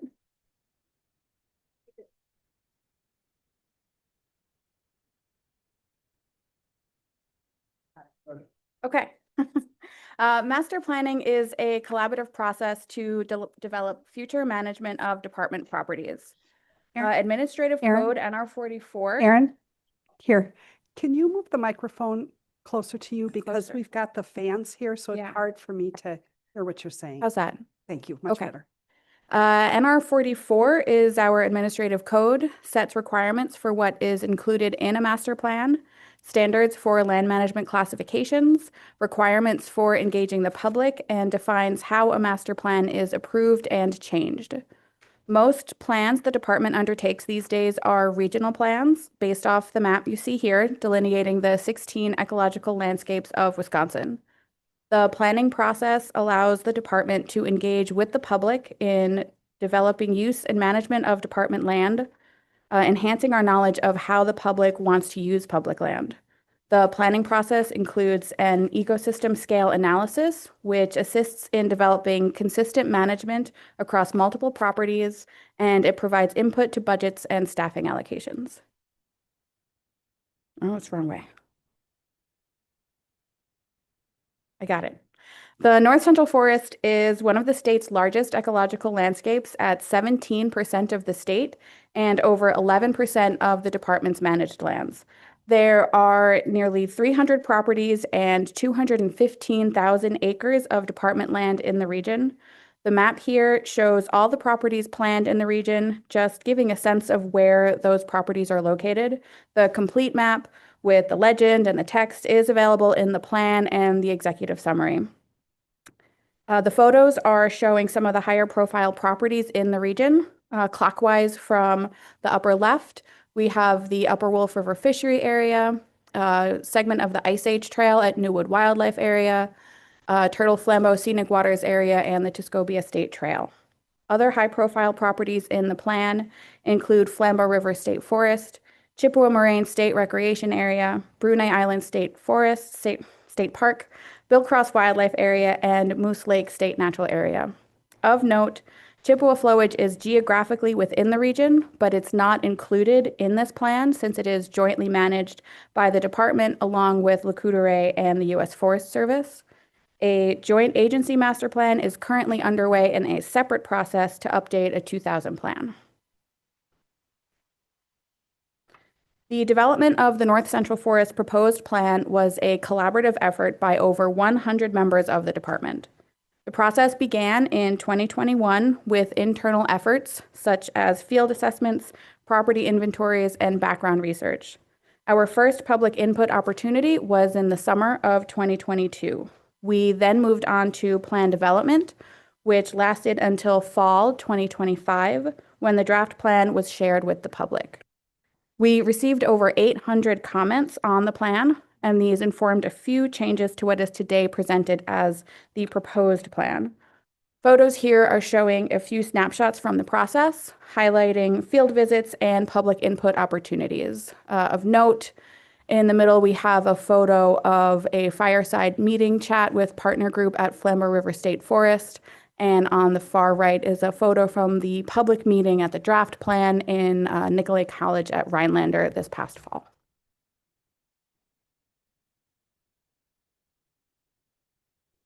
Major conservation opportunities in the North Central Forest are sourced from a variety of places, including the Ecological Landscapes book that established the region, the Wisconsin Wildlife Action Plan, and other department habitat or conservation priorities, the Land Legacy Report, rapid ecological assessments, and data on threatened and endangered species and species of greatest conservation need. Major conservation opportunities in the region include northern mesic, dry mesic, and boreal forests, ephemeral ponds, forested and non-forested wetlands, and forested watersheds. Photos are highlighting some of these communities and associated resources from around the region.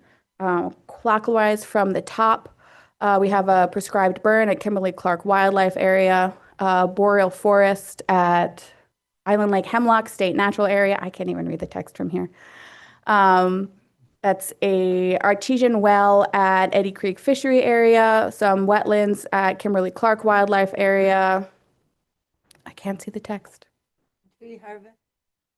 Tree harvest at Underwood Wildlife Area, wetlands at Spring Creek Wildlife Area, an ephemeral pond at Upper Wolf River Fishery Area, and another harvest at Chief River Wildlife Area. I think I may have gotten those back, missed up a bit.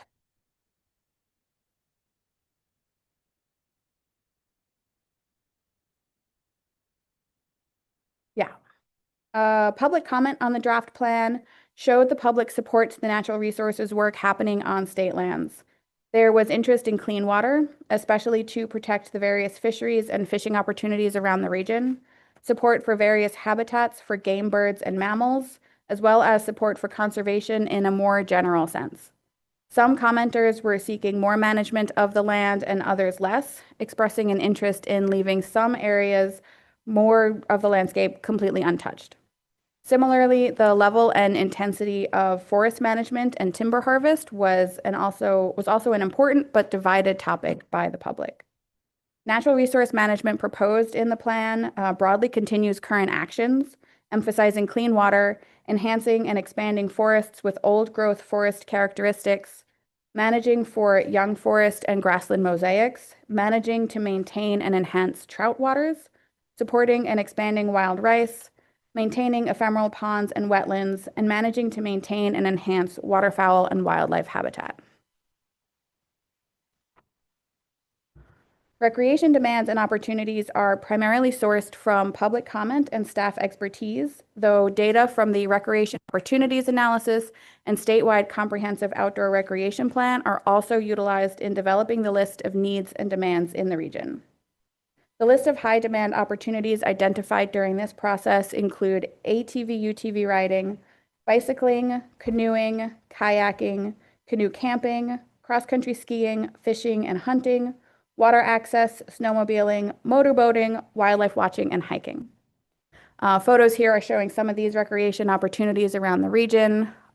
There's grouse hunting at Turtle Flambeau Scenic Waters area, a hiking trail at Brunei Island State Park, a candlelight ski event at Flambeau River State Forest, a canoe campsite at Turtle Flambeau Scenic Waters area. We have 2 boat launches on the lower left, Pickerel Lake and Moose Lake. It's a fishery area and a state natural area. Kayaking at Pershing Wildlife Area, an ATV trail at Flambeau River State Forest, and an occupied osprey nest at Kimberly-Clark Wildlife Area. Public comment on the draft plan showed strong support for the opportunities already available, and for the most part, maintaining what we have without expanding too much. There were concerns that straining capacity around the region and an interest in balancing conservation with providing more opportunity for everyone to recreate. Interest in additional trails was common, including for bicycling, ATV, UTV trails, and snowmobiles. Contrary to some of that is the desire for trails in areas that are closed to all motorized use to support silent sport and the ability to be in nature without the sounds of the modern world. Access to trout fishing, increased opportunity for camping, and strong support for expansion and completion of the Ice Age Trail were also common responses. Proposed recreation management and facilities development projects focus on maintaining and improving existing access and facilities, improving universal access, and minimal development where capacity needs exist. For example, a new bicycle trail at Flambeau River State Forest, canoe campsites at New Niebauer Springs Fishery Area and Grandfather Falls State Ice Age Trail Area, access trails to rivers and other water bodies, and Ice Age trail development. There are a few proposals that are either significant changes, new opportunities, or topics that garnered a lot of public interest. First, we'll talk about the map on the upper left corner is the quiet area at Turtle Flambeau Scenic Waters area. This follows the existing voluntary quiet area on water and expands it onto land. The voluntary quiet area on water requests slow, no-wake speeds, though this is not something the department can require farther than 200 feet from the shoreline. The landside quiet area would restrict use of radios, generators, and chainsaws, among other noise-making devices. The existing voluntary quiet area is very popular, and public comment on the draft plan showed strong support for this expansion. Some concerns about enforcement and whether this would increase demand were raised, but overall the public was in favor of the proposal. On the map, you can see the few campsites that would be impacted by this, where those would be part of that quiet area. Second, just to the left, is Grandfather Falls State Ice Age Trail area. This is a new proposed property, not associated with any land already owned by the department. If land is acquired, the property would potentially allow for the improvement of the Ice Age Trail and elimination of a 4-mile road detour. It would provide opportunity for hunting and trapping and other trail-based outdoor recreation opportunities, including dispersed camping and the possible development of a section of Corridor 20, a state trail that was defined in the 2001 State Trail Network Plan. Public comment expressed overwhelming support for everything Ice Age Trail related, including this proposal. There is always some opposition to the department acquisition of land, and including for this property, but that opposition in general was minimal compared to the support for the property. Next, we have map number 3 is the Eastern Chippewa County Ice Age Trail, a corridor scale boundary. This was first described in a 2018 plan developed by the DNR, National Park Service, and Ice Age Trail Alliance. That boundary is proposed in the North Central Forest Regional Master Plan to improve efficiencies in any potential future land acquisition. The corridor scale boundary is quite large at 29,000 acres, but with a comparatively small acquisition goal of only 1,100 acres. This disparity is because we are seeking a narrow trail corridor within the larger area, because we only seek land from willing sellers. We just don't know specifically where we'll be able to make that connection from the Chippewa-Taylor County line to existing Ice Age trail miles at Brunei Island State Park. The boundary would authorize easement or fee acquisitions for narrow trail corridors or larger areas to develop state Ice Age trail areas, which could later also host miles of the Ice Age trail. Public comment was strongly in favor of the Ice Age trail, and overwhelmingly comments expressed support for this proposal and for using department resources to complete the Ice Age trail.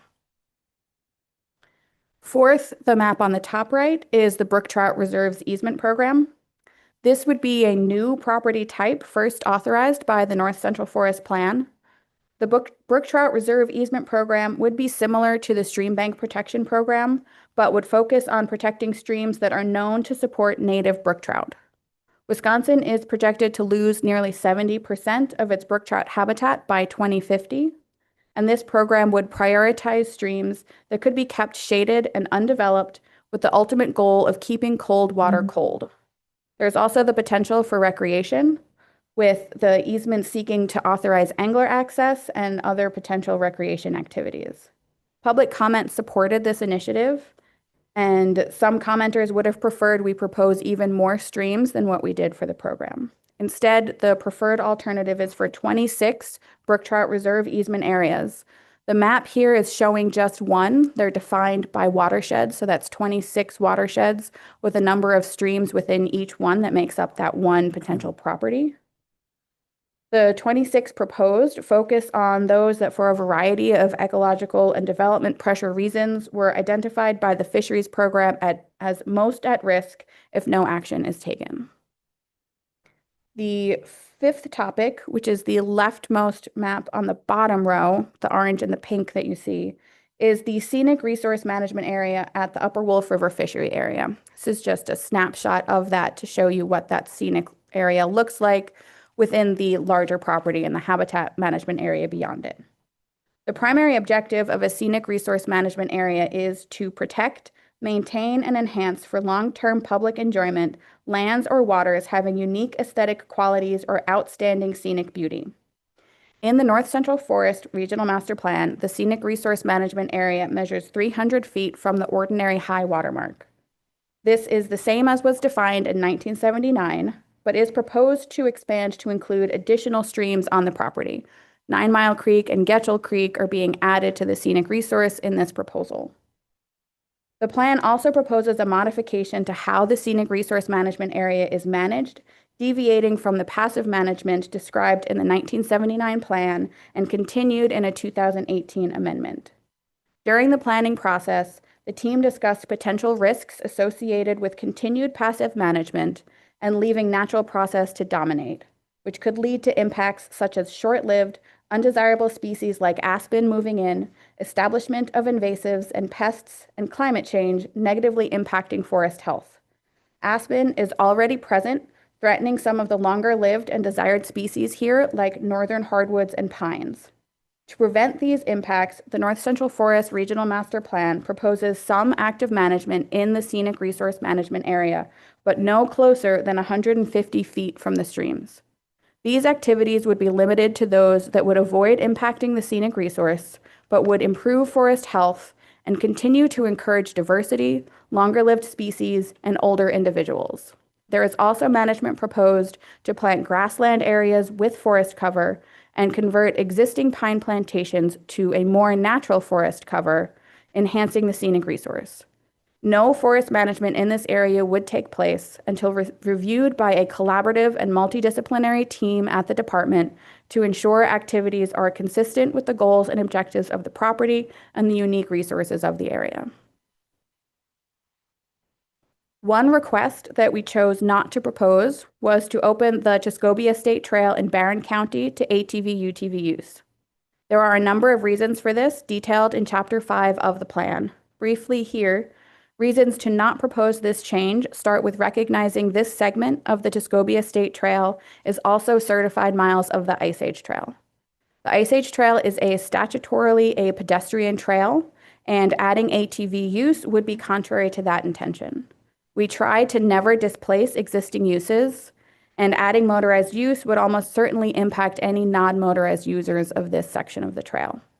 There would also be additional and lengthy environmental impact reviews needed to make this change, and adding ATVs could result in losing the Ice Age Trail certification. Other options considered were developing 2 side-by-side facilities in the same corridor but separated, which is what you see in photo 5 there in the lower right corner. That is one small section of the Wolf River State Trail where we have ATVs on one side of those trees and the Ice Age Trail on the other. So one proposal would be to do that throughout the whole corridor in Barron County. Another would be to develop a trail just for ATV/UTV use, or one for Ice Age Trail. These 3 alternatives were all determined to be outside our reasonable current or anticipated capacity. Public comment was split on this issue, with the majority of respondents choosing either the status quo or to open the trail as is to ATV/UTV use. Some commenters selected one of the 3 alternatives that would lead to developing new facilities. Many explaining their support for that chosen alternative was to provide opportunity to everyone to have access to recreate. This is the topic that received the most attention during the planning process and during the draft plan comment period.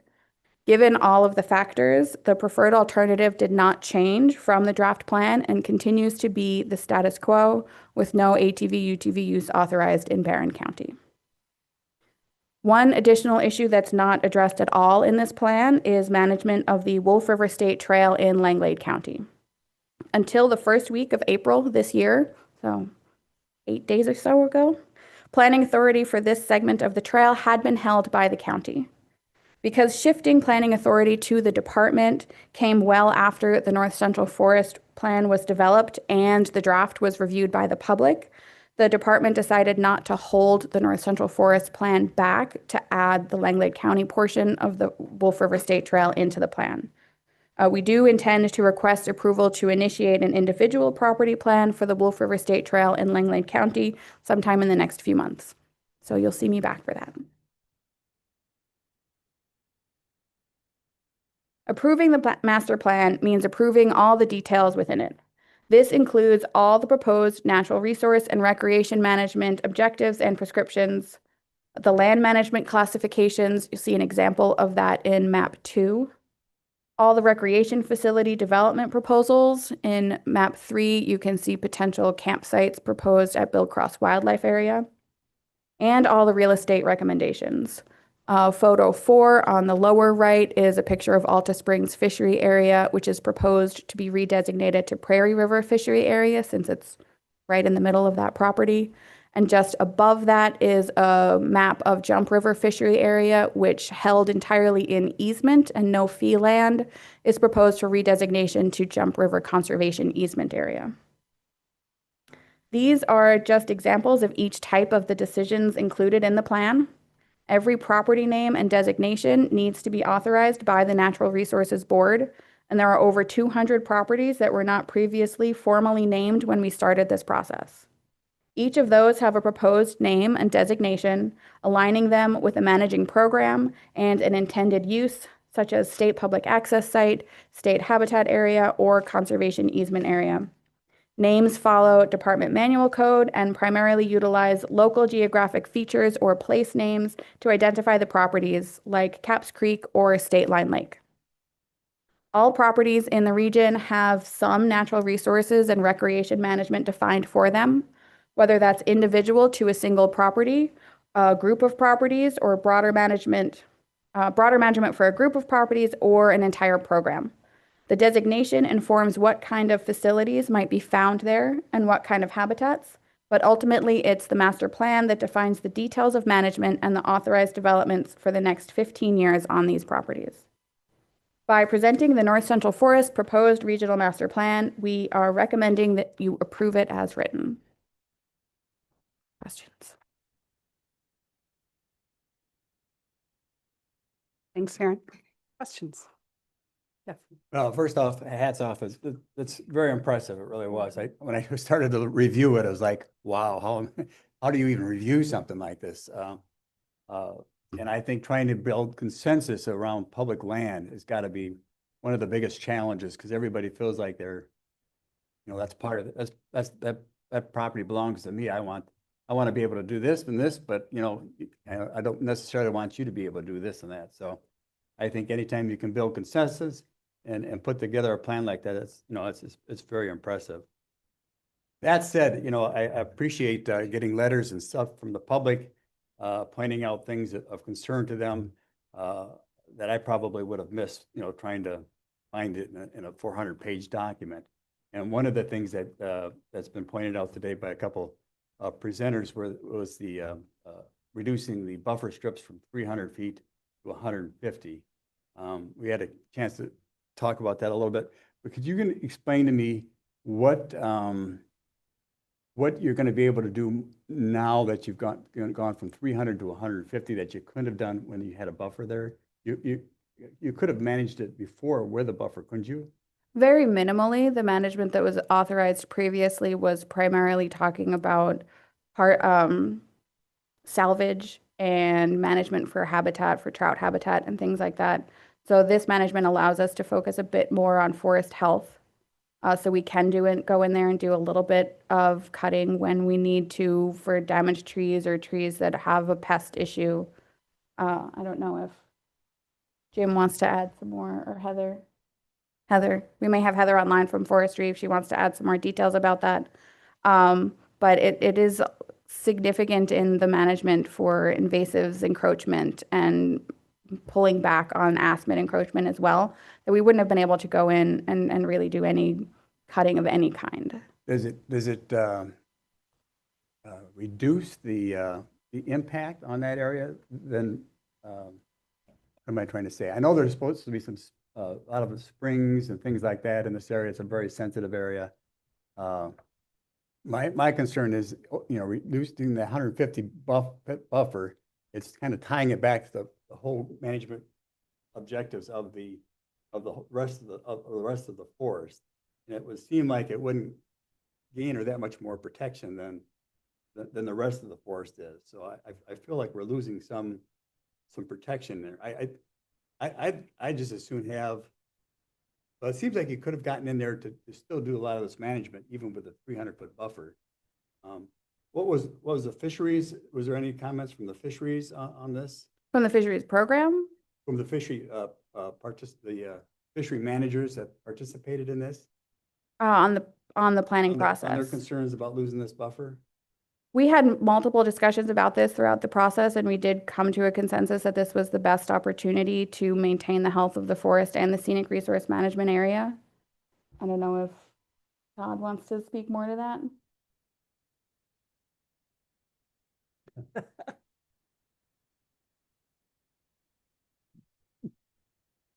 Yeah, sure. Secretary Hewen, Chair Schmidt, members of the board, I'm Todd Kalish. I'm the Deputy Director for Fisheries Bureau. Thanks for addressing this issue.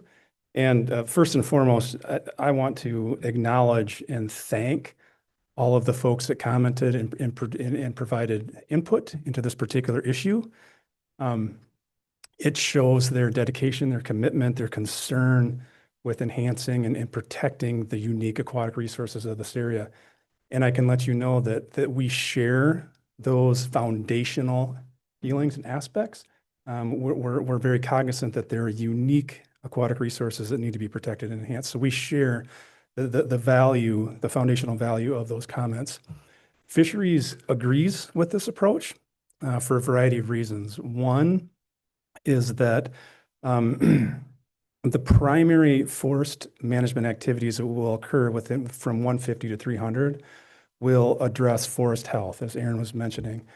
And we need to be cognizant of things like forest disease, pests, invasive species. We really can't have a hands-off approach to some of these things, because if some of those issues are left unattended, we could impact forest resources above and beyond this particular area. So that's one of the things that we agreed to, that would be the primary focus. But then there would also be potential forest management options within the 150 to 300 above and beyond forest health. And if those were to be pursued, as Aaron said, there would be discussion and collaboration with all the appropriate programs and entities who manage and provide input into managing these particular properties. There's approximately 9,000 acres of fisheries property within the North Central Forest, and those properties were purchased with funds that require us to preserve, enhance, and protect certain aquatic values. So we're required to do that.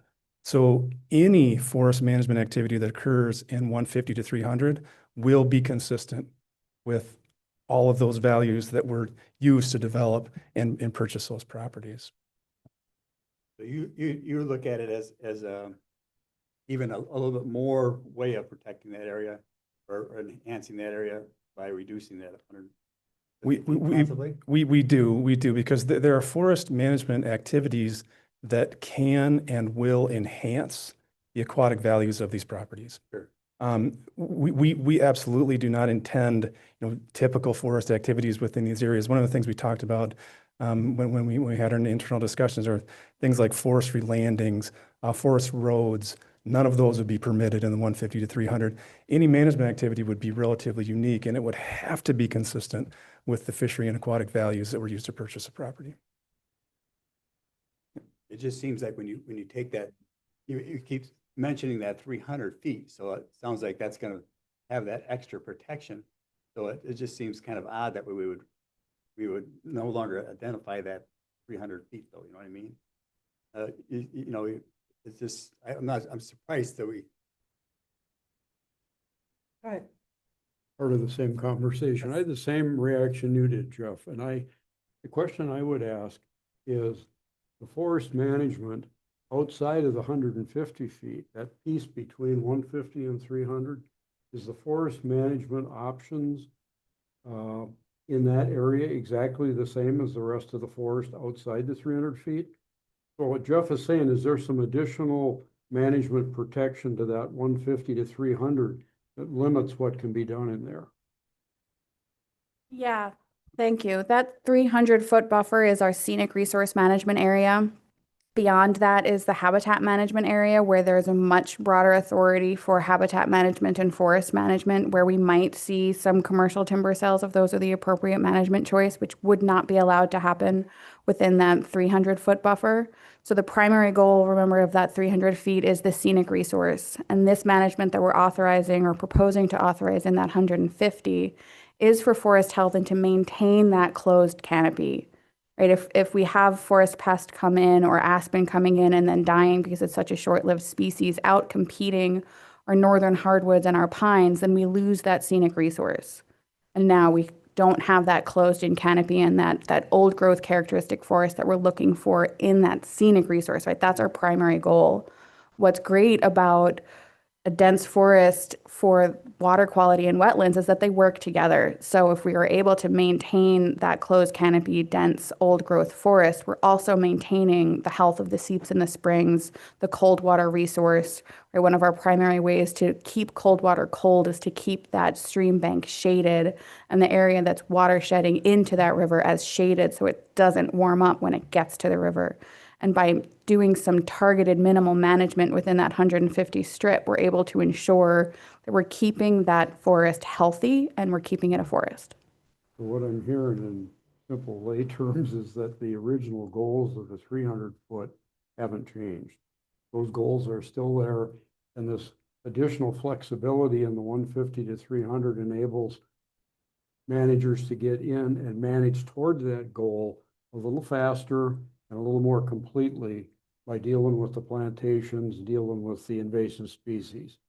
Exactly. Yeah, the goals and objectives for the entire 300-foot are the same for the 150 inside or the 150 outside. Some of the language used about forest health gets very close to good silvicultural practices, yes, which include thinning and management and all that. Is this some kind of language that opens the door to that in this zone or not? Into silviculture, we're a little outside my understanding of things. Can you repeat the question? Yeah. Forest health. Yeah. In a broad umbrella includes good silvicultural practices. Yes. And many of those involve thinning of stands, trimming out wolf trees or unhealthy trees. And yet some of those are the trees that provide habitat for non-game species and things like that. More consistent with the no-touch or the light touch management toward that closed canopy, old growth, really more of a untouched natural condition in there. So I guess what I'm hearing from other people and from the letters we got is that people are really concerned what this 150 to 300 foot change means and what door opens up for what kind of management practices in there. Specific practices, the master plan doesn't get into those very specifics. It's more the intention of the management and what it might look like afterwards. So because we're protecting the scenic resource, the intention of management and the schedule and the design of that management would be to reduce impact to the scenic resource as much as possible. So we wouldn't want you to come there and recreate and be able to see that we had been there. That's still a primary objective of the management, is that you don't know that we've been there, but the forest maintains its healthy, dense character around you. Management for northern hardwoods and other management for forest cover types in the area are encouraged and required to keep older growth individuals, snags, and things like that to maintain those old growth forest characteristics. Now, there's very few true old growth forests left, so we do our best to fake it almost by keeping those downed trees, by keeping the larger individual trees wherever we can, so you get that feel of the old growth forest even if they aren't old enough to be considered that. And Erin, you mentioned consultation for some of these practices, that there's a wide panel of experts that would weigh in on this. Who makes the decision? The ultimate decision would be between the forester and the property manager with consultation from leadership if no consensus can be met. I fail to say thanks for all the good things in here. The brook trout reserves, the focus on old growth, remnants, and encouraging that kind of stuff, the trail connections and enhancements.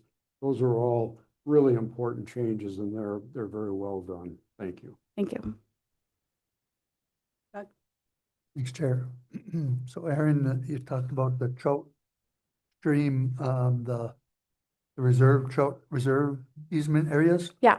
Mentioned in your presentation that the projection is loss by 2050 of trout habitat.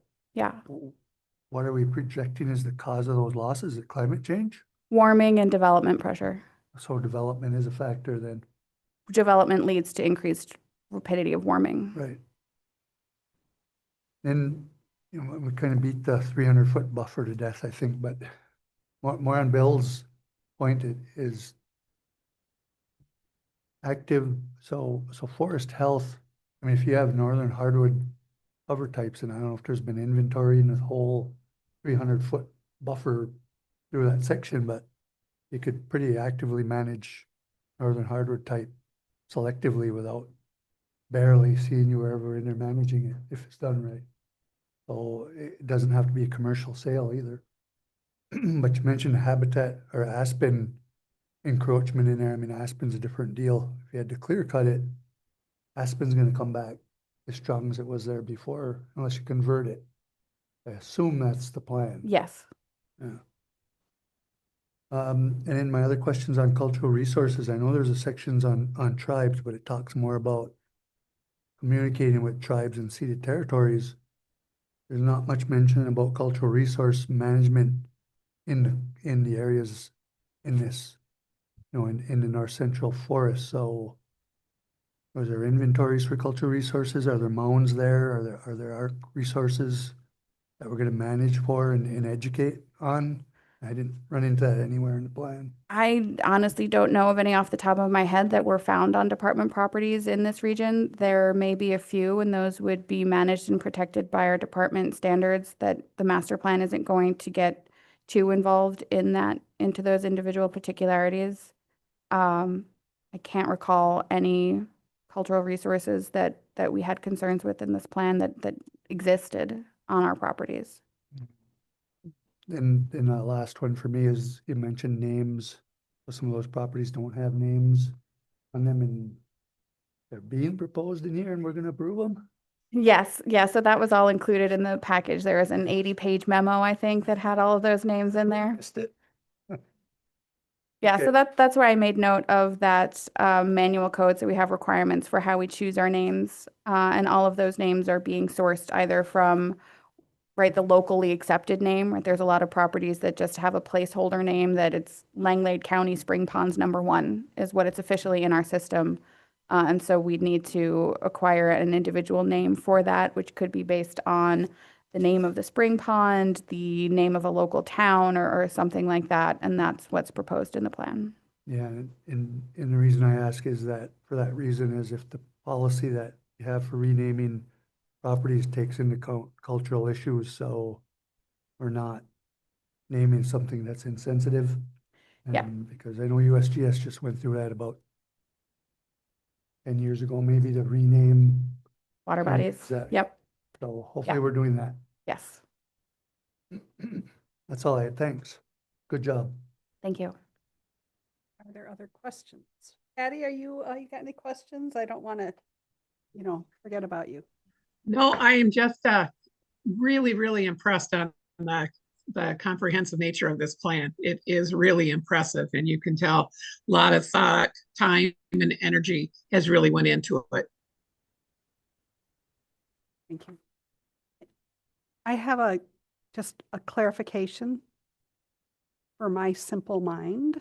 So here's what I understand that you said, especially because we got so many people who are so passionate about the waters for the trout fishery.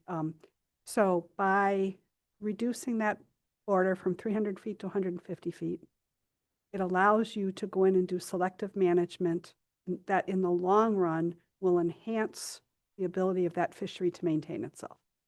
Yes.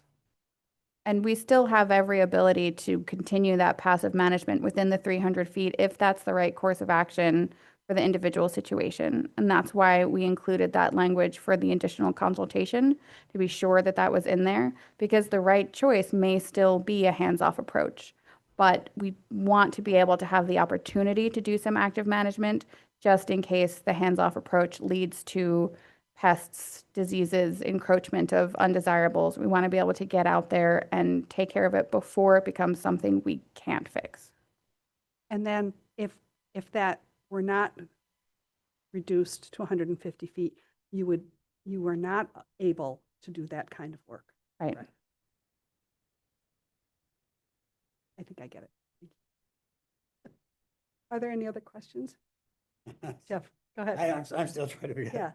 So you're still saying there is that 300-foot line though? The 300-foot wide scenic resource management area. So within the 300 feet to either side of the river, ordinary, like that's our scenic resource. Okay. Beyond that is habitat management area. So that's how we delineate the properties. We utilize land management classifications and these management areas so that when two parts of one property are managed differently, that's how we break them down. Different types of classifications are defined in NR 44. So we have scenic resource, and I read out the primary objective of that, which is that maintenance of that scenic resource is our primary objective within those 300 feet. The 300-foot line is still there. And if you go up in that 300-foot, 300 to 150, will require multiple disciplines to kind of look at that. Yeah. Okay. All right. And for the, just Doug, on the brook trout reserves, the state has looked at, in face of climate change, we've got all this trout water, and we've got brook trout areas. What areas do we think will be least impacted by, the climate change? And so they call them refuges. So that's why they really, targeted on those areas. So we don't spend our money and resources on areas that we think we probably are not, limited dollars, the best, utilize them where we have refuge. It's a great plan. It's a lot of time and effort, and I didn't know how to act, put input into something that's been studied so much and looked at by so many people. Thank you for your explanation. Are there any other questions?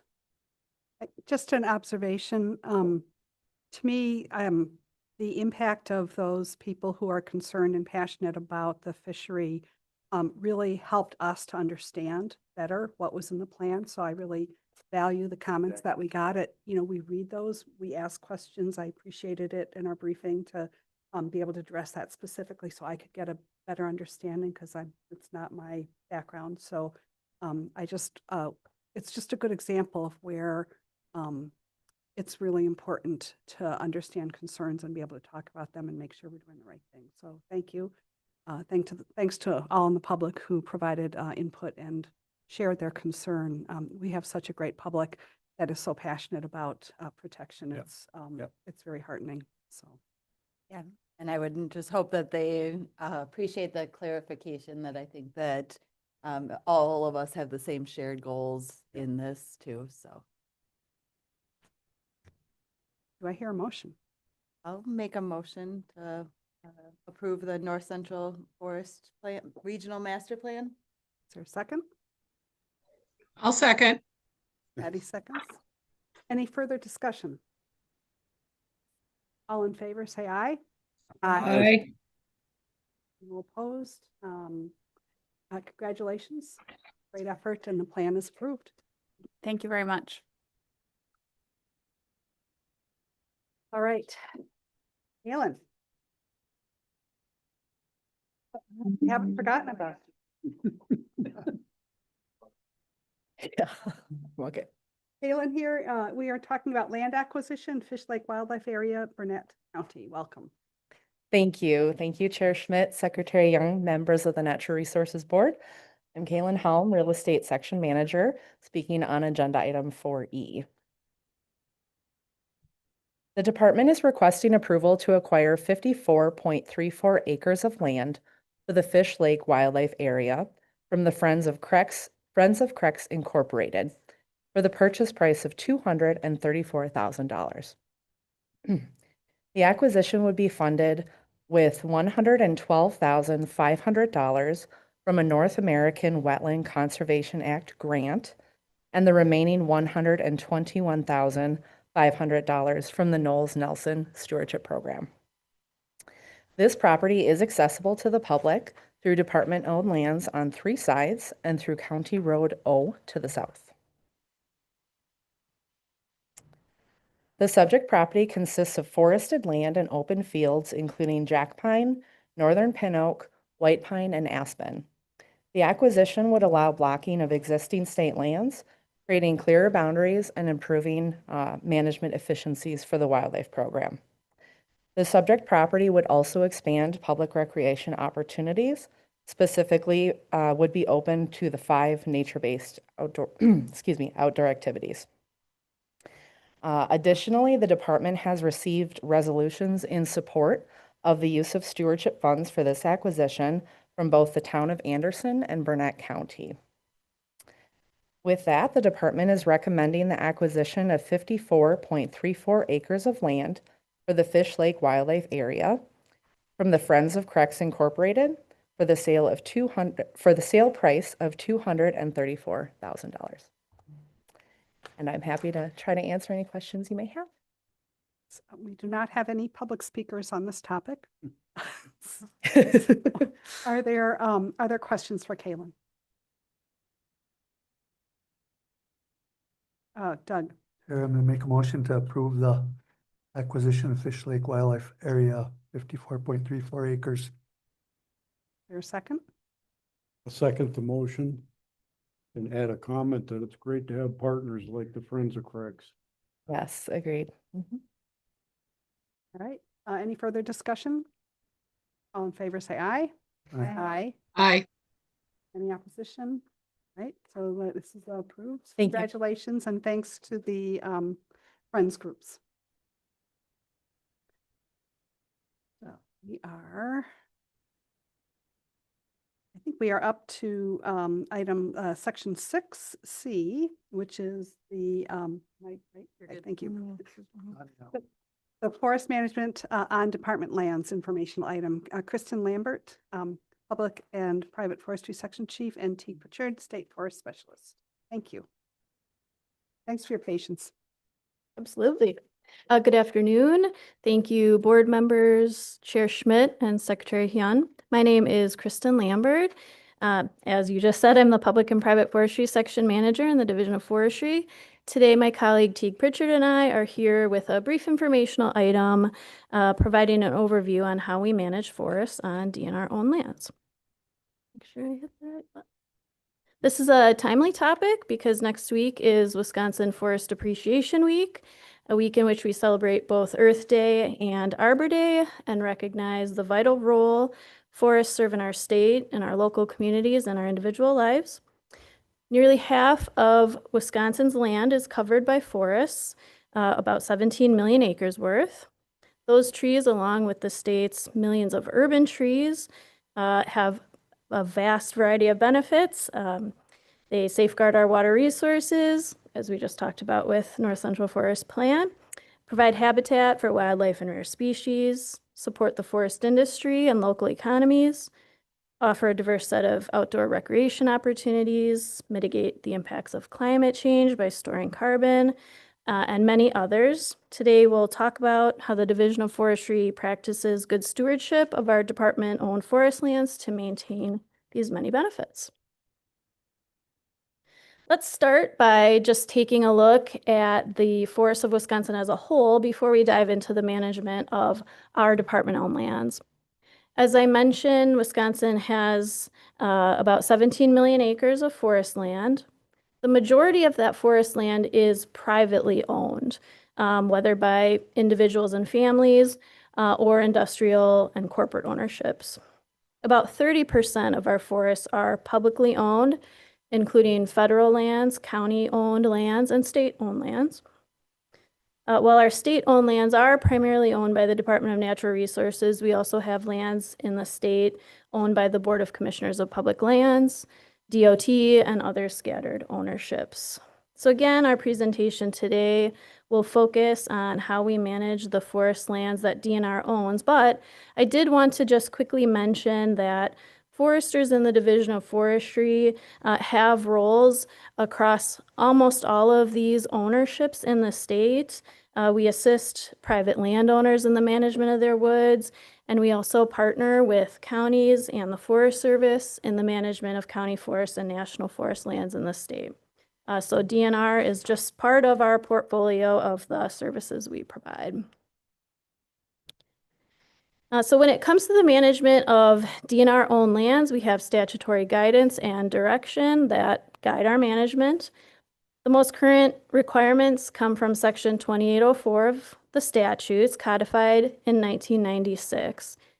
And these statutory requirements provide that the department shall practice sustainable forestry and assure that our state's forests provide a full range of social, ecological, and economic benefits for present and future generations. And so this is really the underpinning of our purpose in the Division of Forestry, to manage forests with all three of those benefits in mind. And we do that in a very multidisciplinary and integrated fashion through discussions between the Division of Forestry, the Division of Fish, Wildlife, and Parks, and many partners and stakeholders. So that's my quick introduction, and I'm gonna let Teague cover a few slides. Good afternoon. I'm going to continue the story and focus on DNR-owned lands, and I call it the million forested acres that DNR owns. So DNR total portfolio is about 1.6 million acres. About 1 million of that is forested. So about 60% of the department-owned lands is forested.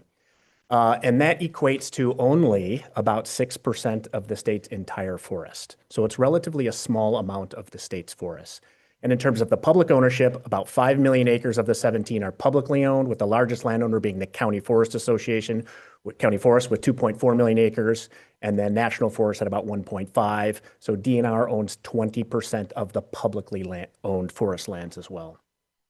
And if you look at the map there, most of the forests are in the north, but what's unique about the department-owned lands is they're scattered from north to south, with lots of ownership in the southern half of the state. Big butt.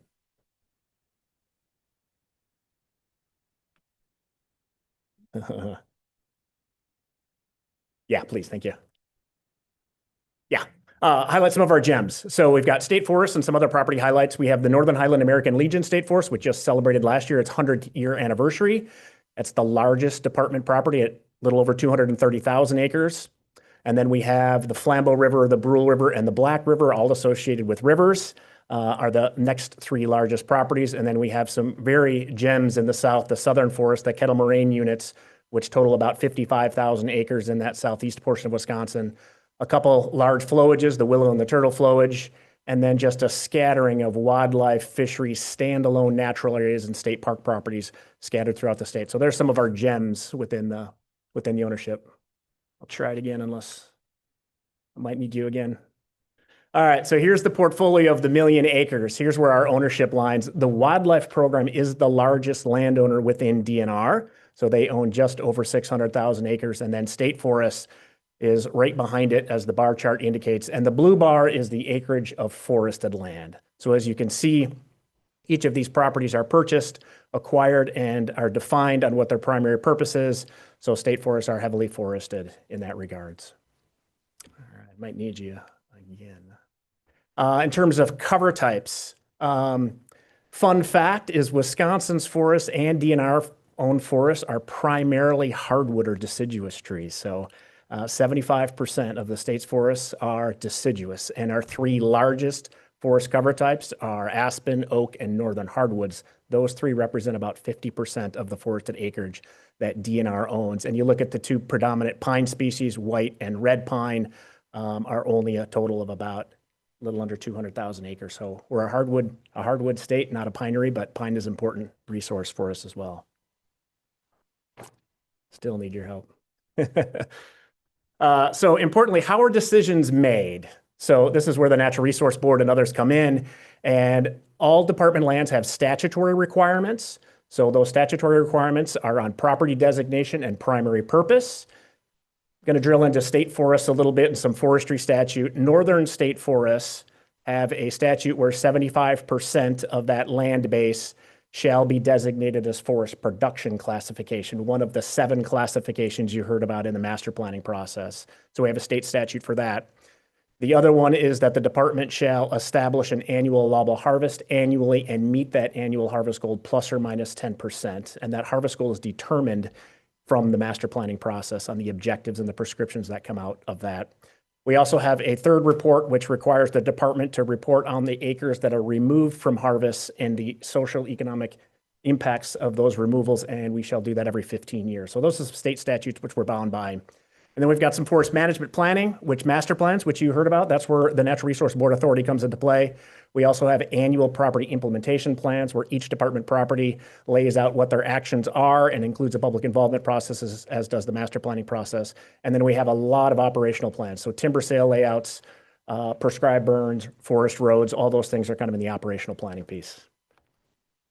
Furthermore, how do our natural resource practitioners come into play? How do they make decisions? Well, it all starts with this robust inventory we call recon. So this is the stand level inventory. And with that, treatments or schedules are put in there for all kinds of things. And then the staff expertise develop those together. Those are from silvicultural prescriptions to prescribed burns. And then the department has a handful of handbooks, guidance, and research that does all that. So timber sale handbook, the best management practices for water quality, forest health guidelines, those are all at the disposal of these forest practitioners and land managers to do that. All right, a little more nuggets in terms of active management. About 15,000 acres of forest are managed via timber sale every year. That's about 1.5% of the forest owning, and timber sales are great ways to meet habitat management objectives through those master plans. There's a growth to removal ratio. So DNR forests are growing twice as much that we're removing within the forest right now. And then our timber sale revenue is a side benefit of meeting those habitat management objectives. It's approximately $11 million per year.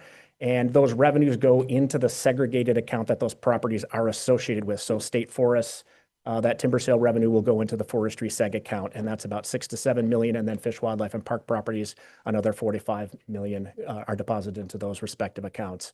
And then there's all kinds of non-timber forest products. Christmas trees and boughs and birch bark are all parts of public activities that occur. And the best thing about it is 95% of forests regenerate naturally. So our silvicultural systems encourage natural regeneration, and that's what we encourage. So it's great from that perspective. All right, I'm going to turn it back over to Crystal. All right, just a few more slides to close things out. So we've talked about our management balancing social, ecological, and economic benefits. And just like any other part of the DNR, we're continuously managing the opportunities and impacts that come along with being a public agency responsible for managing the public's land.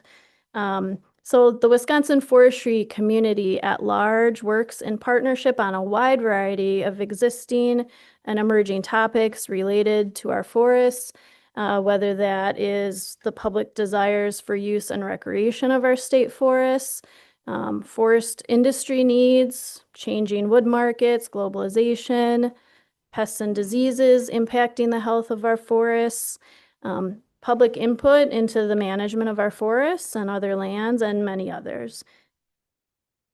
See if I can get it to work. It worked for me, too. And we're lucky enough within the DNR and the Division of Forestry to have some really excellent partners, partnerships, and a good reputation with the public and a long history of engagement in our management and our decision-making. It was kind of great that Erin had this picture in her slide as well. This was a fireside chat up at the Flambeau River State Forest as part of the North Central Ecological Management Planning process. But these partnerships and our public engagement allow us to engage with kind of the influences and impacts that I talked about on the previous slide, and work on those in a collaborative, productive, and transparent manner. One other aspect that's shown on this slide that I wanted to mention, an aspect of our management that reassures the public is the fact that our DNR managed state forest lands are dual certified under the Forest Stewardship Council and the Sustainable Forestry Initiative standards through those two systems. And this occurs through a robust third-party auditing system. And Wisconsin actually leads the nation in implementing third-party certification between not only our DNR lands, but also county forest lands and our private managed forest law program.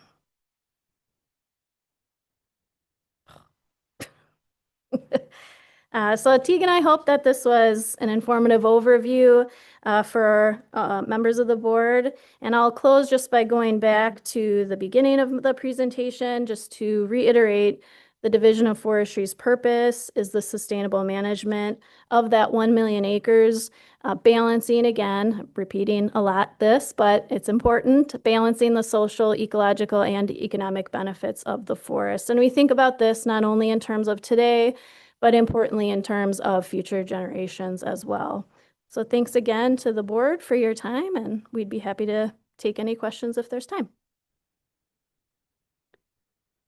Are there questions? Just one quick one. How does the county forest program tie into?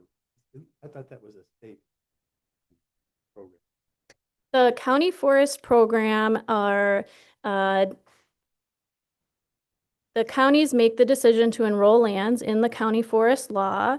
The state, the Department of Natural Resources does have a role in administering the Wisconsin County Forest Law. And we provide resources through our DNR foresters to assist in the management of forests on county forest lands. So it's a very excellent partnership going back to the early 1900s where we partner and help them with the management of that 2.4 million acres. Does that answer your question? Yeah, I think it's, I put Vernon County into the county forest management program, and it's a great program. I mean, we can borrow against those dollars to acquire additional forests. It helps pay for, you know, a forester in the county helps, you know, and stuff. So it's, I think it's a great program, and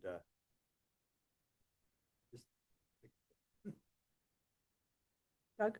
Thanks, Chair. So are those other lands counted toward the annual allowable cut, the MFL lands or whatever they're called? They're not. I just wanted to take this opportunity to make sure we were all aware that the Division of Forestry provides our services essentially to those other programs. But the statutory requirement to establish an annual allowable harvest is specifically for our department-owned lands. So that allowable cut is on what, 1.2? The 1 million forested acres, yes, correct. Is that all, the annual allowable cut, all commercial harvesters or non-commercial harvests in there too? The vast majority of that is done through commercial harvesting. And so like Teague mentioned, it's really sort of a win-win where we can generate revenue while meeting the objectives of the Division of Forestry and other programs, habitat management, et cetera. And then you've got a requirement to report acres removed from harvest and impacts. So what would those be? So that report was just presented to the legislature at the end of last calendar year, beginning of this calendar year. So we, as Teague mentioned, we have a planning system, and for a variety of reasons, if a particular acreage of land isn't suitable for forest management, that's what we report out in that document. And that can include positive impacts, whether that may be specific rare species, you know, protection, et cetera. But it can also include negative impacts, whether that's, you know, economic or others. So there's both positive and negative impacts described in that report. Once they're removed, are they out permanently or is some of them brought back? I would say that in practice, they are typically not reevaluated, but we have the ability to reevaluate those. Yeah, so yeah. All right, thanks. Bill? Very informative, thank you. How have some of the dramatic changes in the timber and wood products industry in the state in the last couple of years affected management of state lands? Yeah, great question. There's not really a simple answer to that question. There have certainly been impacts, as we've had a mill closure in the Wisconsin Rapids area many years ago, and then the news of another mill closure in Mosinee recently, and just overall changes to forest products usage, broadly speaking. The types of wood that is used throughout the state and the end product that wood is used for varies, of course, and different mills produce different products. And so we're lucky enough right now to have enough production or demand for the wood that we're still able to maintain our annual allowable harvest.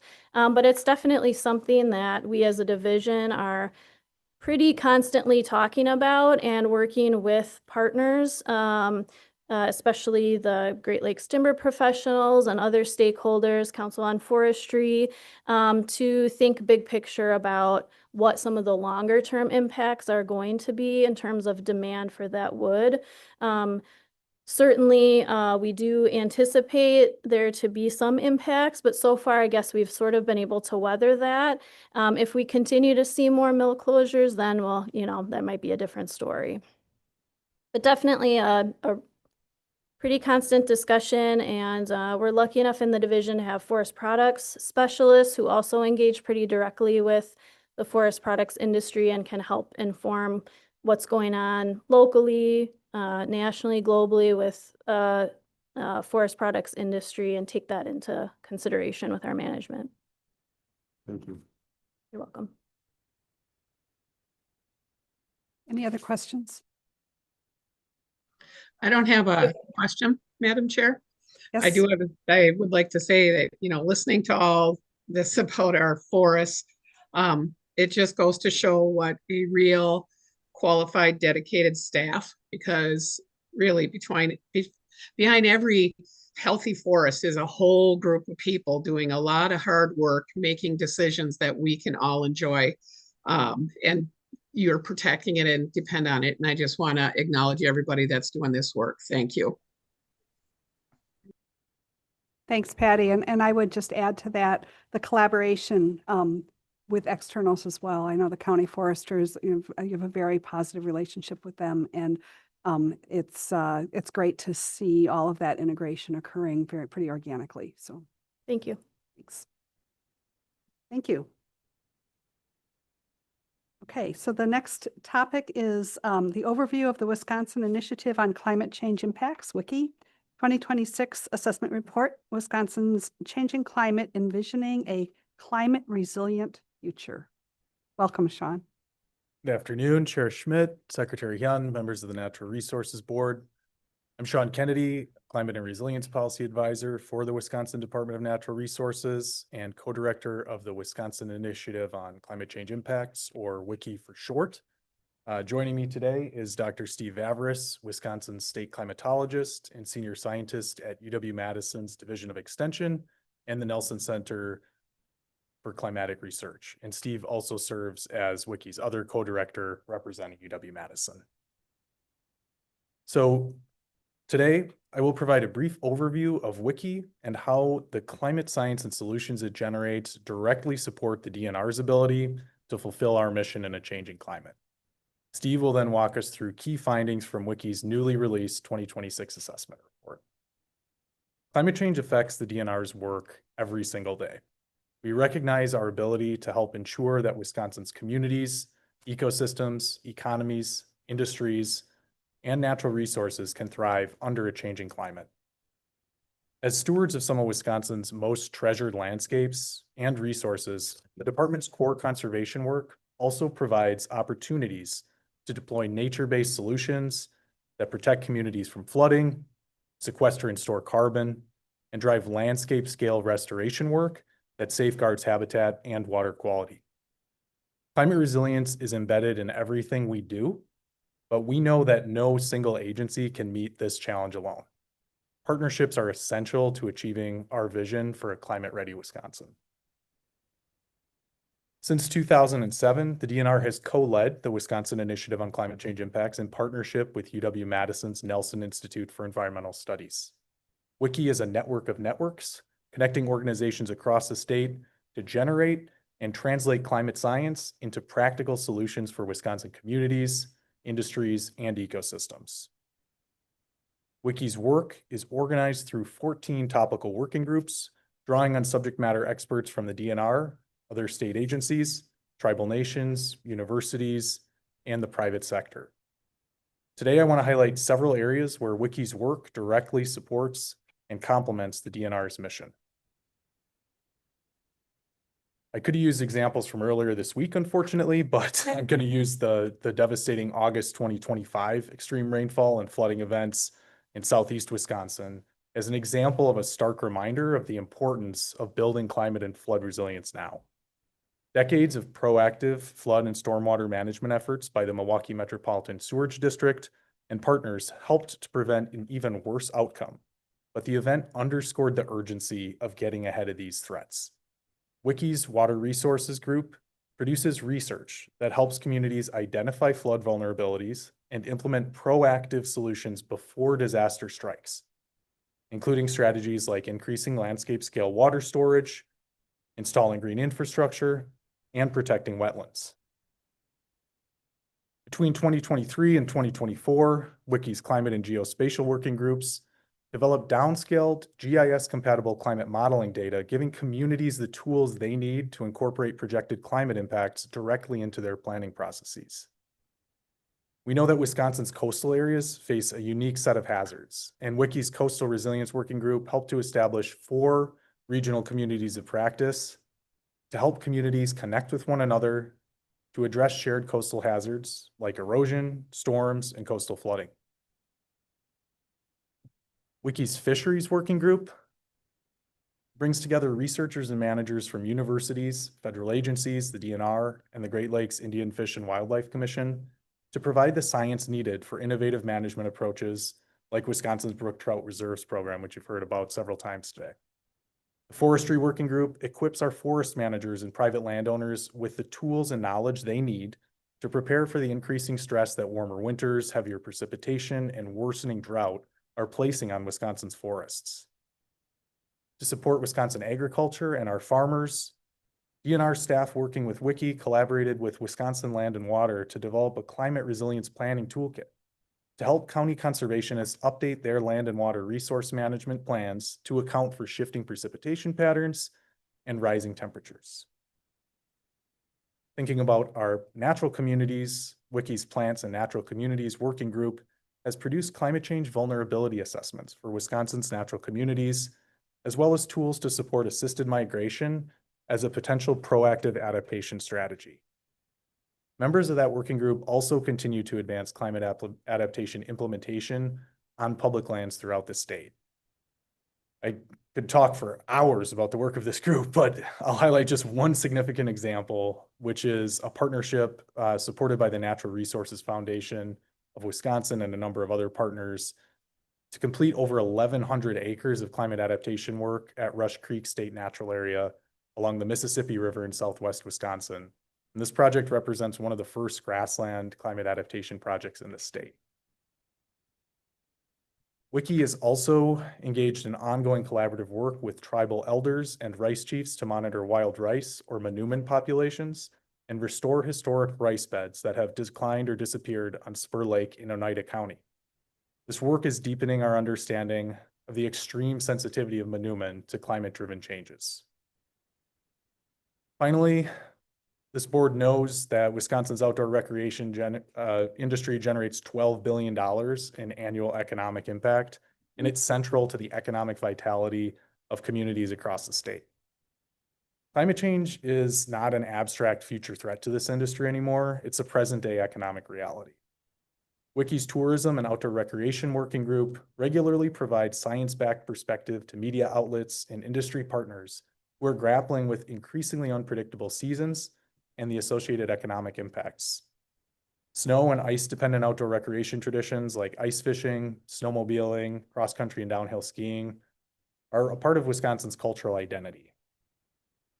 Unfortunately, warming winters mean more precipitation falling as rain rather than snow, fewer reliable ice season days, and shrinking windows for these activities. Dr. Vavris often describes this phenomenon as flickering winters, a phrase that captures the rapid, unpredictable swings that have replaced the more predictable seasonal rhythms that many Wisconsinites grew up with.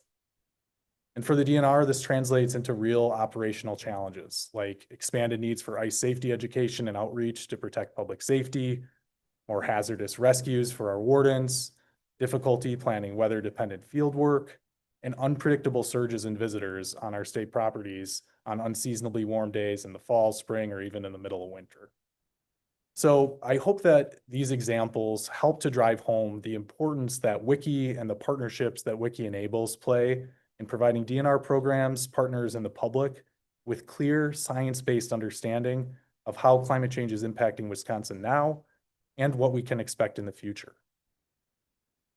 To help build that shared awareness and understanding that informed decision-making on climate requires, Wiki periodically releases assessment reports.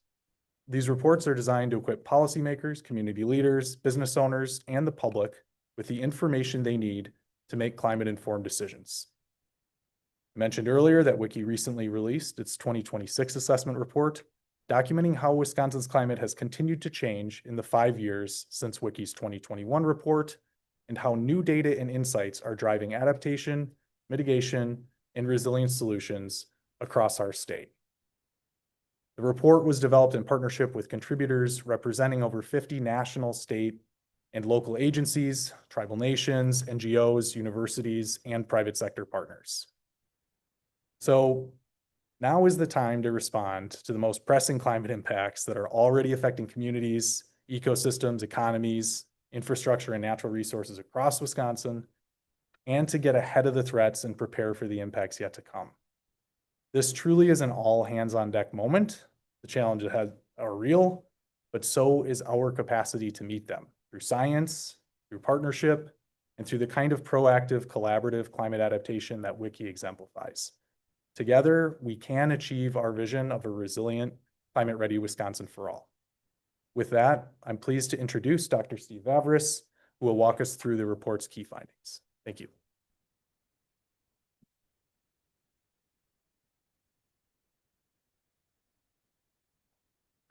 Good afternoon, board members. Steve Vavris, one of the Wiki co-directors, and Sean laid out the path that's leading me here today to speak with you.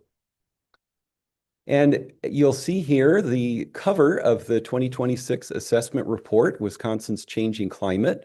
And I want to give you a little bit of background about this report because it's actually a third of a trilogy. If you've been following Wiki for a number of years, we actually had our first one back in 2011, shortly after Wiki formed in 2007. And then we had another full report in 2021, came out in early 2022.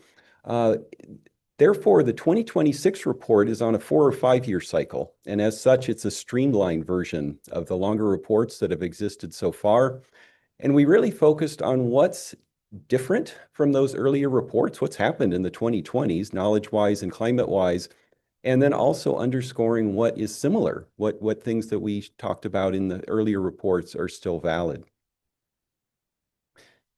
We could talk about a lot of different things when it comes to climate, but we picked 4 themes to focus on in this report. One of them very climate-oriented, more extreme weather, but then 3 that were more societal and I think have a more hopeful theme. One of which, strengthening the economy. Another was building community resilience. And the third was adapting to rapidly shifting natural spaces. I'll go through each of those next. When I give public talks, I often use this phrase, the warmer and wetter. If you had to characterize Wisconsin's climate trends in the past and where we're expecting to go in the future, those are the 2 words that really stand out. And some examples of that, we have warmed as a state by 3 or 4 degrees annually since 1950. Winters have warmed more than that. The 2010s were the wettest decade in Wisconsin by far. And thus far, 6 years through the 2020s, we're on pace to have the warmest decade on record. And we already know that 2024 was the warmest year in Wisconsin's history, as well as in the US and the global record as well. Something else that came out of the report is that March is the month that has transitioned from a winter month in Wisconsin to a spring month. By that, I mean that in the time when the records began in the 1950s, 1960s, Wisconsin was majority below freezing during the month of March. So you can consider that a winter month. In the last decade or so, we have transitioned to spending most of our time during March above freezing. That's a fundamental change that affects the phase of precipitation, the ability of snow cover to survive, lake ice, and so forth. So it's a fundamental transition. One of the themes, as I mentioned, was more extreme weather. And here are some examples. Could have used yesterday, unfortunately, with the hailstorms around the state, but focused in this report on heavy rainfall trends. Wisconsin is seeing an increasing likelihood or probability of daily rainfalls of 2 inches or more, and these records go back to the 1890s. State record rainfall last summer in Milwaukee that Sean mentioned, 14.5 inches in a 24-hour period, just a staggering amount, easily broke the previous record. In terms of extreme heat, we're seeing it more at night. We're having more uncomfortably warm nights. These are nights when the really muggy, the temperature doesn't drop below 70 degrees. If you're really unlucky, it may not drop below 80. And this is not just a discomfort matter, but it can be a matter of life and death if you don't have adequate air conditioning or you have a compromised thermostat system, immune system in your body. And through research we've done in the State Climatology Office, we've established that the 2010s were the decade that had the most extreme weather in Wisconsin's history. Looking toward the future, part of the Wiki report is taking climate models and trying to figure out, assess the crystal balls that these climate models provide. They're not perfect, but they give us a good indication of where we're heading. One of the ways they're emphatic about where we're heading is toward more extreme heat. Say days above 90 degrees, we're expecting to see triple the number of those by mid-century. According to the Wiki report, Wisconsin averages 10 of these per summer. We're expecting that to go up to closer to 30. Extremes, more intense storms, at least heavy rainfalls. Things are equivocal when it comes to things like tornadoes, but we definitely expect that as the warmer atmosphere holds more water vapor, there's just more moisture in the atmosphere to wring out when we have the right meteorological ingredients for heavy rainfalls. And then on top of it, maybe a little counterintuitively, at the same time we're expecting more intense rainfalls, we're also seeing a pattern of more swings, rapid swings between very wet and very dry. I've been calling this precipitation ping pong. We've seen lots of examples of it in Wisconsin in the past 3 years, and the climate model suggests that will be the trend in the coming decades. Now, what do we do about this information? Well, one thing that the report talks about is we can use it to try to foster economic resilience. This is very much not a doom and gloom report. There's lots of things we can do and be proactive about addressing climate change. Some examples here, aside from what Sean already mentioned, recreation, an example in the report, winter recreation, as resorts, especially in northern Wisconsin, can no longer reliably count on adequate snow cover or ice cover for their winter recreation activities. Maybe they need to pivot toward diversifying their offerings, things like off-road bicycling that could be done, or winter hiking, for example. Agriculture, hugely exposed to weather, of course, and climate change, seeing risks from new pests that didn't exist before, more erratic weather patterns, and of course, extreme heat and extreme rainfall. But there are solutions there too. Things like regenerative agriculture, cover crops, and so forth can be adapted to handle the changing agricultural stresses. And then forestry, another sector that's very weather dependent. There's lots of impacts to this industry. One of the ones that stands out the most is that they're seeing fewer winter days when they can work because the ground's too soggy. And so changing harvesting timings or even creative approaches like removing snow cover over stretches where they want to bring equipment in because that allows a deeper frost penetration. So there's lots of creative ways that we can adapt. Another example of a hopeful theme here is building beneficial community resilience. Nature-based solutions are the ones that we like to advocate for. They tend to be more durable and cost-effective. A good example in the report was the city of Superior that stabilized its shoreline by putting out rocks out into the offshore and then planting native grasses along the shore to reduce wave energy and therefore reduce erosion rather than the hard armored approach that's often done. Climate smart infrastructure. So these are things that can reduce flood risk. Some of them are traditional engineering practices like building a bigger, stronger culvert, for example. Others are more green infrastructure. So things like restoring wetlands, for example.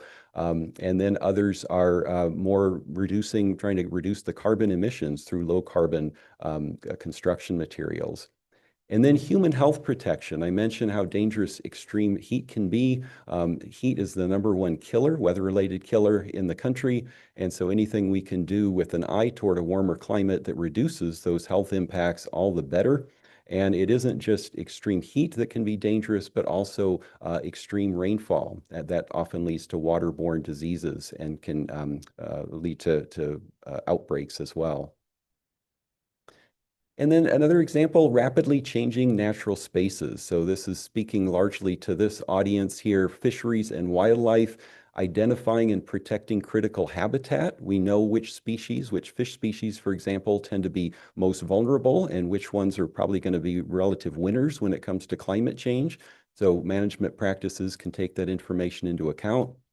The Great Lakes, nature-based strategies, especially as we're expecting more fluctuating lake levels as we go from high levels to low levels, like we saw just in a 10-year period from the 2010s to about 2020 across all the Great Lakes. And then finally, forests. They certainly respond to climate change, and there's practices that can be adopted to cope, but they also play a role in carbon storage, and they can help mitigate climate change as well, and through regenerative practices. So they have a role to play in both directions. And finally, if you want more information, you can visit the full report here at wiki.wisc.edu. And if you have any questions or comments, Sean and I are available right now to field them. Thank you. Thank you. Questions, Deb? First of all, this is great. Question I have that's not really maybe part of this, but what is your policy on car emissions?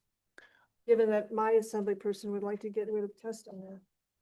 The policy of Wiki on car emissions? In terms of testing automobiles for the quality of the emissions that they. Oh, yeah, Wiki did not weigh in on that. One thing I will say, in general sense, Wiki is in favor of anything that reduces carbon emissions, right? We try to steer away from things we're not experts in. I think that would fall into that camp. Should also preface it by saying that Wiki has traditionally been and remains primarily focused on adaptation to climate change.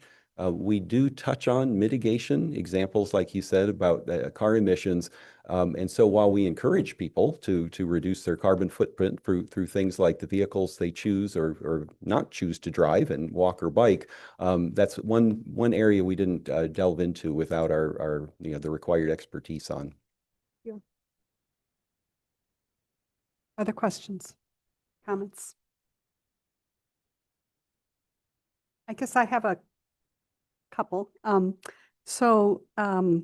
of all, I always like to give a shout out to my friends in Monroe County. They have a Monroe County Climate Action Task Force, and they're doing some very, I think, innovative things to try to build that adaptation in for the severe flooding. And considering the nature of the driftless area, I really value the approach they've taken and their consistency with, what you're advocating for here in terms of, we can't affect this. How can we make sure that it has lower impact around us? I appreciate what they're doing and that it's very consistent with what Wiki is advocating for as well. So I did want to ask though, it's really, I don't know if everybody hears this, but I hear it a fair bit, maybe from people who might not be as well versed in this topic. You know, we have parts of the state that are in serious drought, or at least they have been in serious drought conditions, but yet we hear how things are getting wetter. And so there's this kind of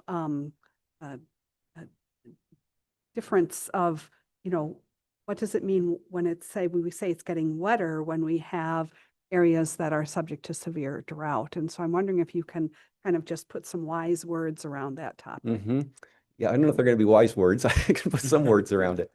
It is counterintuitive. We remember the big rainstorms and then we're perplexed. Well, you know, it was a month or two ago, we had these flooding conditions and now we're worried about drought.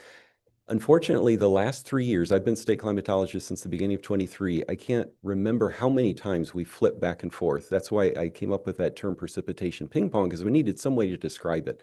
And you can really see it in terms of the U.S. Drought Monitor. This is a monitoring mapping exercise through University of Nebraska, the Drought Mitigation Center, that assesses the severity of drought all across the country, every state, including Wisconsin. They have records going back to 2000.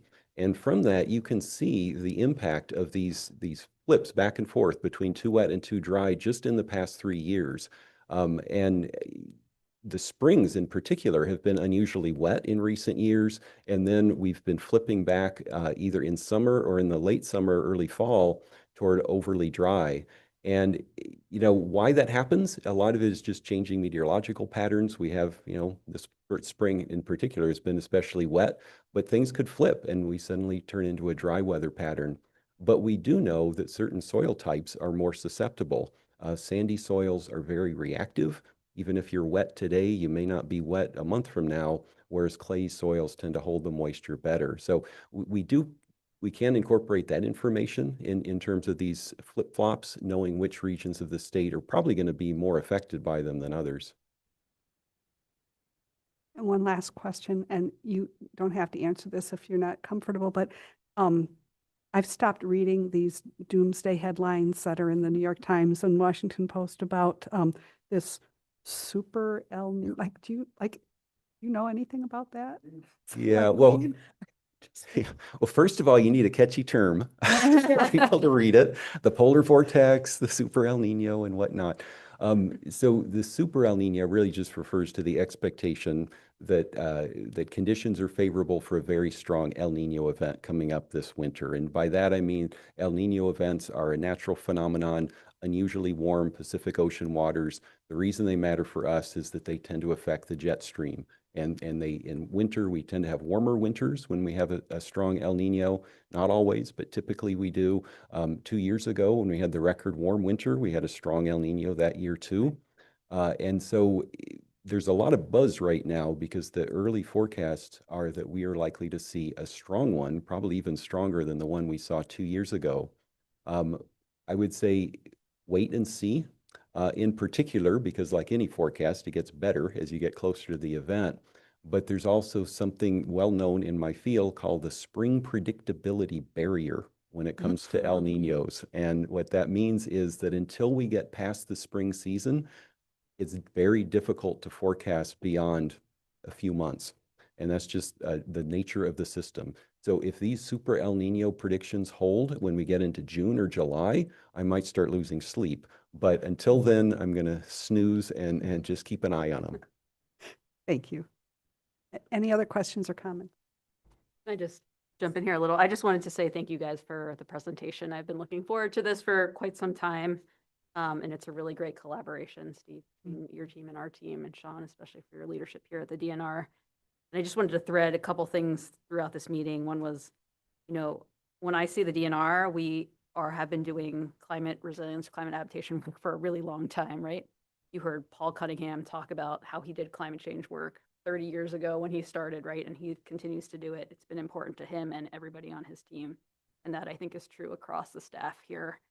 You talked about the master plan for the North Central region, right? That is a planning document that is going to enter into a long-term future here about how we manage our resources in the face of climate change. Really important that we are planning for that future with the science that WICCI is producing. You heard about the partnership that we have in terms of the science and the services, and providing solutions to people on the ground is super important. And, you know, if there's anything that we can do here, it's really that we have solutions that are really hopeful, right? We have all of our solutions are nature-based solutions, right? Where we're doing work that is helping the outdoor recreation economy, so building economic resilience, doing conservation work, so helping perpetuate our natural resources into the future, and building community resilience, right? Protecting people using nature solutions from risks that we're seeing on the landscape, a wetter future, et cetera. So it's just a really, you know, when I think about the work we do, I always think about this that's embedded in the work that we do. And it's really important that we continue that and support that where we can. So thanks for giving me a soapbox for a couple minutes, but thank you guys very much for the presentation. I really appreciate it. Thank you, Secretary Hyun. I appreciate the board. fact that we can say climate change. Yeah, I'll add, I was just at the WASH, next year's WASH conference planning meeting, and your presentation there got a lot of really good feedback. And having these resources as we try to, you know, share that message and that need for resilient agricultural systems. After we got all that rain, my instant thought was how many acres are going to be put into prevent plant this year. 2018 was our last really wet year, and one of my neighboring counties, 40% of those acres were in prevent plant. So just definitely for a community that can't be more tied to climate, it's nice to have, you know, this as a resource to cite when we're doing our work. So thank you very much, guys. Thanks. We can feel thankful that the hail struck before the crops are up. Yeah, we today. didn't, yeah. Except for my car. What's it? Except for my Oh, car. were you one of the many victims? I'm sorry. And I will say, as a grazer, you know, that those long-term perennial systems and advocate for grasslands and perennial roots, living roots that increase that infiltration, reduce the stormwater runoff, all those really good benefits of having continuous living cover on our land. Absolutely. Thanks. Thank you. All right. So Secretary Yan, I believe you are up Okay, next. great. I've got two very longstanding retirement recognitions, requesting approval for those. Well, not approval, recognition, approval of recognition of their service. The first is Tim Simonson from Fisheries Management of 39 years. Tim Simonson from the Division of Fish, Wildlife, and Parks dedicated 36 years of service to the DNR, with 3 years as a fisheries research scientist and 33 years with the Bureau of Fisheries Management. During that time, Tim served as Fisheries Policy Coordinator, Fisheries Monitoring Coordinator, and for the last 10 years as a District Fisheries Supervisor, overseeing the management of inland fisheries in southern Wisconsin. During his time with fisheries, he led the development of several inland species management plans, transformed the Fisheries Survey Program, and served as the DNR Muskie Team Leader and sponsor for 33 years. Tim has been a certified fisheries professional with the American Fisheries Society since 1992 and received numerous awards from external partners over the years, including Fisheries Manager of the Year from the Wisconsin Conservation Congress and the Stephen L. Stearns Memorial Award for Excellence in Research from the department. Tim also published many peer-reviewed scientific articles and administrative and technical reports, helped organize an international muskie symposium, and subsequently co-edited a book on muskellunge management published by the American Fisheries Society. It's pretty cool. We're grateful for Tim's many contributions and wish him the best in his retirement. And the second is Teresa Stabo from the Bureau of Recreational Safety and Outdoor Skills of 37 years. Teresa Stabo retired in June 2025 after 38 years with the department. The first 30 years of her career were spent in the Bureau of Fisheries Management, and the final 8 years with the Bureau of Recreational Safety and Outdoor Skills as the agency's primary staff member focused on recruiting, retaining, and reactivating our anglers. The angler education program she developed grew up with her kids, often inspired by the life stage they were in at that time. When they were toddlers, she came up with the Watch Me Grow poster. When they were teens, she created Hook, Line, and Thinker. She was often accompanied by her #1 volunteer, Jeff, her husband of more than 40 years. Teresa's passion for the work she did led to many positive relationships and partnering opportunities in diverse urban communities across the state. Her work brought smiles to thousands of adults and kids that participated in programs that allowed them to learn something new about the environment and, in many cases, catching and cooking their first fish. We're grateful for Teresa's many contributions and wish her the best in retirement. So requesting approval of recognition of these two lovely individuals. We need a motion. I don't know. So I would say all in support of approving these recommendations, please say aye. Aye. And no opposed. Yeah. I Great. think it's great that we spend at least a few minutes to Yeah. recognize some people these people that have given so many years to the service. So that's And to nice. hear like the detail. Oh, yeah. 39, 37 years. That's Almost 80 years. yeah. A whole lifetime. Okay, the second thing is real estate transactions. Are there any questions on any of the real estate transactions? And I am going to pass on my department secretary's matter since I took so much time in the beginning and just now on the climate presentation. Turn it back to you. All right, well, so board members matters is next. Deb, what do you have? Well, first of all, this morning's recipients of the awards were so heartwarming. And I think the three words that I wrote down were compassion, love, and empathy. And it's very clear that the people that work for this agency feel the same way about each other as they do the work that they do out in the fields. So I appreciate that. I attended the Region 8 WCC meeting in March, and also our Ozaki County hearing on Monday. At both of those meetings, I was told I was the first member ever from the NRB board to attend. So there was that. I was at the Ozaki meeting. It was interesting because when it came to the part of whether or not fees should be increased for licenses, et cetera, one of the gentlemen said, I don't mind paying the fees, but why are we paying the fees when other da-da-da? And so another younger man said, well, why don't we support natural resources like we do the Bucks and the Brewers? And I said, good idea. If we have to understand that since 2011, we have seen a long-term decline in what we get from, the general purpose revenues. So I would think everyone in this room would agree that the legislature could, pick up that share a little bit more. The other thing was that I've talked often about this giant data center in Port Washington. And if you've had a chance to drive by that, I really suggest you do that because it's overwhelming. However, the city of Port Washington on April 7th passed a referendum that says that if any project is going to be more than $10 million in a TID, it has to go before the community. And that's I taught in that town forever. It's a very big deal that community took that on. So I think that's pretty important. And the last thing I want to thank Chair Schmidt for giving me a little help with another organization that I'm a member of. We visited the McCannon Brown Homeless Sanctuary in the city of Milwaukee, which is in the poorest neighborhood in the state. It has the highest incarceration rate in the country. And so called Robin and we were chatting and I said, one of the things that I found encouraging was that the community, that particular little community is getting safer because they're providing food and creating ability for families to have gardens in the summer. And Chair Schmidt said, well, where are they getting the dirt and where are they getting the water? Because the lead paint piece in that community is huge. And when I was there, Children's Hospital of Milwaukee was checking children for lead paint poisoning and talking again about the connection between lead paint poisoning, incarceration.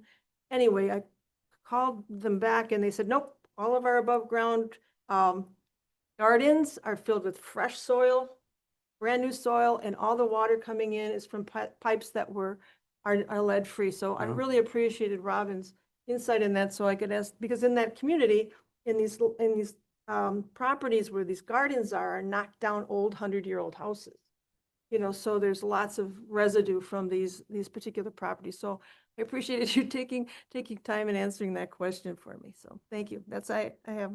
Thanks.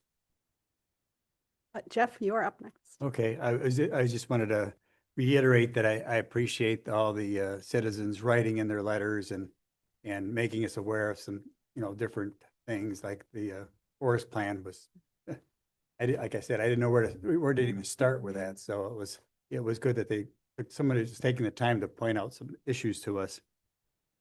I appreciate you, Robin, on the clarification on what our role is on, as a response to some of these calls. I mean, we have 39 public appearances or something today. You know, when you hear about the weather, the windmills, you know, in all, your first impression is that nothing but good, you know, but I knew about the bird thing, but all the other things.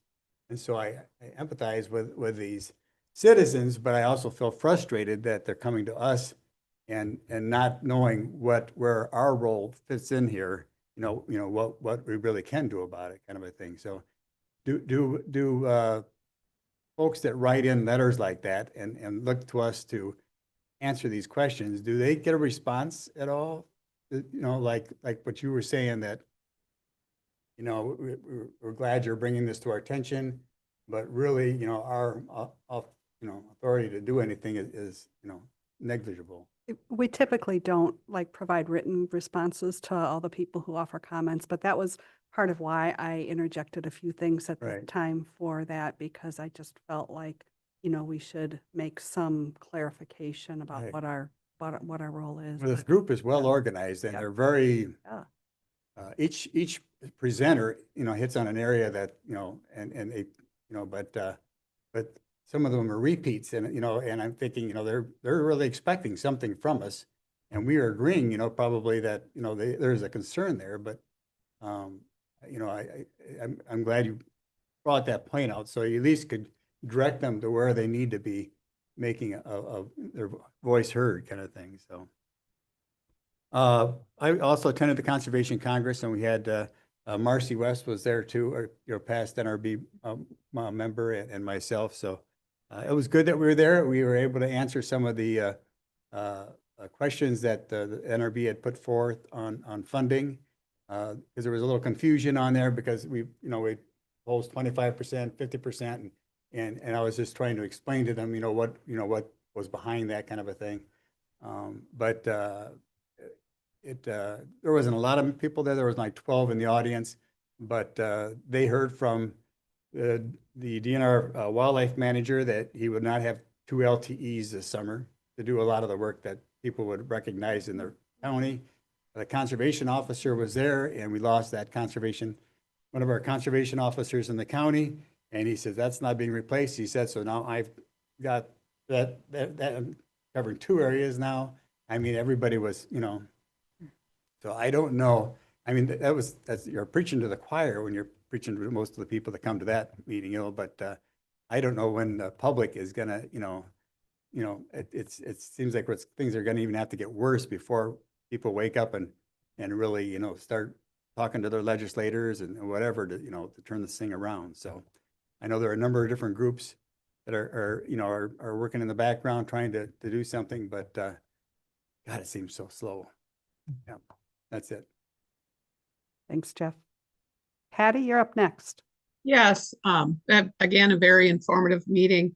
I have received lots of calls and emails about all the topics today, the wake boat, the windmill, and the killing contest. And the question that always came up was, what is exactly the process for emergency rulemaking, and why doesn't it apply to my topic versus the topics that we vote on? So I would like to get clarity on that as to how that happens. I didn't have an answer because I didn't know, but I think it's something that would help all of us if we knew the process of how that happened. And other than that, another great meeting, and I'll see you guys next time. Thanks, Patty. Good question. We've taken note. Former Chair Smith. Well, at first I'd like to congratulate you, Robin, for providing the environment that was conducive to climate change discussions, warmer and wetter. I planned it that way. Yeah. Well, I had the same experience most of the other people did at Conservation Congress meetings, district and my local county. I got called down to talk about answer questions on the board resolutions. What struck me was the amount of coordination and effort put out by staff and by the Congress representatives at all of those meetings. They all emphasize the impacts of budget on their ability to do the job locally. They had good examples of what happened when and what's not going to happen anymore, or at least for the next year. And I found the public there to be very receptive to that. Put it to them in simple terms, you know, we all have a budget, we all have a checkbook, and we all have to live within our means. And the department is trying to live within means that were set 22 years ago, and it's difficult. So I think the message is getting through. It's not going to happen overnight, but I can see people really working together on this and coordinating it and providing good information to the public. That's Thanks, enough. Bill. I'll pass. Thanks. Thank you. Rachel? I guess maybe I'll stick for now on the Conservation Congress experience. I was at my counties on Monday, and there was probably about the same number of people. I really tried to encourage more people my age to go, and was hoping to see more of them there. My delegate I think we're short one delegate. We have an open seat, and they can't even get that seat filled. Yeah, most of those guys have been 30 years as delegates. But my thought is, just how do we open it up to more of these stakeholder groups that, we're emphasizing that we're all impacted by conservation and efforts, every citizen in Wisconsin. So rather than, how do we get maybe some of those other groups to kind of engage in the Congress and younger people to be more civically engaged? So that was kind of one of my thoughts. And that, yeah, more conferences in my world. I was at Land and Water last month. It was really neat to see and hear more about the DNR programs that I don't always engage with. So that was really nice. And then Lakes and Rivers Conference, I'll be running up there on Friday some.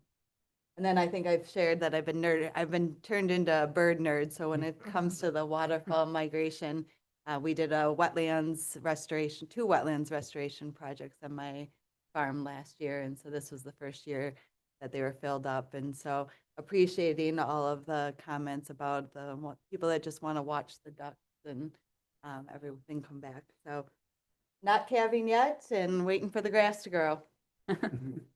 Awesome. Thanks, Rachel. Doug? Yeah, thanks, Chair. So I always make sure we thank DNR staff for their dedication, hard work. We saw it on display today with the awards, so it's good to see they get recognized and how hard they work with each other and how much it means to them. So it's good to see that. So thanks to all the staff that put that time in. Yeah, I talked to the DNR staff that were at our Congress. Before the meeting, I spoke to them in the same message. It's funding. And I heard this last year from them in a presentation they gave on trout stream habitat work that's occurring in our area. How much more they could be doing than they're doing now, and they're doing amazing things now with limited budgets. But it's always comes down to the question of we need more money to do better work for our resources. So yeah, that message is resounding. Comes up every time you talk to them. On cultural front, at Menominee this Saturday, the 18th, is our annual Lake Sturgeon Feast. So that'll be starting at 9 o'clock and runs till I think 7 or till we're all tired. Yeah, so that's an annual feast for us, and DNR partnership with Menominee helps. They provide the sturgeon for the feast, and the feast is free. The powwow is free. So if you can, I know it's short notice, but if you can get there, it's something to see, and only happens once a year. Pretty significant for us. That agreement, coincidentally, we were lucky to get our ceremonial fish this year because of the water. So we have a ceremonial fish, and then we have a transfer agreement as well, where we move fish above the dams onto the reservation. Those ones they can't get because the shocking boats can't get under the bridges because the water is so high. Yeah, so that one's on hold. They'll probably get them eventually, but not right now because of the water. Probably shock up in the yards and parking lots and catch them probably. Yeah, so that I wanted to let everybody know that you're all invited, free, come enjoy. I've gotten a lot of calls too on the issues with, that we've been seeing reoccur here and especially the wildlife contest, I think. Because I spoke toward my concerns over it. I know other boards have too, other board members have as well. Lots of folks calling me.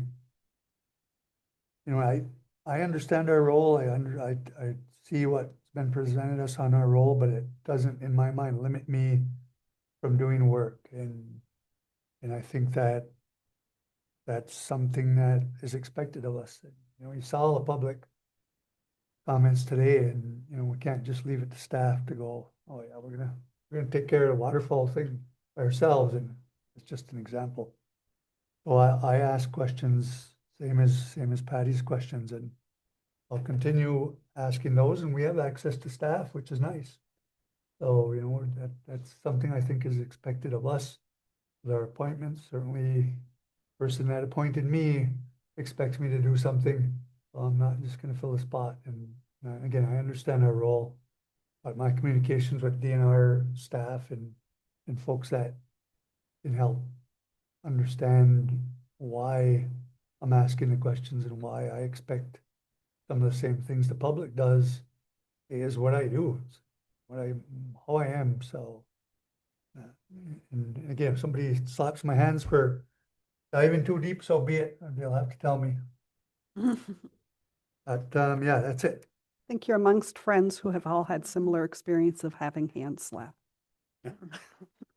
I have just a couple things, and I know we're all waiting to adjourn, but again, heartfelt congratulations to those award recipients, both Madison Metro Sewage Laboratory and the staff here. Bill knows this, people know that when you work at DNR, it's your family, you know, like they become your family. And so it's just so heartfelt to see their appreciation for the award, the recognition of Becky and her family, to see how important that award still is to staff within the department. It just kind of gave me goosebumps. So it was, I really appreciated. I was at the Wisconsin Wildlife Federation meeting on Saturday, and the number one issue that I was asked was funding. How are we going to get more funding from the legislature, from the federal government, from wherever we can? And I, of course, didn't have any answers for them. But, you know, they're kind of boots on the ground. And so it was interesting to see how that was the number one topic for them. So I think that we have a pretty well-educated public out there in terms of funding concerns. And that kind of ties into Secretary Young, who talked about the transfer of funds from the forestry account. The legislature has already approved those. They're sitting there designated for us to use, but unless joint finance acts, there isn't our ability to actually spend that money. And so I just think it's really important that we understand the roles of what the different bodies have and how critical it is to have short-term funding, but also we need a long-term fix. And that kind of ties me into something that I thought I really appreciated at our La Crosse County Conservation Congress hearing. We had a high school senior who came and spoke specifically about the Nelson Stewardship Funding. And she is a dynamo. She had very eloquent in what she was saying. She's written children's nature books. She has been engaged in conservation and also understands the nuances and why it's so important to have access to funds for these public lands. So I was really appreciative of having somebody from that generation come and speak at the Congress, and she did a great job. Just to mention that I was going to the Lakes Conference tomorrow, but unfortunately, my car's not drivable, so at least not up to Stevens Point. So I won't be able to go. And Rachel, I appreciate hearing back from you, and I don't know that anybody else from here is going, but it's a little sad about that. Remember Earth Day and Arbor Days? Appreciated that in one of the presentations we had, and with that, I'll take a motion to adjourn. So moved. Moved by Rachel, second. Second. Bill, all in favor? Aye. We are adjourned. Thank you, everyone, for your Thank you. patience.